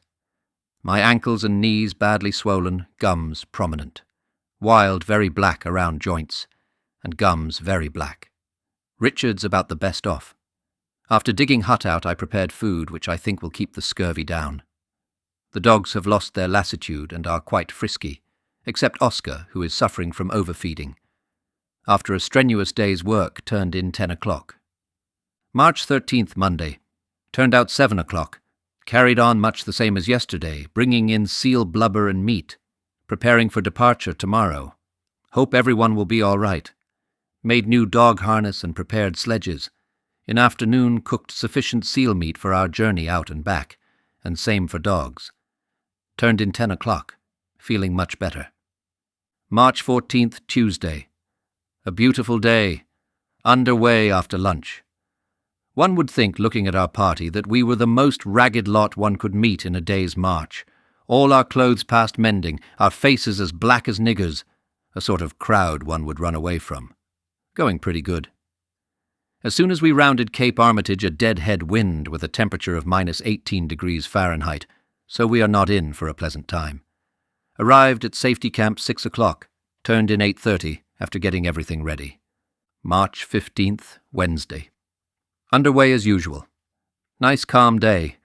Had a very cold night, temperature going down to minus 30 degrees Fahrenheit. Going along at a rattling good rate. In spite of our swollen limbs, we did about 15 miles. Very cold when we camped, temperature -20 degrees Fahrenheit. Turned in 9 o'clock. March 16th, Thursday. Up before the sun, 4:45 a.m. Had a very cold night, not much sleep. Underway early, going good. Passed Smith's grave 10:45 a.m. and had lunch at depot. Saw Skipper's camp just after, and looking through glass found him outside tent, much to the joy of all hands, as we expected him to be down. Picked him up 4:15 p.m. Broke the news of Smith's death and no ship. I gave him the date of the 17th to look out for our returning, so he had a surprise. We struck his camp and went north for about a mile and camped. We gave the skipper a banquet of seal, vegetables, and black currant jam, the feed of his life. He seems in a bad way. I hope to get him in 3 days, and I think fresh food will improve him. We turned in 8 o'clock. Distance done during day 16 miles. March 17th, Friday. Up at 5 o'clock. Underway 8 a.m. Skipper feeling much better after feeding him up. Lunched a few yards past Smith's grave. Had a good afternoon going fair. Distance about 16 miles. Very cold night. Temperature -30 degrees Fahrenheit. What with wet bags and clothes, rotten. March 18th, Saturday. Turned out 5 o'clock. Had rather a cold night. Temperature -29 degrees Fahrenheit surface, very good. The skipper walked for a little way, which did him good. Lunched as usual, pace good. After lunch, going good. Arrived at safety camp 4:10 p.m. To our delight, found the sea ice in the same condition and arrived at Hut Point at 7 o'clock. Found Hayward still about same. Set to. Made a good dinner. And all hands seem in the best of spirits. Now we have arrived and got the party in. It remains to themselves to get better. Plenty of exercise and fresh food ought to do miracles. We have been out 160 days and done a distance of 1,561 miles, a good record. I think the irony of fate was poor Smith going under a day before we got in. I think we shall all soon be well. Turned in 10:30 p.m. Before turning in, Skipper shook us by the hand with great emotion, thanking us for saving his life. Richards, summarizing the work of the parties, says that the journeys made between September 1st and March 18th, a period of 160 days, totaled 1,561 miles. The main journey, from Hut Point to Mount Hope and return, was 830 miles. The equipment, he adds, was old at the commencement of the season, and this told severely at the later stages of the journey. 3 Primus lamps gave out on the journeys, and the old tent brought back by one of the last parties showed rents several feet in length. This hampered the travelling in the long blizzards. Finneskoe were also in pieces at the end, and time had frequently to be lost through repairs to clothing becoming imperative. This account would not be complete without some mention of the unselfish service rendered by Wild to his 2 ill tent-mates. From the time he remained behind at the long blizzard till the death of Spencer Smith, he had 2 helpless men to attend to, and despite his own condition, he was ever ready, night or day, to minister to their wants. This, in a temperature of -30 degrees Fahrenheit at times, was no light task. Without the aid of 4 faithful friends, Oscar, Con, Gunner, and Towser, the party could never have arrived back. These dogs, from November 5th, accompanied the sledging parties, and, although the pace was often very slow, they adapted themselves well to it. Their endurance was fine. For 3 whole days at one time, they had not a scrap of food, and this after a period on short rations. Though they were feeble towards the end of the trip, their condition usually was good, and those who returned with them will ever remember the remarkable service they rendered. The first indication of anything wrong with the general health of the party occurred at about latitude 82 degrees 30 minutes south, when Spencer Smith complained of stiffness in the legs and discoloration. He attributed this to holes in his windproof clothing. At latitude 83 degrees south, when he gave way, it was thought that the rest would do him good. About the end of January, Captain McIntosh showed very serious signs of lameness. At this time his party had been absent from Hut Point, and consequently from fresh food, about 3 months. On the journey back, Spencer Smith gradually became weaker, and for some time before the end was in a very weak condition indeed. Captain Mackintosh, by great efforts, managed to keep his feet until the long blizzard was encountered. Here it was that Hayward was first found to be affected with the scurvy, his knees being stiff. In his case, the disease took him off his feet very suddenly, apparently causing the muscles of his legs to contract, till they could be straightened hardly more than a right angle. He had slight touches in the joints of the arms.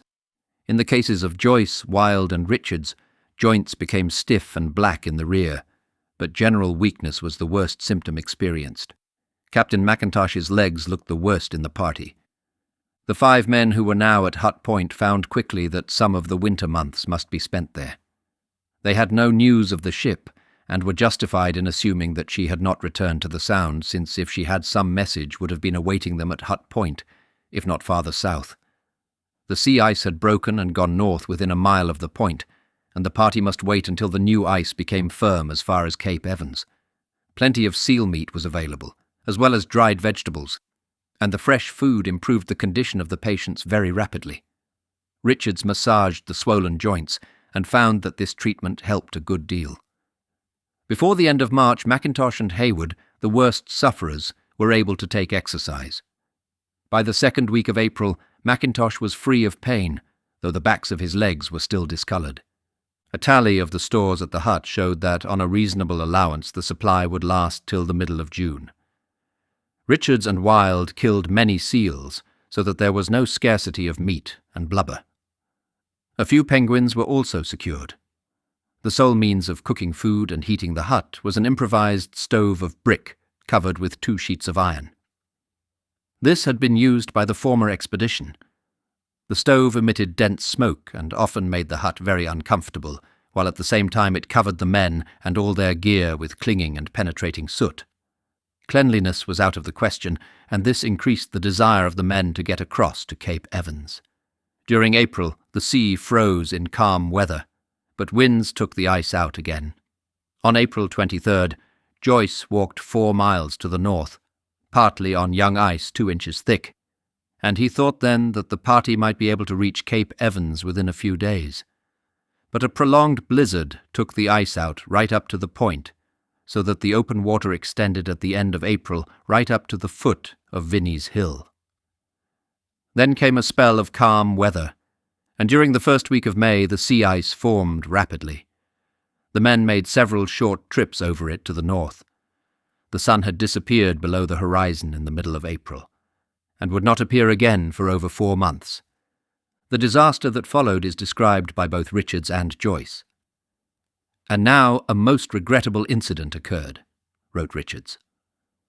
On the morning of May 8th, before breakfast, Captain Mackintosh asked Joyce what he thought of his going to Cape Evans with Hayward. Captain Mackintosh considered the ice quite safe, and the fine morning no doubt tempted him to exchange the quarters at the hut for the greater comfort and better food at Cape Evans. Mackintosh naturally would be anxious to know if the men at Cape Evans were well and had any news of the ship. He was strongly urged at the time not to take the risk, as it was pointed out that the ice, although firm, was very young, and that a blizzard was almost sure to take part of it out to sea. However, at about 1 p.m., with the weather apparently changing for the worse, Mackintosh and Hayward left, after promising to turn back if the weather grew worse. The last sight the watching party on the hill gained of them was when they were about a mile away, close to the shore, but apparently making straight for Cape Evans. At 3 p.m., a moderate blizzard was raging, which later increased in fury, and the party in the hut had many misgivings for the safety of the absent men. On May 10th, the first day possible, the 3 men left behind walked over new ice to the north to try and discover some trace as to the fate of the others. The footmarks were seen clearly enough raised up on the ice, and the track was followed for about 2 miles in a direction leading to Cape Evans. Here they ended abruptly, and in the dim light a wide stretch of water, very lightly covered with ice, was seen as far as the eye could reach. It was at once evident that part of the ice over which they had travelled had gone out to sea. The whole party had intended, if the weather had held good, to have attempted the passage across with the full moon about May 16th. On the date on which Mackintosh and Hayward left, it was impossible that a sledge should travel the distance over the sea ice, owing to the sticky nature of the surface. Hence their decision to go alone and leave the others to follow with the sledge and equipment when the surface should improve. That they had actually been lost was learned only on July 15th, on which date the party from Hut Point arrived at Cape Evans. The entry in Joyce's diary shows that he had very strong forebodings of disaster when Mackintosh and Hayward left. He warned them not to go, as the ice was still thin and the weather was uncertain. Mackintosh seems to have believed that he and Hayward, travelling light, could get across to Cape Evans quickly before the weather broke, and if the blizzard had come 2 or 3 hours later, they probably would have been safe. The 2 men carried no sleeping bags and only a small meal of chocolate and seal meat. The weather during June was persistently bad. No move had been possible on May 16th, the sea ice being out, and Joyce decided to wait until the next full moon. When this came, the weather was boisterous, and so it was not until the full moon of July that the journey to Cape Evans was made. During June and July, seals got very scarce, and the supply of blubber ran short. Meals consisted of little but seal meat and porridge. The small stock of salt was exhausted, but the men procured 2.5 pounds by boiling down snow taken from the bottom layer next to the sea ice. The dogs recovered condition rapidly and did some hunting on their own account among the seals. The party started for Cape Evans on July 15th. They had expected to take advantage of the full moon, but by a strange chance they had chosen the period of an eclipse, and the moon was shadowed most of the time they were crossing the sea ice. The ice was firm, and the 3 men reached Cape Evans without difficulty. They found Stevens, Cope, Gaze, and Jack at the Cape Evans hut, and learned that nothing had been seen of Captain Mackintosh and Hayward. The conclusion that these men had perished was accepted reluctantly. The party at the base consisted now of Stevens, Cope, Joyce, Richards, Gaze, Wild, and Jack. The men settled down now to wait for relief. When opportunity offered, Joyce led search parties to look for the bodies or any trace of the missing men, and he subsequently handed me the following report. I beg to report that the following steps were taken to try and discover the bodies of Captain Mackintosh and Mr. Hayward. After our party's return to the hut at Cape Evans, July 15th, 1916, it was learned that Captain Mackintosh and Mr. Hayward had not arrived, and, being aware of the conditions under which they were last seen, all the members of the wintering party were absolutely convinced that these 2 men were totally lost and dead, that they could not have lived for more than a few hours at the outside in the blizzard that they had encountered, they being entirely unprovided with equipment of any sort. There was the barest chance that after the return of the sun some trace of their bodies might be found, so during the spring, that is, August and September 1916, and in the summer, December and January 1916-17, the following searches were carried out. 1. Wild and I thoroughly searched Inaccessible Island at the end of August 1916. 2. Various parties in September searched along the shore to the vicinity of Turk's Head. 3. In company with Messrs. Wild and Gaze, I started from Hut Point December 31st, 1916, at 8 a.m., and a course was steered inshore as close as possible to the cliffs in order to search for any possible means of ascent. At a distance of 1/2 mile from Hut Point, we passed a snow slope which I had already ascended in June 1916. 3.5 miles farther on was another snow slope, which ended in Blue Ice Glacier Slope, which we found impossible to climb, snow slope being formed by heavy winter snowfall. These were the only 2 places accessible. Distance on this day, 10 miles 1,710 yards covered.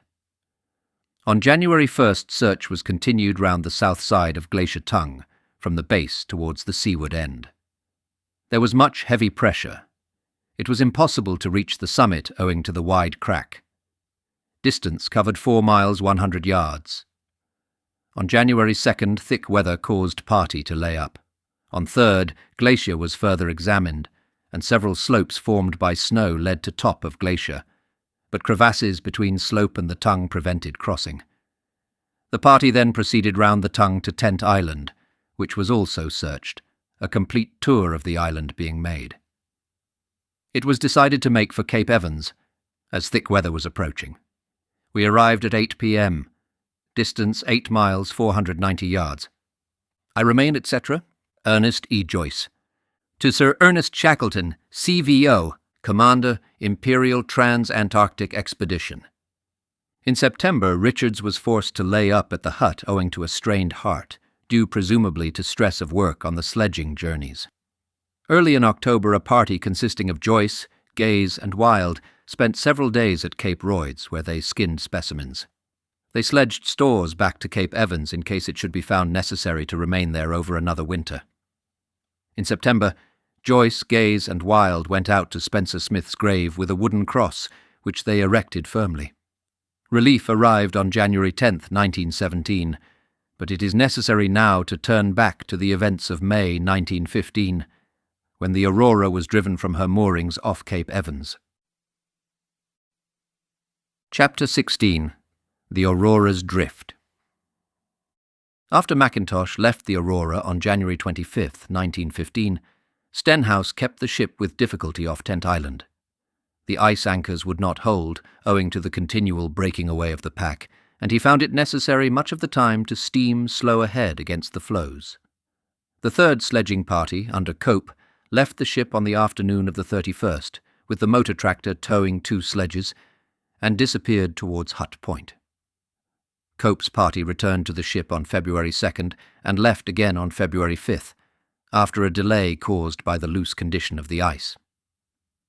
2 days later, after more trouble with drifting floes, Stenhouse proceeded to Cape Evans, where he took a line of soundings for the winter quarters. During the next month, the Aurora occupied various positions in the neighbourhood of Cape Evans. No secure moorings were available. The ship had to keep clear of threatening floes, dodge growlers and drifting bergs, and find shelter from the blizzards. A sudden shift of wind on February 24th, when the ship was sheltering in the lee of Glacier Tongue, caused her to be jammed hard against the low ice off the glacier, but no damage was done. Early in March, Stenhouse sent moorings ashore at Cape Evans, and on March 11th he proceeded to Hut Point, where he dropped anchor in Discovery Bay. Here he landed stores, amounting to about 2 months' full rations for 12 men, and embarked Spencer Smith, Stevens, Hook, Richards, Ninnis, and Gaze, with 2 dogs. He returned to Cape Evans that evening.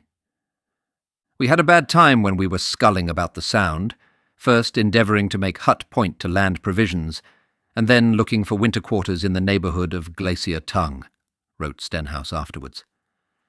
The ice kept breaking away in small floes, and we were apparently no nearer to anywhere than when the sledges left. We were frustrated in every move. The ship broke away from the fast ice in blizzards, and then we went dodging about the Sound from the Ross Island side to the western pack, avoiding and clearing floes and growlers in heavy drift when we could see nothing, our compasses unreliable, and the ship short-handed. In that homeless time I kept watch and watch with the second officer, and was hard-pressed to know what to do. Was ever ship in such predicament? To the northward of Cape Royds was taboo, as also was the coast south of Glacier Tongue. In a small stretch of ice-bound coast, we had to find winter quarters. The ice lingered on, and all this time we could find nowhere to drop anchor, but had to keep steam handy for emergencies. Once I tried the North Bay of Cape Evans, as it apparently was the only ice-free spot. I called all hands, and making up a boat's crew with one of the firemen, sent the whaler away with the second officer in charge to sound. No sooner had the boat left ship than the wind freshened from the northward, and large bergs and growlers setting into the bay made the place untenable. The anchorage I eventually selected seemed the best available, and here we are drifting, with all plans upset, when we ought to be lying in winter quarters. A heavy gale came up on March 12th, and the Aurora, then moored off Cape Evans, dragged her anchor and drifted out of the bay. She went northward past Cape Barne and Cape Royds in a driving mist, with a heavy storm sea running. This gale was a particularly heavy one. The ship and gear were covered with ice, owing to the freezing of spray, and Stenhouse had anxious hours amid the heavy, ice-encumbered waters before the gale moderated. The young ice, which was continually forming in the very low temperature, helped to reduce the sea as soon as the gale moderated, and the Aurora got back to Cape Evans on the evening of the 13th. Ice was forming in the bay, and on the morning of the 14th Stenhouse took the ship into position for winter moorings. He got 3 steel hawsers out and made fast to the shore anchors. These hawsers were hove tight, and the Aurora rested then, with her stern to the shore, in 7 fathoms. 2 more wires were taken ashore the next day. Young ice was forming around the ship, and under the influence of wind and tide, this ice began early to put severe strains upon the moorings. Stenhouse had the fires drawn and the boiler blown down on the 20th, and the engineer reported at that time that the bunkers contained still 118 tons of coal. The ice broke away between Cape Evans and Cape Barne on the 23rd, and pressure around the ship shattered the bay ice and placed heavy strains on the stern moorings. The young ice, about 4 inches thick, went out eventually and left a lead along the shore. The ship had set in towards the shore, owing to the pressure, and the stern was now in 4.5 fathoms. Stenhouse tightened the moorings and ran out an extra wire to the shore anchor. The nature of the ice movements is illustrated by a few extracts from the log. March 27th, 5 p.m. Ice broke away from shore and started to go out. 8 p.m. Light southerly airs, fine. Ice setting out to northwest. Heavy pressure of ice on starboard side and great strain on moorings. 10 p.m. Ice clear of ship. March 28th. New ice forming over bay. 3 a.m. Ice which went out last watch set in towards bay. 5 a.m. Ice coming in and overriding newly formed bay ice. Heavy pressure on port side of ship. Wires frozen into ice. 8 a.m. Calm and fine. New ice setting out of bay. 5 p.m. New ice formed since morning cleared from bay except area on port side of ship and stretching abeam and ahead for about 200 yards, which is held by bights of wire. New ice forming. March 29th, 1:30 p.m. New ice going out. 2 p.m. Hands on floe on port quarter, clearing wires. Stern in 3 fathoms. Hauled wires tight, bringing stern more to eastward and in 4 fathoms. Hove in about 1 fathom of starboard cable, which had dragged during recent pressure.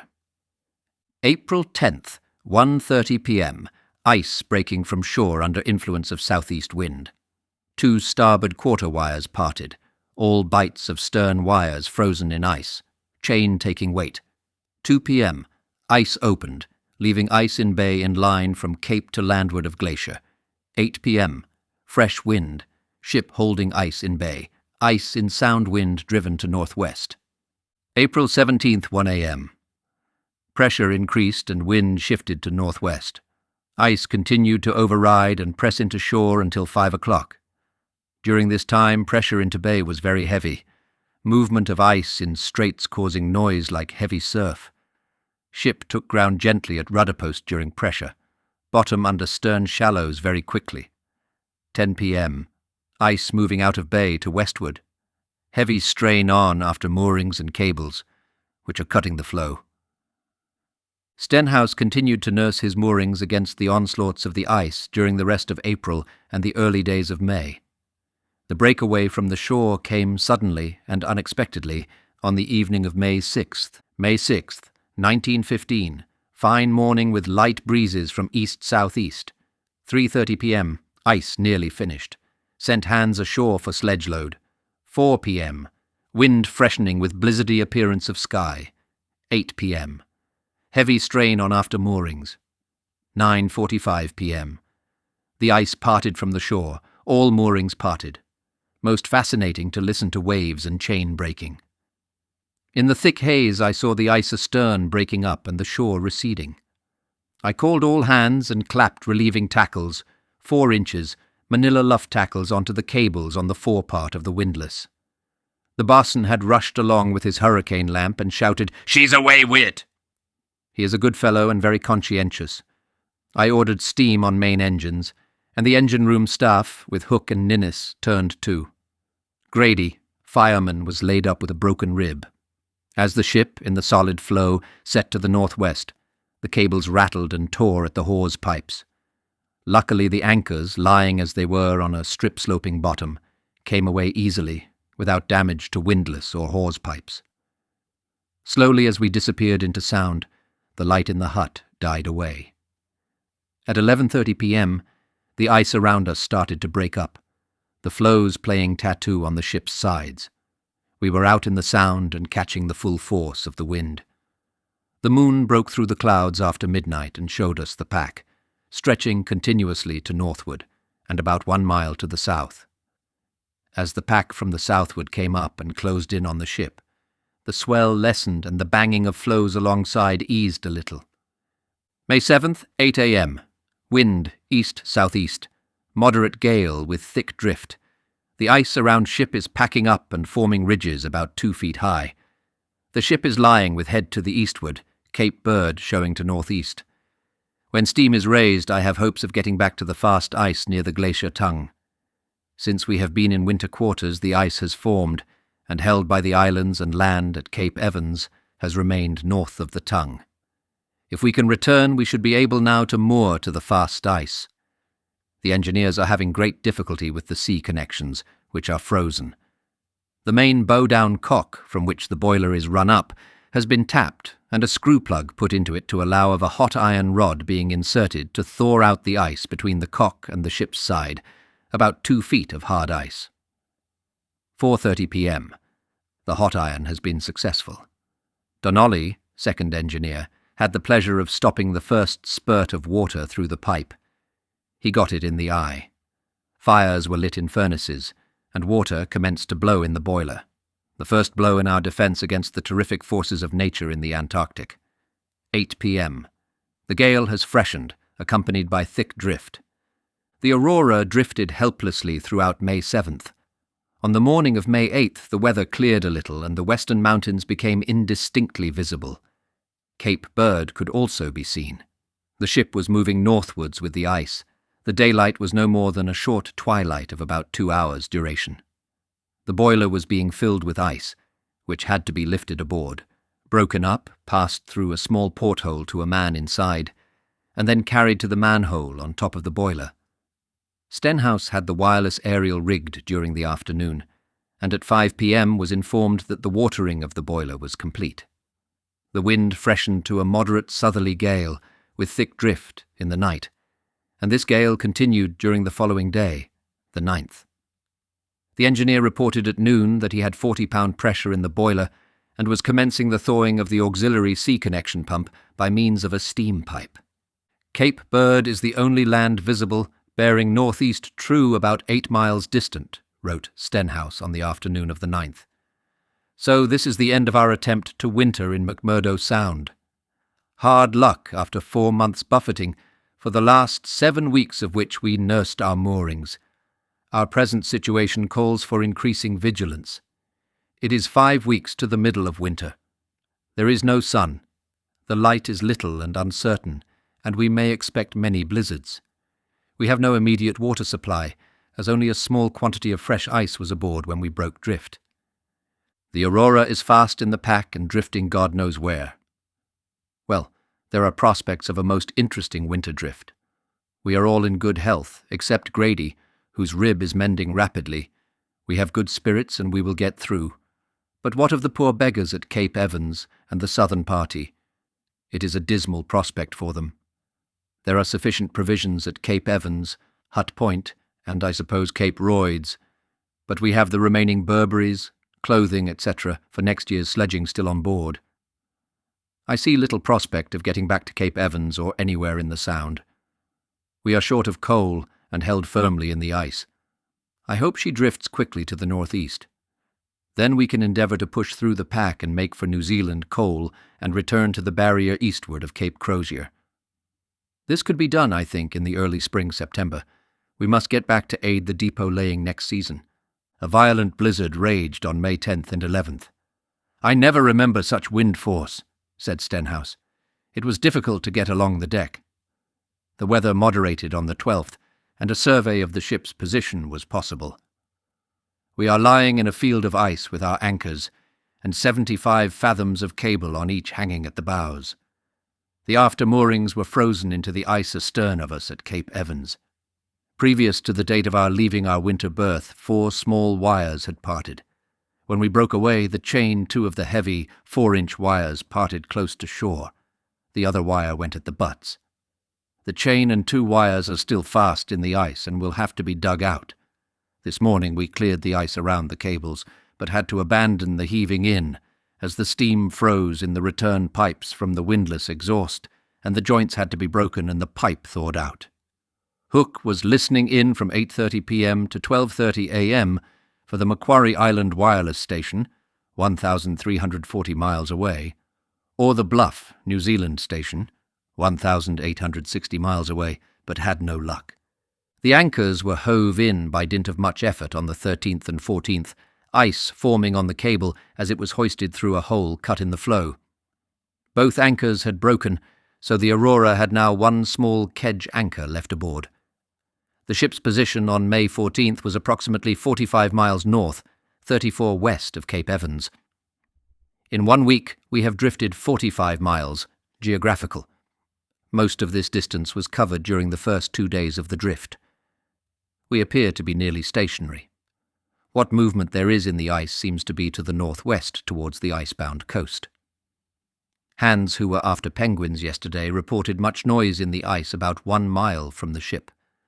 I hope the flow around the ship is large enough to take its own pressure. We cannot expect much pressure from the south, as McMurdo Sound should soon be frozen over and the ice holding. Northeast winds would drive the pack in from the Ross Sea. I hope for the best. Plans for future development are ready, but probably will be checkmated again. I took the anchors aboard.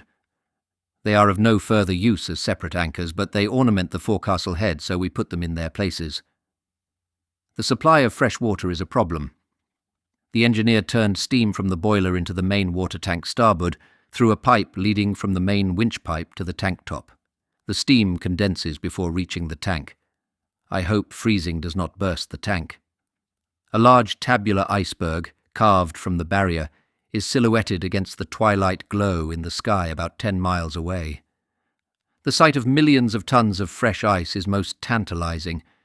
It would be a week's journey to the berg and back over pack and pressure, and probably we could bring enough ice to last 2 days. The record of the early months of the Aurora's long drift in the Ross Sea is not eventful. The galley condenser was rigged, but the supply of fresh water remained a problem. The men collected fresh fallen snow when possible and hoped to get within reach of fresh ice. Hook and Ninnis worked hard at the wireless plant with the object of getting into touch with Macquarie Island and possibly sending news of the ship's movements to Cape Evans. They got the wireless motor running and made many adjustments of the instruments and aerials, but their efforts were not successful. Emperor penguins approached the ship occasionally, and the birds were captured whenever possible for the fresh meat they afforded. The Aurora was quite helpless in the grip of the ice, and after the engine room bilges had been thawed and pumped out, the boilers were blown down. The pressure had been raised to 60 pounds, but there was no chance of moving the ship, and the supply of coal was limited. The story of the Aurora's drift during long months can be told briefly by means of extracts from Stenhouse's log. May 21st. Early this morning there appeared to be movements in the ice. The grating and grinding noise makes one feel the unimportance of man in circumstances like ours. Twilight towards noon showed several narrow open leads about 2 cables from ship and in all directions. Unable to get bearing, but imagine that there is little or no alteration in ship's position, as ship's head is same and western mountains appear the same. Hope all is well at Cape Evans and that the other parties have returned safely. Wish we could relieve their anxiety. May 22nd. Obtained good bearings of Beaufort Island, Cape Ross, and Dunlop Island, which put the ship in a position 18 miles south, 75 degrees east, true from Cape Ross. Since the 14th, when reliable bearings were last obtained, we have drifted northwest by north 7 miles. May 24th. Blizzard from south-southeast continued until 9 p.m., when it moderated, and at 11:45 p.m., wind shifted to northwest, light, with snow. Quite a lot of havoc has been caused during this blow, and the ship has made much northing. In the morning, the crack south of the ship opened to about 3 feet. At 2 p.m. felt heavy shock, and the ship heeled to port about 70 degrees. Found ice had cracked from port gangway to northwest, and parted from ship from gangway along to stern. Crack extended from stern to southeast. 7:35 p.m. Ice cracked from port forechains, in line parallel to previous crack. The ice broke again between the cracks and drifted to northwest for about 10 yards. The ice to southward then commenced to break up, causing heavy strain on ship, and setting apparently north in large broken fields. Ship badly jammed in. 9:15 p.m. Ice closed in again around ship. 2 heavy wind squalls with a short interval between, followed by cessation of wind. We are in a labyrinth of large rectangular flows, some with their points pressing heavily against ship, and high-pressure ridges. May 25th. In middle watch felt pressure occasionally. Twilight showed a scene of chaos all around. One floe about 3 feet in thickness had upended, driven under ship on port quarter. As far as can be seen, there are heavy blocks of ice screwed up on end, and the scene is like a graveyard.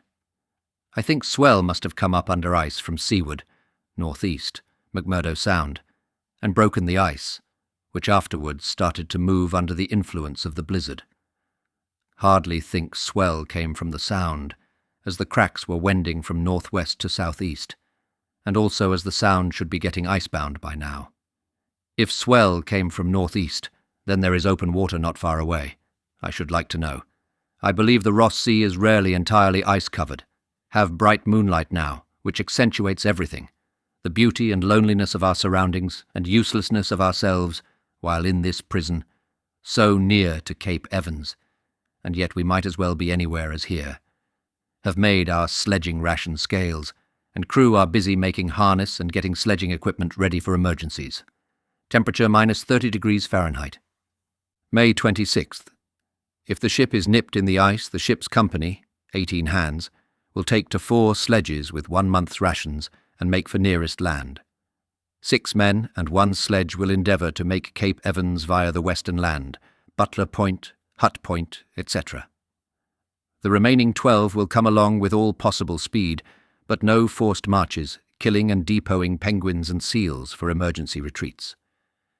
If the ship remains here and makes no further drift to the north, towards latter end of July light will be making. The sun returns August 23rd. The sea ice should be fairly safe, and a party of 3, with 1 month's rations, will proceed to Cape Evans. If the ice sets north and takes the ship clear of land, we will proceed to New Zealand, bunker, get extra officer and 4 volunteers, provisions, etc. Push south with all speed to the barrier, put party onto the barrier, about 2 miles east of Cape Crozier, and land all necessary stores and requirements. The ship will stand off until able to reach Cape Evans.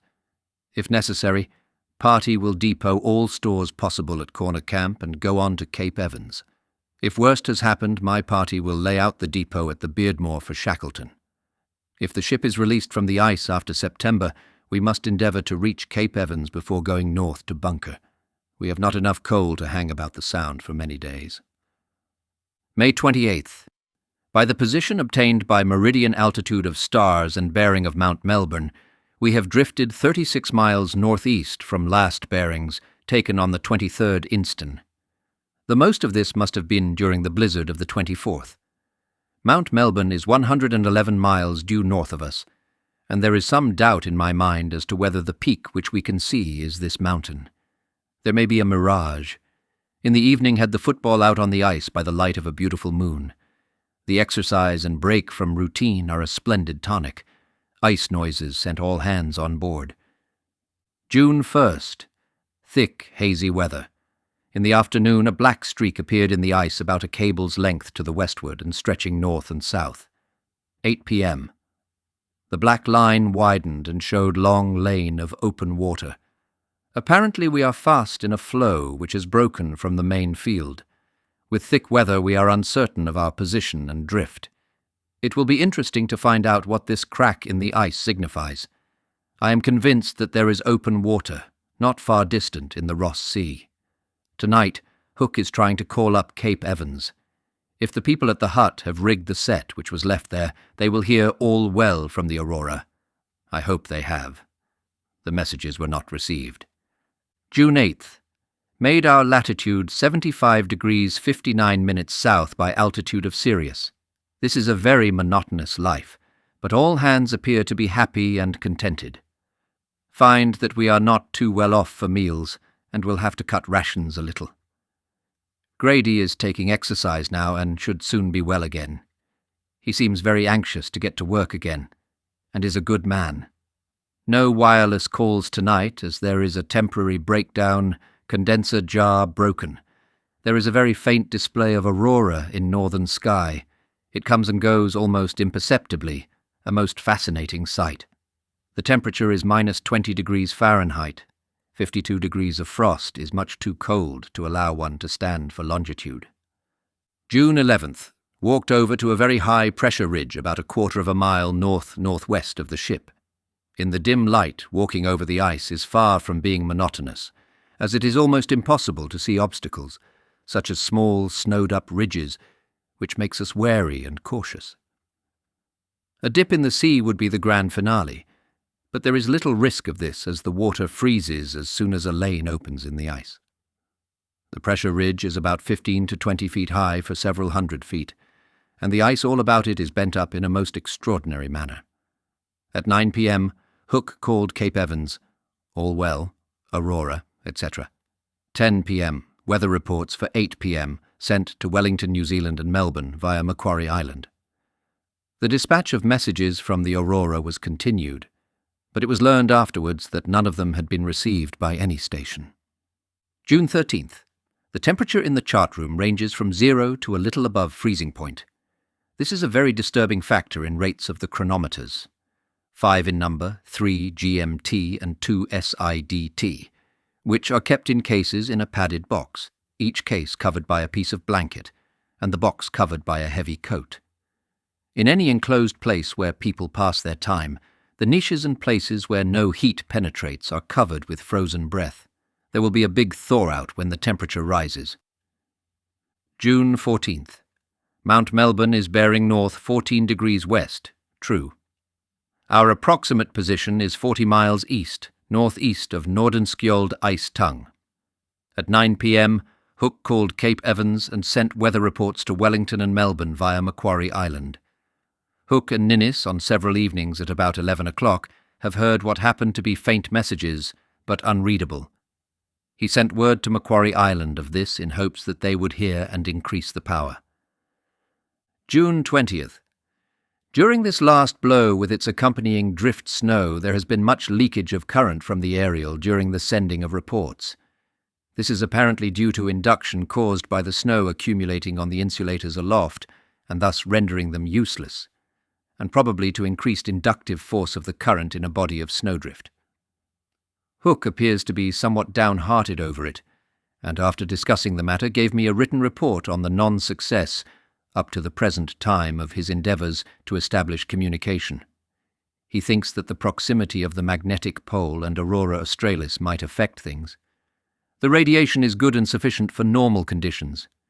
His suggestion to lead the downlead wires out to the ahead and astern would increase scope, but I cannot countenance it owing to unsettled state of ice and our two lofty poles. June 21st. Blowing gale from southwest throughout day, but for short spell of westerly breeze about 5 p.m. Light drift at frequent intervals, very hazy, and consequently no land in sight during short twilight. Very hard up for mitts and clothing. What little we have on board I have put to one side for the people at the hut. Have given Thompson instructions to turn crew to making pear mitts and helmet out of Jaeger fleece for all hands forward. With strict economy we should make things spin out. Cannot help worrying over our people at the hut. Although worrying does no good, one cannot do otherwise in this present impotent state. 11 p.m. Wind howling and whistling through rigging, outside, in glare of moon, flying drift and expanse of ice field. Desolation. June 22nd. Today the sun has reached the limit of his northern declination, and now he will start to come south. Observed this day as holiday, and in the evening had hands aft to drink to the health of the king and the expedition. All hands are happy, but miss the others at Cape Evans. I pray to God we may soon be clear of this prison and in a position to help them. We can live now for sunlight and activity. July 1st. The 1st of July. Thank God. The days pass quickly. Through all my waking hours, one long thought of the people at Cape Evans. But one must appear to be happy and take interest in the small happenings of shipboard. July 3rd. Rather hazy with very little light. Moderate west-northwest to southwest winds until noon, when wind veered to south and freshened. No apparent change in ship's position. The berg is on the same bearing, 1 point on the port quarter, and apparently the same distance off. Mount Melbourne was hidden behind a bank of clouds. This is our only landmark now, as Franklin Island is towered in perpetual gloom. Although we have had the berg in sight during all the time of our drift from the entrance to McMurdo Sound, we have not yet seen it in a favourable light, and, were it not for its movement, we might mistake it for a tabular island. It will be interesting to view our companion in the returning light, unless we are too close to it. July 5th. Dull grey day, during twilight, with light, variable westerly breezes. All around hangs a heavy curtain of haze, and although very light snow is falling, overhead is black and clear with stars shining. As soon as the faint noon light fades away, the heavy low haze intensifies the darkness and makes one thankful that one has a good firm berth in the ice. I don't care to contemplate the scene if the ice should break up at the present time. July 6th. Last night I thought I saw open water in the shape of a long black lane to the southward of the ship, and extending in an easterly and westerly direction, but owing to the haze and light snow I could not be sure. This morning the lane was distinctly visible and appeared to be 200 or 300 yards wide and 2 miles longitude. At 6 p.m. loud pressure noises would be heard from the direction of the open lane and continued throughout the night. Shortly after 8 o'clock, the grinding and hissing spread to our starboard bow, west-southwest, and the vibration caused by the pressure could be felt intermittently on board the ship. The incessant grinding and grating of the ice to the southward, with seething noises, as of water rushing under the ship's bottom, and ominous sounds, kept me on the qui-vive all night, and the prospect of a break-up of the ice would have racked my nerves had I not had them numbed by previous experiences. July 9th. At noon the sky to the northward had cleared sufficiently to allow of seeing Mount Melbourne, which appears now as a low peak to the northwest. Ship's position is 28 miles north-northeast of Franklin Island. On the port bow and ahead of the ship there are some enormous pressure ridges. They seem to be the results of the recent and present ice movements. Pressure heard from the southward all day. July 13th. At 5 p.m., very heavy pressure was heard on the port beam and bow, south, and very close to the ship. This occurred again at irregular intervals. Quite close to the ship, the ice could be seen bending upwards, and occasional jars were felt on board. I am inclined to think that we have set into a cul-de-sac, and that we will now experience the full force of pressure from the south. We have prepared for the worst, and can only hope for the best, a release from the ice with a seaworthy vessel under us. July 18th. This has been a day of events, about 8 a.m.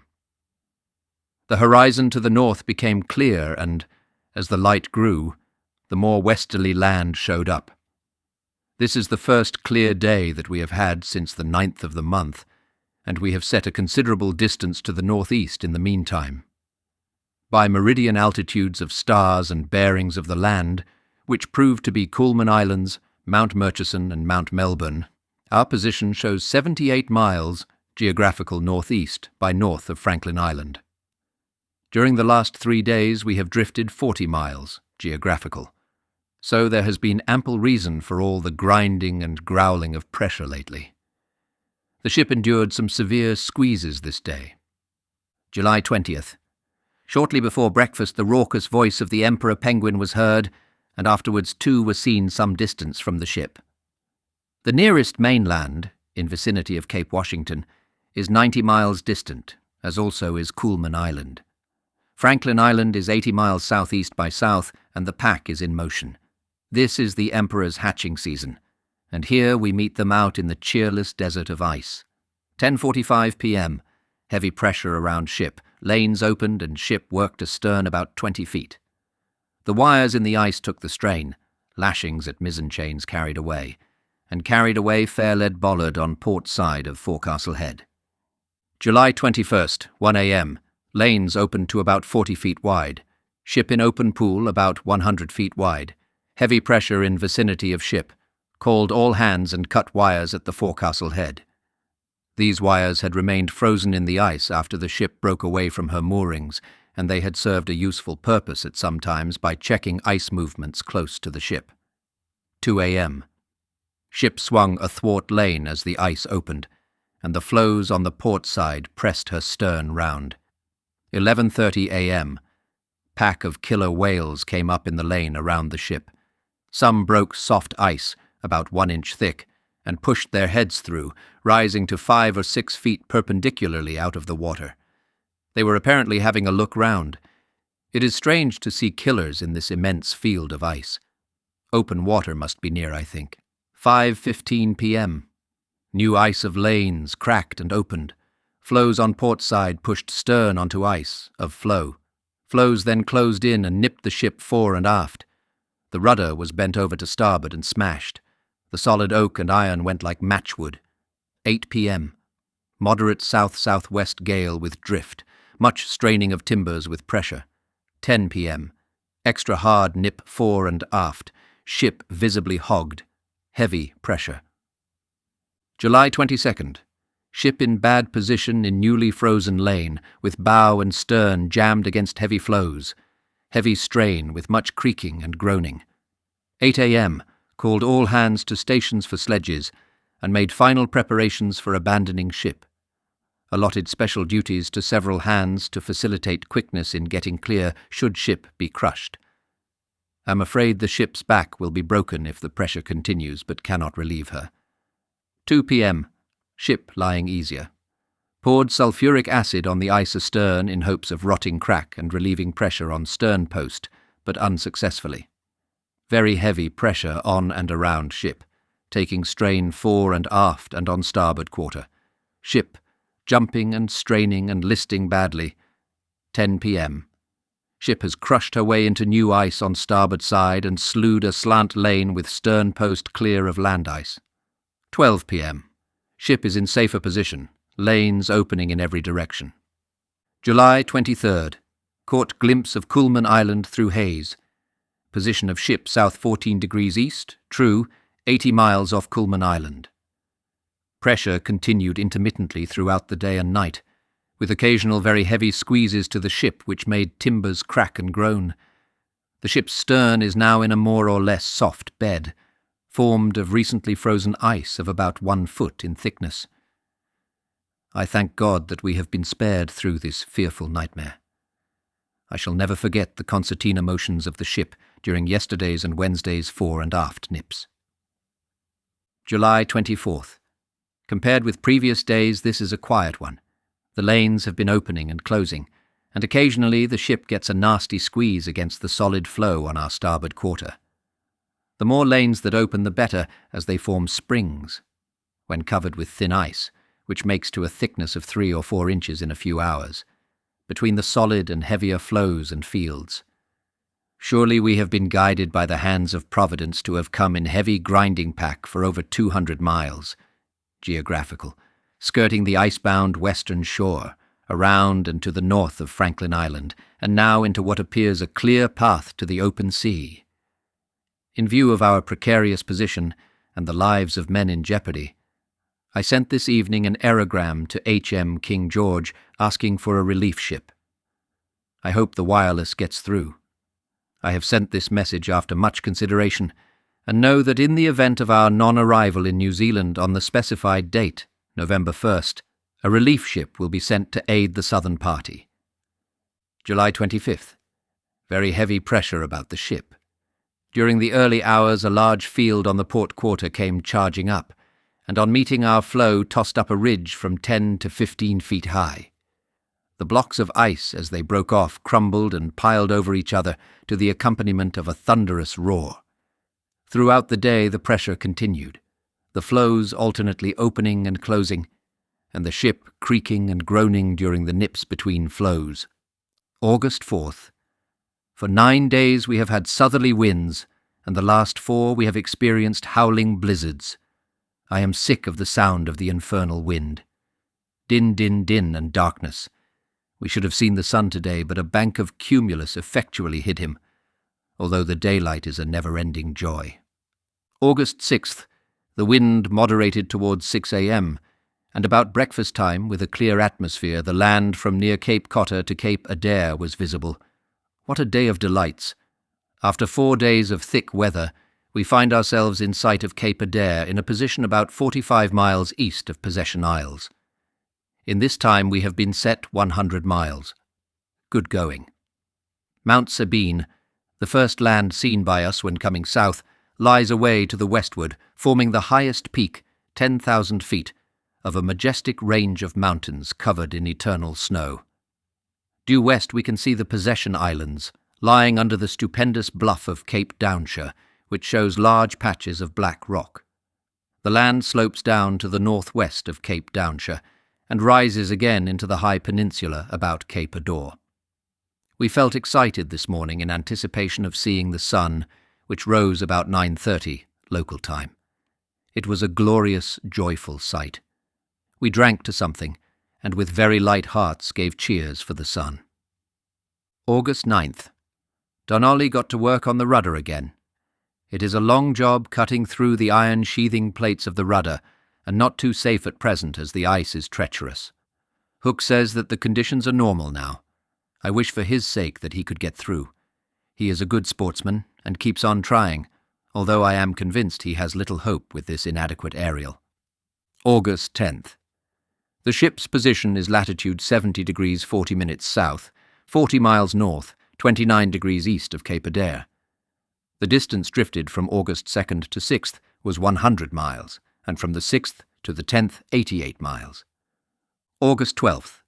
By observation and bearings of land, we are 45 miles northeast of Cape Adair, in latitude 70 degrees 42 minutes south. This position is a little to the eastward of the position on the 10th. The bearings as laid off on a small-scale chart of mnemonic projection are very inaccurate, and here we are handicapped, as our chronometers have lost all regularity. Donnelly and Grade are having quite a job with the iron platings on the rudder, but should finish the cutting tomorrow. A jury rudder is nearly completed. This afternoon we mixed some concrete for the lower part and had to use boiling water as the water froze in the mixing.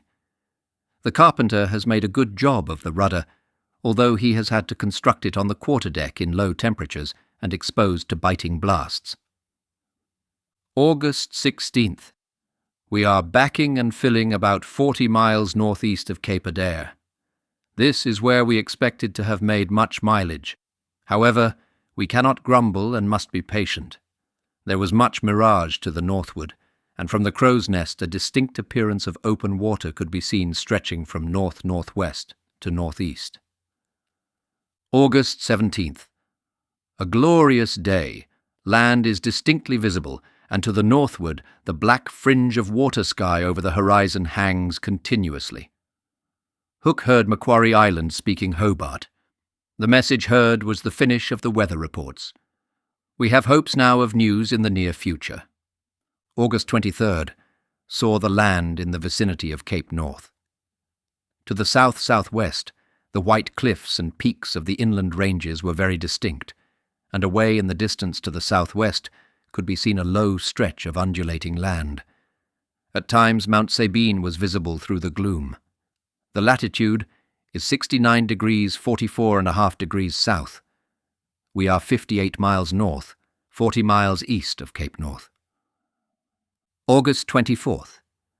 We lifted the rudder out of the ice and placed it clear of the stern, athwart the fore and aft line of the ship. We had quite a job with it.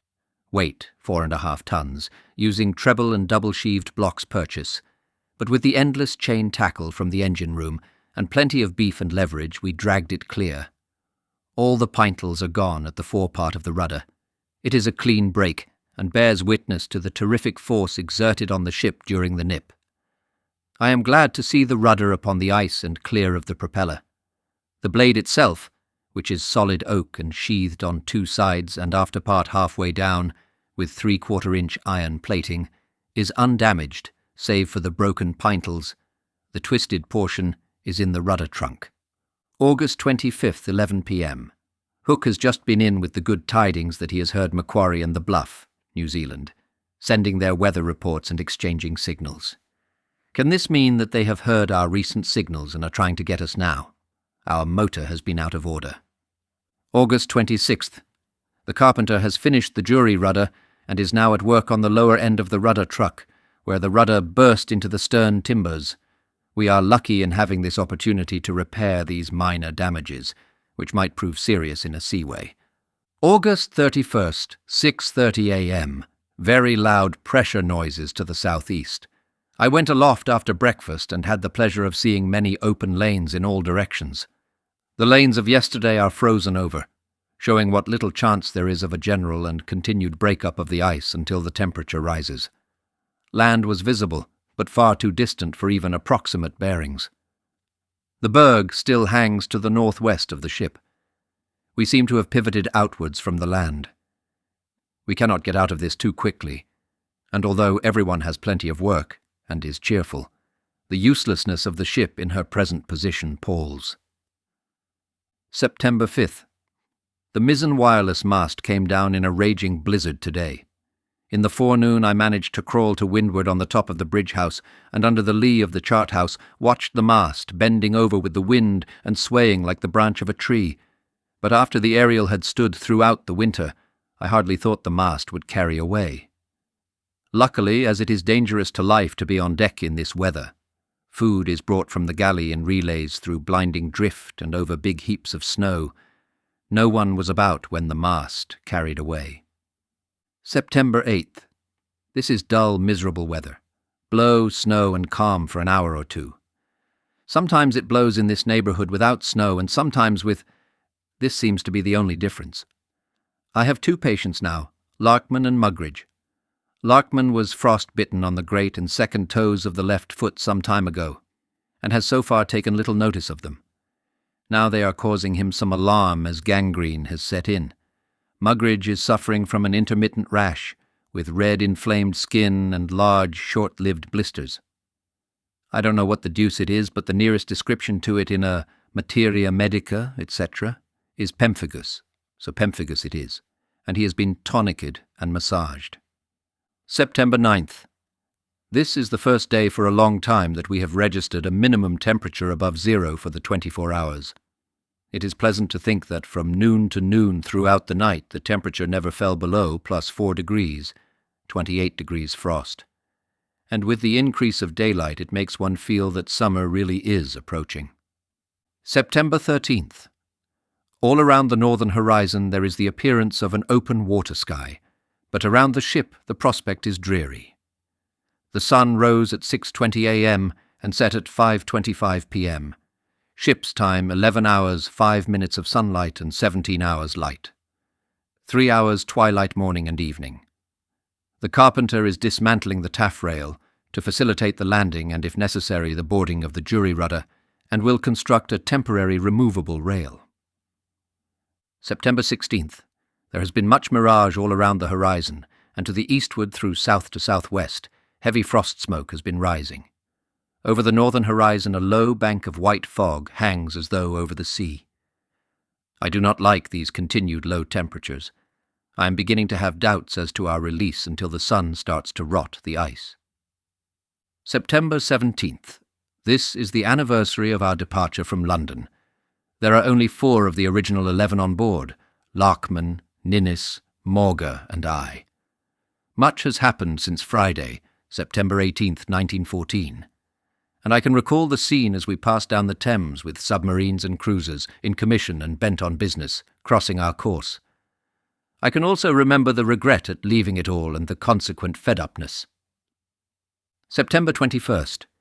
The sun is making rapid progress south, and we have had today over 17 hours light and 12 hours sunlight. Oh, for a release! The monotony and worry of our helpless position is deadly. I suppose Shackleton and his party will have started depot laying now and will be full of hopes for the future. I wonder whether the Endurance wintered in the ice or went north.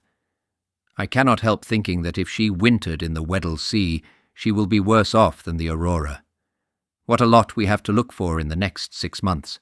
News of Shackleton and the Endurance, the party at Cape Evans, and the war. September 22nd, latitude 69 degrees 12 minutes south, longitude 165 degrees 0 minutes east. Sturge Island, Balleny Group, is bearing north, true 90 miles distant. Light northwest airs with clear, fine weather. Sighted Sturge Island in the morning, bearing due north of us and appearing like a faint low shadow on the horizon. It is good to get a good landmark for fixing positions again, and it is good to see that we are making northerly progress, however small. Since breaking away from Cape Evans, we have drifted roughly 705 miles around islands and past formidable obstacles. A wonderful drift. It is good to think that it has not been in vain, and that the knowledge of the set and drill of the pack will be a valuable addition to the sum of human knowledge. The distance from Cape Evans to our present position is 705 miles, geographical. September 27th. The temperature in my room last night was round about 0, rather chilly, but warm enough under the blankets. Hook has dismantled his wireless gear. He feels rather sick about not getting communication, although he does not show it. September 30th. Ninnis has been busy now for the week on the construction of a new tractor. He is building the body and will assemble the motor in the 4 tween decks, where it can be lashed securely when we are released from the ice. I can see leads of open water from the masthead, but we are still held firmly. How long? October 7th. As time wears on the possibility of getting back to the barrier to land, a party deserves consideration. If we do not get clear until late in the season, we will have to turn south first, although we have no anchors and little moorings, no rudder and a short supply of coal. To leave a party on the barrier would make us very short-handed. Still, it can be done, and anything is preferable to the delay in assisting the people at Cape Evans. At 5 a.m., a beautiful parhelion formed around the sun. The sight so impressed the bosun that he roused me out to see it. During the month of October, the Aurora drifted uneventfully. Stenhouse mentions that there was often an appearance of open water on the northern and eastern horizon. But anxious eyes were strained in vain for indications that the day of the ship's release was near at hand. Hook had the wireless plant running again and was trying daily to get into touch with Macquarie Island, now about 850 miles distant. The request for a relief ship was to be renewed if communication could be established, for by this time, if all had gone well with the Endurance, the overland party from the Weddell Sea would have been starting. There was considerable movement of the ice towards the end of the month, lanes opening and closing, but the floe, some acres in area into which the Aurora was frozen, remained firm until the early days of November. The cracks appeared close to the ship, due apparently to heavy drift causing the floe to sink. The temperatures were higher now, under the influence of the sun, and the ice was softer. Thawing was causing discomfort in the quarters aboard. The position on November 12th was reckoned to be latitude 66 degrees 49 minutes south, longitude 155 degrees 17 minutes, 45 inches E. Stenhouse made a sounding on November 17th in latitude 66 degrees 40 minutes south, longitude 154 degrees 45 degrees east, and found bottom at 194 fathoms. The bottom sample was mud and a few small stones. The sounding line showed a fairly strong undercurrent to the northwest. We panned out some of the mud, says Stenhouse, and in the remaining grit found several specks of gold. 2 days later, the trend of the current was southeasterly. There was a pronounced thaw on the 22nd. The cabins were in a dripping state, and recently fallen snow was running off the ship in little streams. All hands were delighted, for the present discomfort offered promise of an early break-up of the pack. November 23rd. At 3 a.m., Young Island, Balleny Group, was seen bearing north 54 degrees east. True. The island, which showed up clearly on the horizon under a heavy stratus-covered sky, appeared to be very far distant. By latitude at noon, we are in 66 degrees 26 minutes south. As this is the charted latitude of Peak Foreman Young Island, the bearing does not agree. Land was seen at 8 a.m., bearing south 60 degrees west. True. This, which would appear to be Cape Hudson, loomed up through the mists in the form of a high, bold headland, with low, undulating land stretching away to the south-southeast and to the westward of it. The appearance of this headland has been foretold for the last 2 days by masses of black fog, but it seems strange that land so high should not have been seen before, as there is little change in the atmospheric conditions. November 24th. Overcast and hazy during forenoon, cloudy, clear and fine in afternoon and evening. Not a vestige of land can be seen, so Cape Hudson is really Cape Flyaway. This is most weird. All hands saw the headland to the southwest, and some of us sketched it. Now, afternoon, although the sky is beautifully clear to the southwest, nothing can be seen. We cannot have drifted far from yesterday's position. No wonder Wilkes reported land. 9 p.m., a low fringe of land appears on the horizon bearing southwest, but in no way resembles our cape of yesterday. This afternoon we took a cast of the lead through the crack 200 yards west of the ship, but found no bottom at 700 fathoms. An interesting incident on November 26th was the discovery of an emperor penguin rookery. Ninnis and Kavanagh took a long walk to the northwest and found the deserted rookery. The depressions in the ice, made by the birds, were about 18 inches long and contained a greyish residue. The rookery was in a hollow surrounded by pressure ridges 6 feet high. Apparently about 20 birds had been there. No pieces of eggshell were seen, but the petrels and skuas had been there in force and probably would have taken all scraps of this kind. The floes were becoming soft and rotten, and walking was increasingly difficult. Deep pools of slush and water covered with thin snow made traps for the men. Stenhouse thought that a stiff blizzard would break up the pack. His anxiety was increasing with the advance of the season, and his log is a record of deep yearning to be free and active again, but the grip of the pack was inexorable. The hands had plenty of work on the Aurora, which was being made shipshape after the buffeting of the winter storms. Seals and penguins were seen frequently, and the supply of fresh meat was maintained. The jury rudder was ready to be shipped when the ship was released, but in the meantime it was not being exposed to the attacks of the ice. "No appreciable change in our surroundings," was the note for December 17th. "Every day past now reduces our chance of getting out in time to go north for rudder, anchors and coal. If we break out before January 15th, we might get north to New Zealand and down to Cape Evans again in time to pick up the parties. After that date, we can only attempt to go south in our crippled state and short of fuel. With only 9 days' coal on board, we would have little chance of working through any Ross Sea pack, or of getting south at all if we encountered many blizzards. Still, there is a sporting chance, and luck may be with us. Shackleton may be past the pole now. I wish our wireless calls had got through." Christmas Day, with its special dinner and mild festivities, came and passed, and still the ice remained firm. The men were finding some interest in watching the molting of emperor penguins, who were stationed at various points in the neighbourhood of the ship.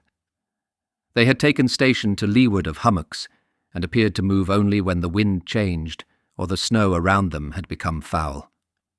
They covered but a few yards on these journeys, and even then stumbled in their weakness. One emperor was brought on board alive, and the crew were greatly amused to see the bird balancing himself on heels and tail, with upturned toes, the position adopted when the egg is resting on the feet during the incubation period. The threat of a stiff blow aroused hopes of release several times, but the blizzard, probably the first Antarctic blizzard that was ever longed for, did not arrive. New Year's Day found Stenhouse and other men just recovering from an attack of snow blindness, contracted by making an excursion across the floes without snow goggles. At the end of the first week in January, the ship was in latitude 65 degrees 45 minutes south. The pack was well broken a mile from the ship and the ice was rolling fast. Under the bows and stern, the pools were growing and stretching away in long lanes to the west. A seal came up to blow under the stern on the 6th, proving that there was an opening in the sunken ice there. Stenhouse was economizing in food.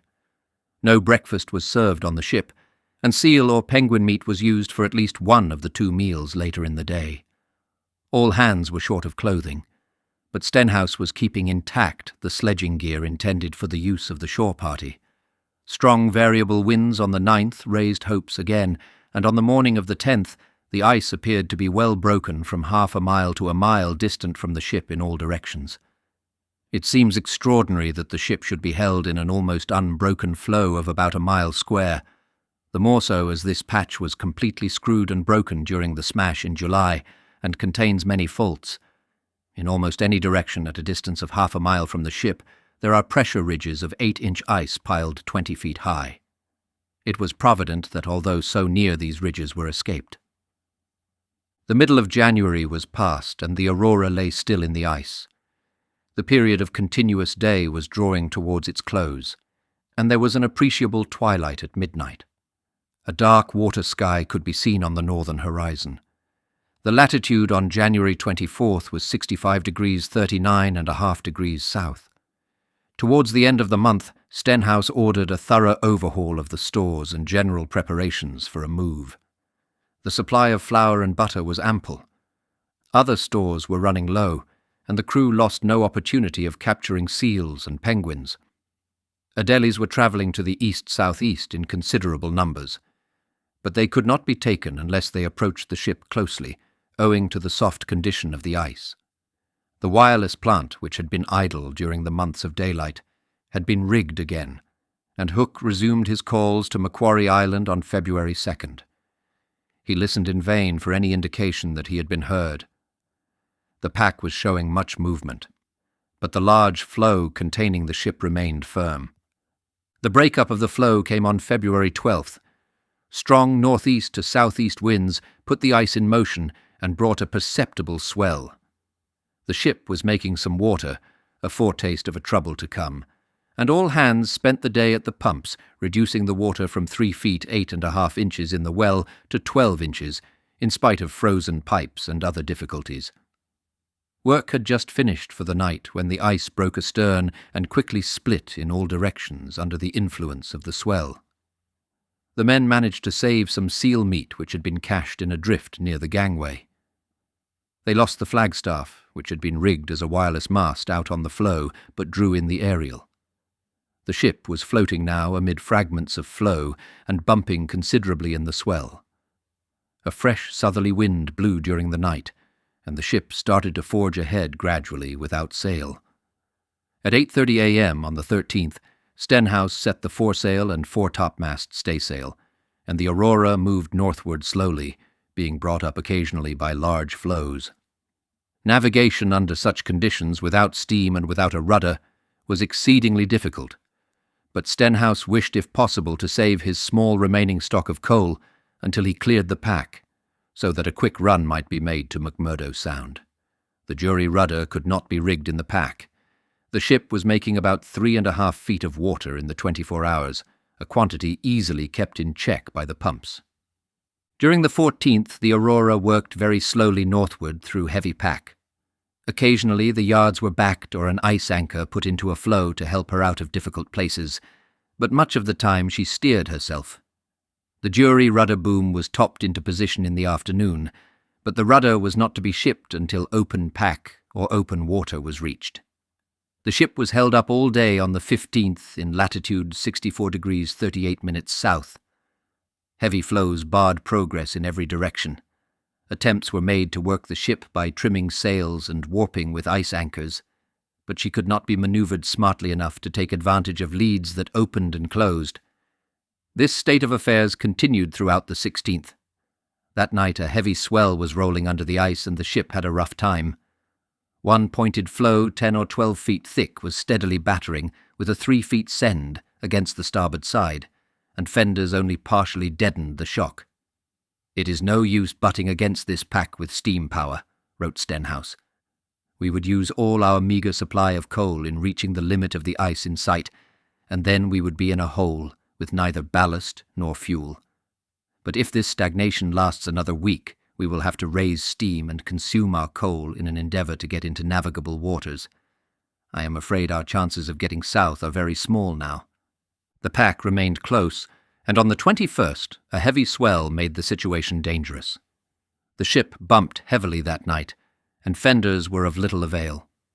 With each send of the swell, the ship would bang her bows on the floe ahead, then bounce back and smash into another floe across her stern post. This floe, about 6 feet thick and 100 feet across, was eventually split and smashed by the impacts. The pack was jammed close on the 23rd, when the noon latitude was 64 degrees 36 and a half minutes south. The next change was for the worse. The pack loosened on the night of the 25th, and a heavy northwest swell caused the ship to bump heavily. This state of affairs recurred at intervals in succeeding days.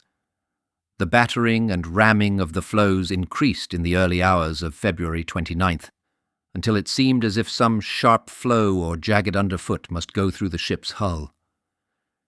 At 6 a.m., we converted a large choir spring into a fender and slipped it under the port quarter, where a pressured floe with 20 to 30 feet underfoot was threatening try knock the propeller and stern post off altogether. At 9 a.m., after pumping ship, the engineer reported a leak in the way of the propeller shaft aft near the stern post on the port side. The carpenter cut part of the lining and filled the space between the timbers with Stockholm tar, cement, and oakum. He could not get at the actual leak, but his makeshift made a little difference. I am anxious about the propeller. This pack is a dangerous place for a ship now. It seems miraculous that the old barkie still floats. The ice opened out a little on March 1st. It was imperative to get the ship out of her dangerous situation quickly, as winter was approaching, and Stenhouse therefore ordered steam to be raised. Next morning he had the spanker gaff rigged over the stern for use as a temporary rudder while in the heavy pack. Steam had been raised to working pressure at 5:15 p.m. on the 2nd, and the Aurora began to work ahead to the westward. Progress was very slow owing to heavy floes and deep underfoots, which necessitated frequent stoppages of the engines. Open water was in sight to the north and northwest the next morning, after a restless night spent among the rocking floes. But progress was very slow. The Aurora went to leeward under the influence of a west-southwest breeze, and steering by means of the yards and a warp anchor was a ticklish business. The ship came to a full stop among heavy floes before noon on the 3rd, and 3 hours later, after vain attempts to warp ahead by means of ice anchors, Stenhouse had the fires partially drawn to save coal and banked. No advance was made on March 4th and 5th. A moderate gale from the east-northeast closed the ice and set it in motion, and the Aurora, with banked fires, rolled and bumped heavily. 17 bergs were in sight, and one of them was working southwards into the pack and threatening to approach the ship. During the night the engines were turned repeatedly by the action of ice on the propeller blades. "All theories about the swell being non-existent in the pack are false," wrote the anxious master. "Here we are with a suggestion only of open water sky, and the ship rolling her scuppers under and sitting down bodily on the floes." The ice opened when the wind moderated, and on the afternoon of the 6th the Aurora moved northward again. Without a rudder, no jury rudder can yet be used amongst these swirling, rolling floes. The ship requires a lot of attention. Her head must be pointed between floes by means of ice anchors and warps, or by mooring to a floe and steaming round it. We kept a fairly good course between 2 bergs to our northward and made about 5 miles northing till, darkness coming on, the men could no longer venture on the floes with safety to fix the anchors. The next 3 days were full of anxiety. The Aurora was held by the ice and subjected to severe buffeting, while 2 bergs approached from the north. On the morning of the 10th, the nearest berg was within 3 cables of the ship. But the pack had opened, and by 9:30 a.m. the ship was out of the danger zone and headed north-northeast. The pack continued to open during the afternoon, and the Aurora passed through wide stretches of small loose floes and brash. Progress was good until darkness made a stop necessary. The next morning the pack was denser. Stenhouse shipped a preventer jury rudder, the weighted spanker gaff, but could not get steerage way. Broad leads were sighted to the northwest in the afternoon, and the ship got within a quarter of a mile of the nearest lead before being held up by heavy pack. She again bumped severely during the night, and the watch stood by with fenders to ease the more dangerous blows. Early next morning Stenhouse lowered a jury rudder, with steering pennants to drag through the water, and moved north to northwest through heavy pack. He made 16 miles that day on an erratic course, and then spent an anxious night with the ship setting back into the pack and being pounded heavily. Attempts to work forward to an open lead on the morning of the 13th were unsuccessful. Early in the afternoon a little progress was made, with all hands standing by to fend off high ice, and at 4:50 p.m. the Aurora cleared the main pack. An hour was spent shipping the jury rudder under the counter, and then the ship moved slowly northward. There was pack still ahead, and the bergs and growlers were a constant menace in the hours of darkness. Some anxious work remained to be done, since bergs and scattered ice extended in all directions. But at 2 p.m. on March 14th, the Aurora cleared the last belt of pack in latitude 62 degrees, 27.5 degrees south, longitude 157 degrees, 32 degrees east. "We spliced the main brace," says Stenhouse, "and blew 3 blasts of farewell to the pack with the whistle." The Aurora was not at the end of her troubles, but the voyage up to New Zealand need not be described in detail. Any attempt to reach McMurdo Sound was now out of the question. Stenhouse had a battered, rudderless ship, with only a few tons of coal left in the bunkers, and he struggled northward in heavy weather against persistent adverse winds and head seas. The jury rudder needed constant nursing, and the shortage of coal made it impossible to get the best service from the engines. There were times when the ship could make no progress and fell about helplessly in a confused swell or lay hove to amid mountainous seas. She was short-handed, and 1 or 2 of the men were creating additional difficulties. But Stenhouse displayed throughout fine seamanship and dogged perseverance. He accomplished successfully one of the most difficult voyages on record, in an ocean area notoriously stormy and treacherous. On March 23rd he established wireless communication with Bluff Station, New Zealand, and the next day was in touch with Wellington and Hobart. The naval officer in New Zealand waters offered assistance, and eventually it was arranged that the Otago Harbour Board's tug Plucky should meet the Aurora outside Port Chalmers. There were still bad days to be endured. The jury rudder partially carried away and had to be unshipped in a heavy sea. Stenhouse carried on, and in the early morning of April 2nd the Aurora picked up the tug and was taken in tow. She reached Port Chalmers the following morning, and was welcomed with the warm hospitality that New Zealand has always shown towards Antarctic explorers. Chapter 17. The Last Relief. When I reached New Zealand at the beginning of December 1916, I found that the arrangements for the relief were complete. The New Zealand government had taken the task in hand earlier in the year, before I had got into touch with the outside world. The British and Australian governments were giving financial assistance.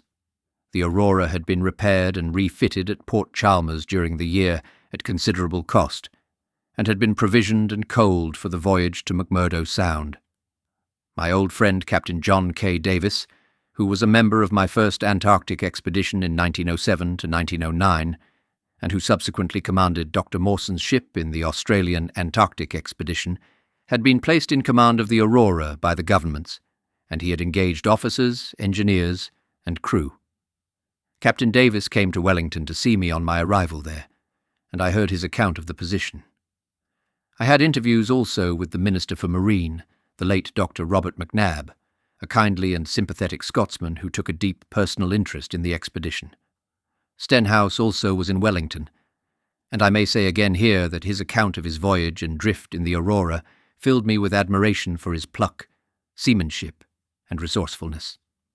After discussing the situation fully with Dr. McNabb, I agreed that the arrangements already made for the relief expedition should stand.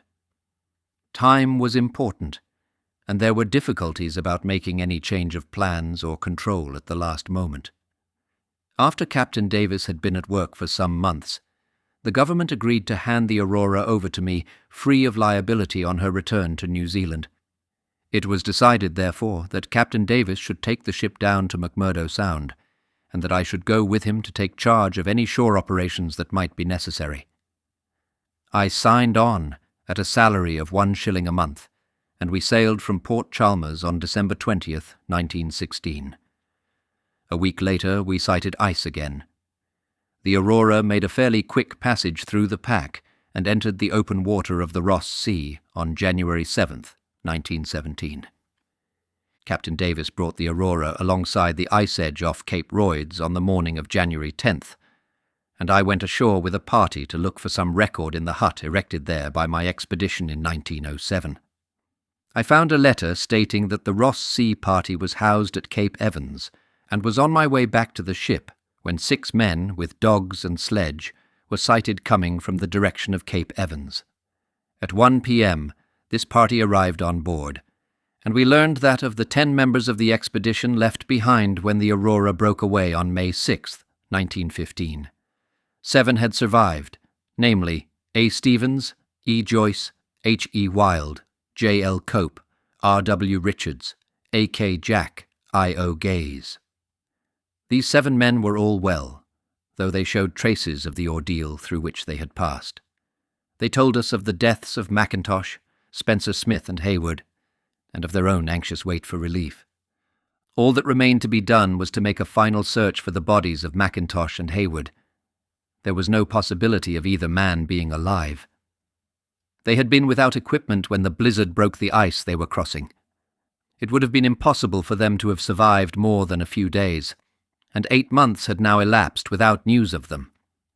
Joyce had already searched south of Glacier Tongue.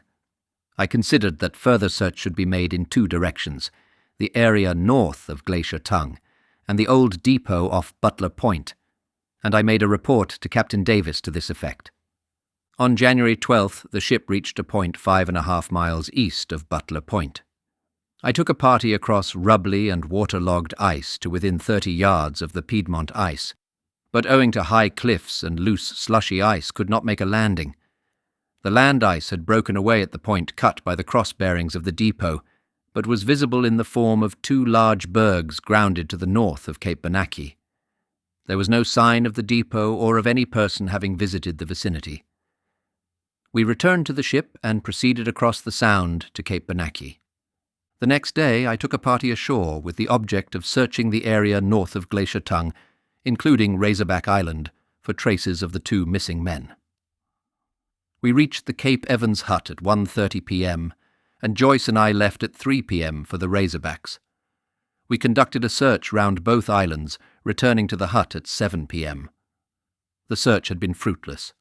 On the 14th I started with Joyce to search the north side of Glacier Tongue, but the surface drift, with wind from southeast, decided me not to continue, as the ice was moving rapidly at the end of Cape Evans, and the pool between the hut and Inaccessible Island was growing larger. The wind increased in the afternoon. The next day a southeast blizzard was blowing, with drift half up the islands. I considered it unsafe to sledge that day, especially as the ice was breaking away from the south side of Cape Evans into the pool. We spent the day putting the hut in order. We got up at 3 a.m. on the 16th. The weather was fine and calm. I started at 4:20 with Joyce to the south at the greatest possible speed. We reached Glacier Tongue about 1.5 miles from the seaward end.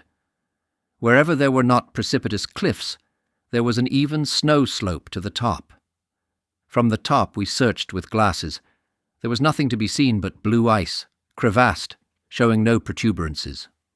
We came down and, half running, half walking, worked about 3 miles towards the root of the glacier, but I could see there was not the slightest chance of finding any remains owing to the enormous snowdrifts wherever the cliffs were accessible.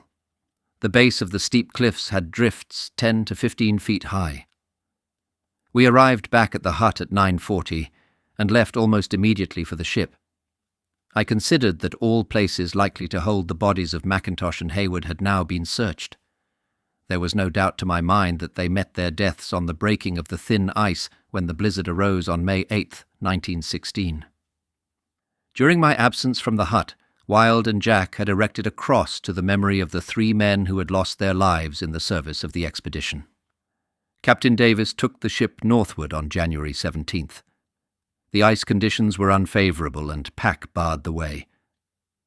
We stood over to the western coast towards Dunlop Island and followed it to Granite Harbour. No mark or depot of any kind was seen. The Aurora reached the main pack about 60 miles from Cape Adair on January 22nd. The ice was closed ahead, and Davis went south in open water to wait for better conditions. A northwest gale on January 28th enabled the ship to pass between the pack and the land off Cape Adair, and we crossed the Antarctic Circle on the last day of the month. On February 4th, Davis sent a formal report to the New Zealand government by wireless, and on February 9th, the Aurora was berthed at Wellington. We were welcomed like returned brothers by the New Zealand people. Chapter 18. The Final Phase. The foregoing chapters of this book represent the general narrative of our expedition. That we failed in accomplishing the object we set out for was due, I venture to assert, not to any neglect or lack of organization, but to the overwhelming natural obstacles, especially the unprecedentedly severe summer conditions on the Weddell seaside. But though the expedition was a failure in one respect, I think it was successful in many others. A large amount of important scientific work was carried out. The meteorological observations in particular have an economic bearing. The hydrographical work in the Weddell Sea has done much to clear up the mystery of this, the least known of all the seas. I have appended a short scientific memorandum to this volume, but the more detailed scientific results must wait until a more suitable time arrives, when more stable conditions prevail. Then results will be worked out. To the credit side of the expedition, one can safely say that the comradeship and resource of the members of the expedition was worthy of the highest traditions of polar service, and it was a privilege to me to have had under my command men who, through dark days and the stress and strain of continuous danger, kept up their spirits and carried out their work regardless of themselves and heedless of the limelight. The same energy and endurance that they showed in the Antarctic they brought to the greater war in the Old World. And having followed our fortunes in the South, you may be interested to know that practically every member of the expedition was employed in one or other branches of the active fighting forces during the war. Several are still abroad, and for this very reason it has been impossible for me to obtain certain details for this book. Of the 53 men who returned out of the 56 who left for the South, 3 have since been killed and 5 wounded. 4 decorations have been won, and several members of the expedition have been mentioned in dispatches. McCarthy, the best and most efficient of the sailors, always cheerful under the most trying circumstances, and who for these very reasons I chose to accompany me on the boat journey to South Georgia, was killed at his gun in the Channel. Cheetham, the veteran of the Antarctic, who had been more often south of the Antarctic Circle than any man, was drowned when the vessel he was serving in was torpedoed a few weeks before the armistice.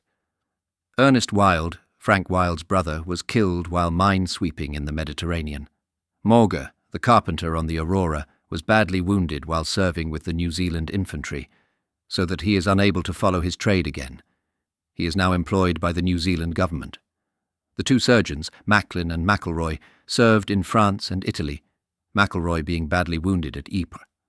Frank Wild, in view of his unique experience of ice and ice conditions, was at once sent to the North Russian front, where his zeal and ability won him the highest praise. Macklin served first with the Yorks and later transferred as medical officer to the tanks, where he did much good work. Going to the Italian front with his battalion, he won the Military Cross for bravery in tending wounded under fire. James joined the Royal Engineers' sound-ranging section, and after much frontline work was given charge of a sound-ranging school to teach other officers this latest and most scientific addition to the art of war.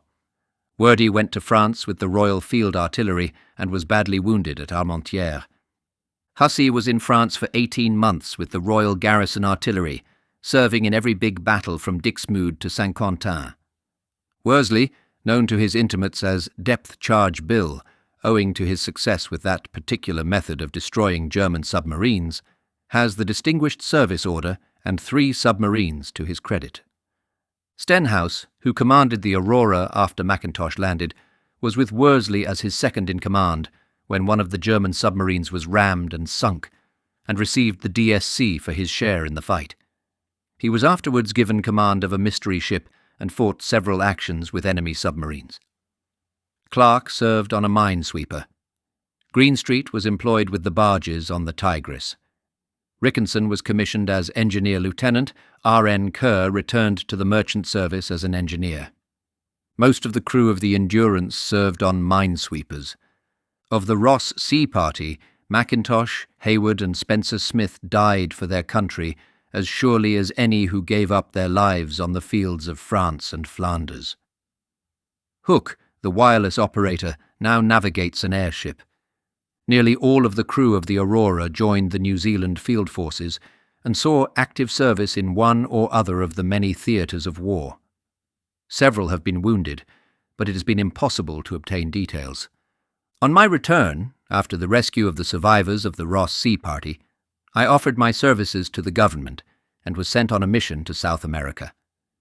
When this was concluded, I was commissioned as major and went to North Russia in charge of Arctic equipment and transport, having with me Worsley, Stenhouse, Hussey, Macklin, and Brocklehurst, who was to have come south with us, but who, as a regular officer, rejoined his unit on the outbreak of war. He has been wounded 3 times and was in the retreat from Mons. Worsley was sent across to the Archangel front, where he did excellent work, and the others served with me on the Murmansk front. The mobile columns there had exactly the same clothing, equipment, and sledging food as we had on the expedition. No expense was spared to obtain the best of everything for them, and as a result, not a single case of avoidable frostbite was reported. Taking the expedition as a unit, out of 56 men, 3 died in the Antarctic. 3 were killed in action, and 5 have been wounded, so that our casualties have been fairly high. Though some have gone, there are enough left to rally round and form a nucleus for the next expedition, when troublous times are over and scientific exploration can once more be legitimately undertaken. The End. Best Audiobooks for Free hopes that you have enjoyed this production of South, the Story of Shackleton's Last Expedition, 1914 to 1917, by Ernest Shackleton. Please like this video and subscribe to our channel on YouTube and Rumble, as your like and subscription are the support we need to create more great free content. Please look to our website at bestaudiobooksforfree.com for a complete list of our audiobooks.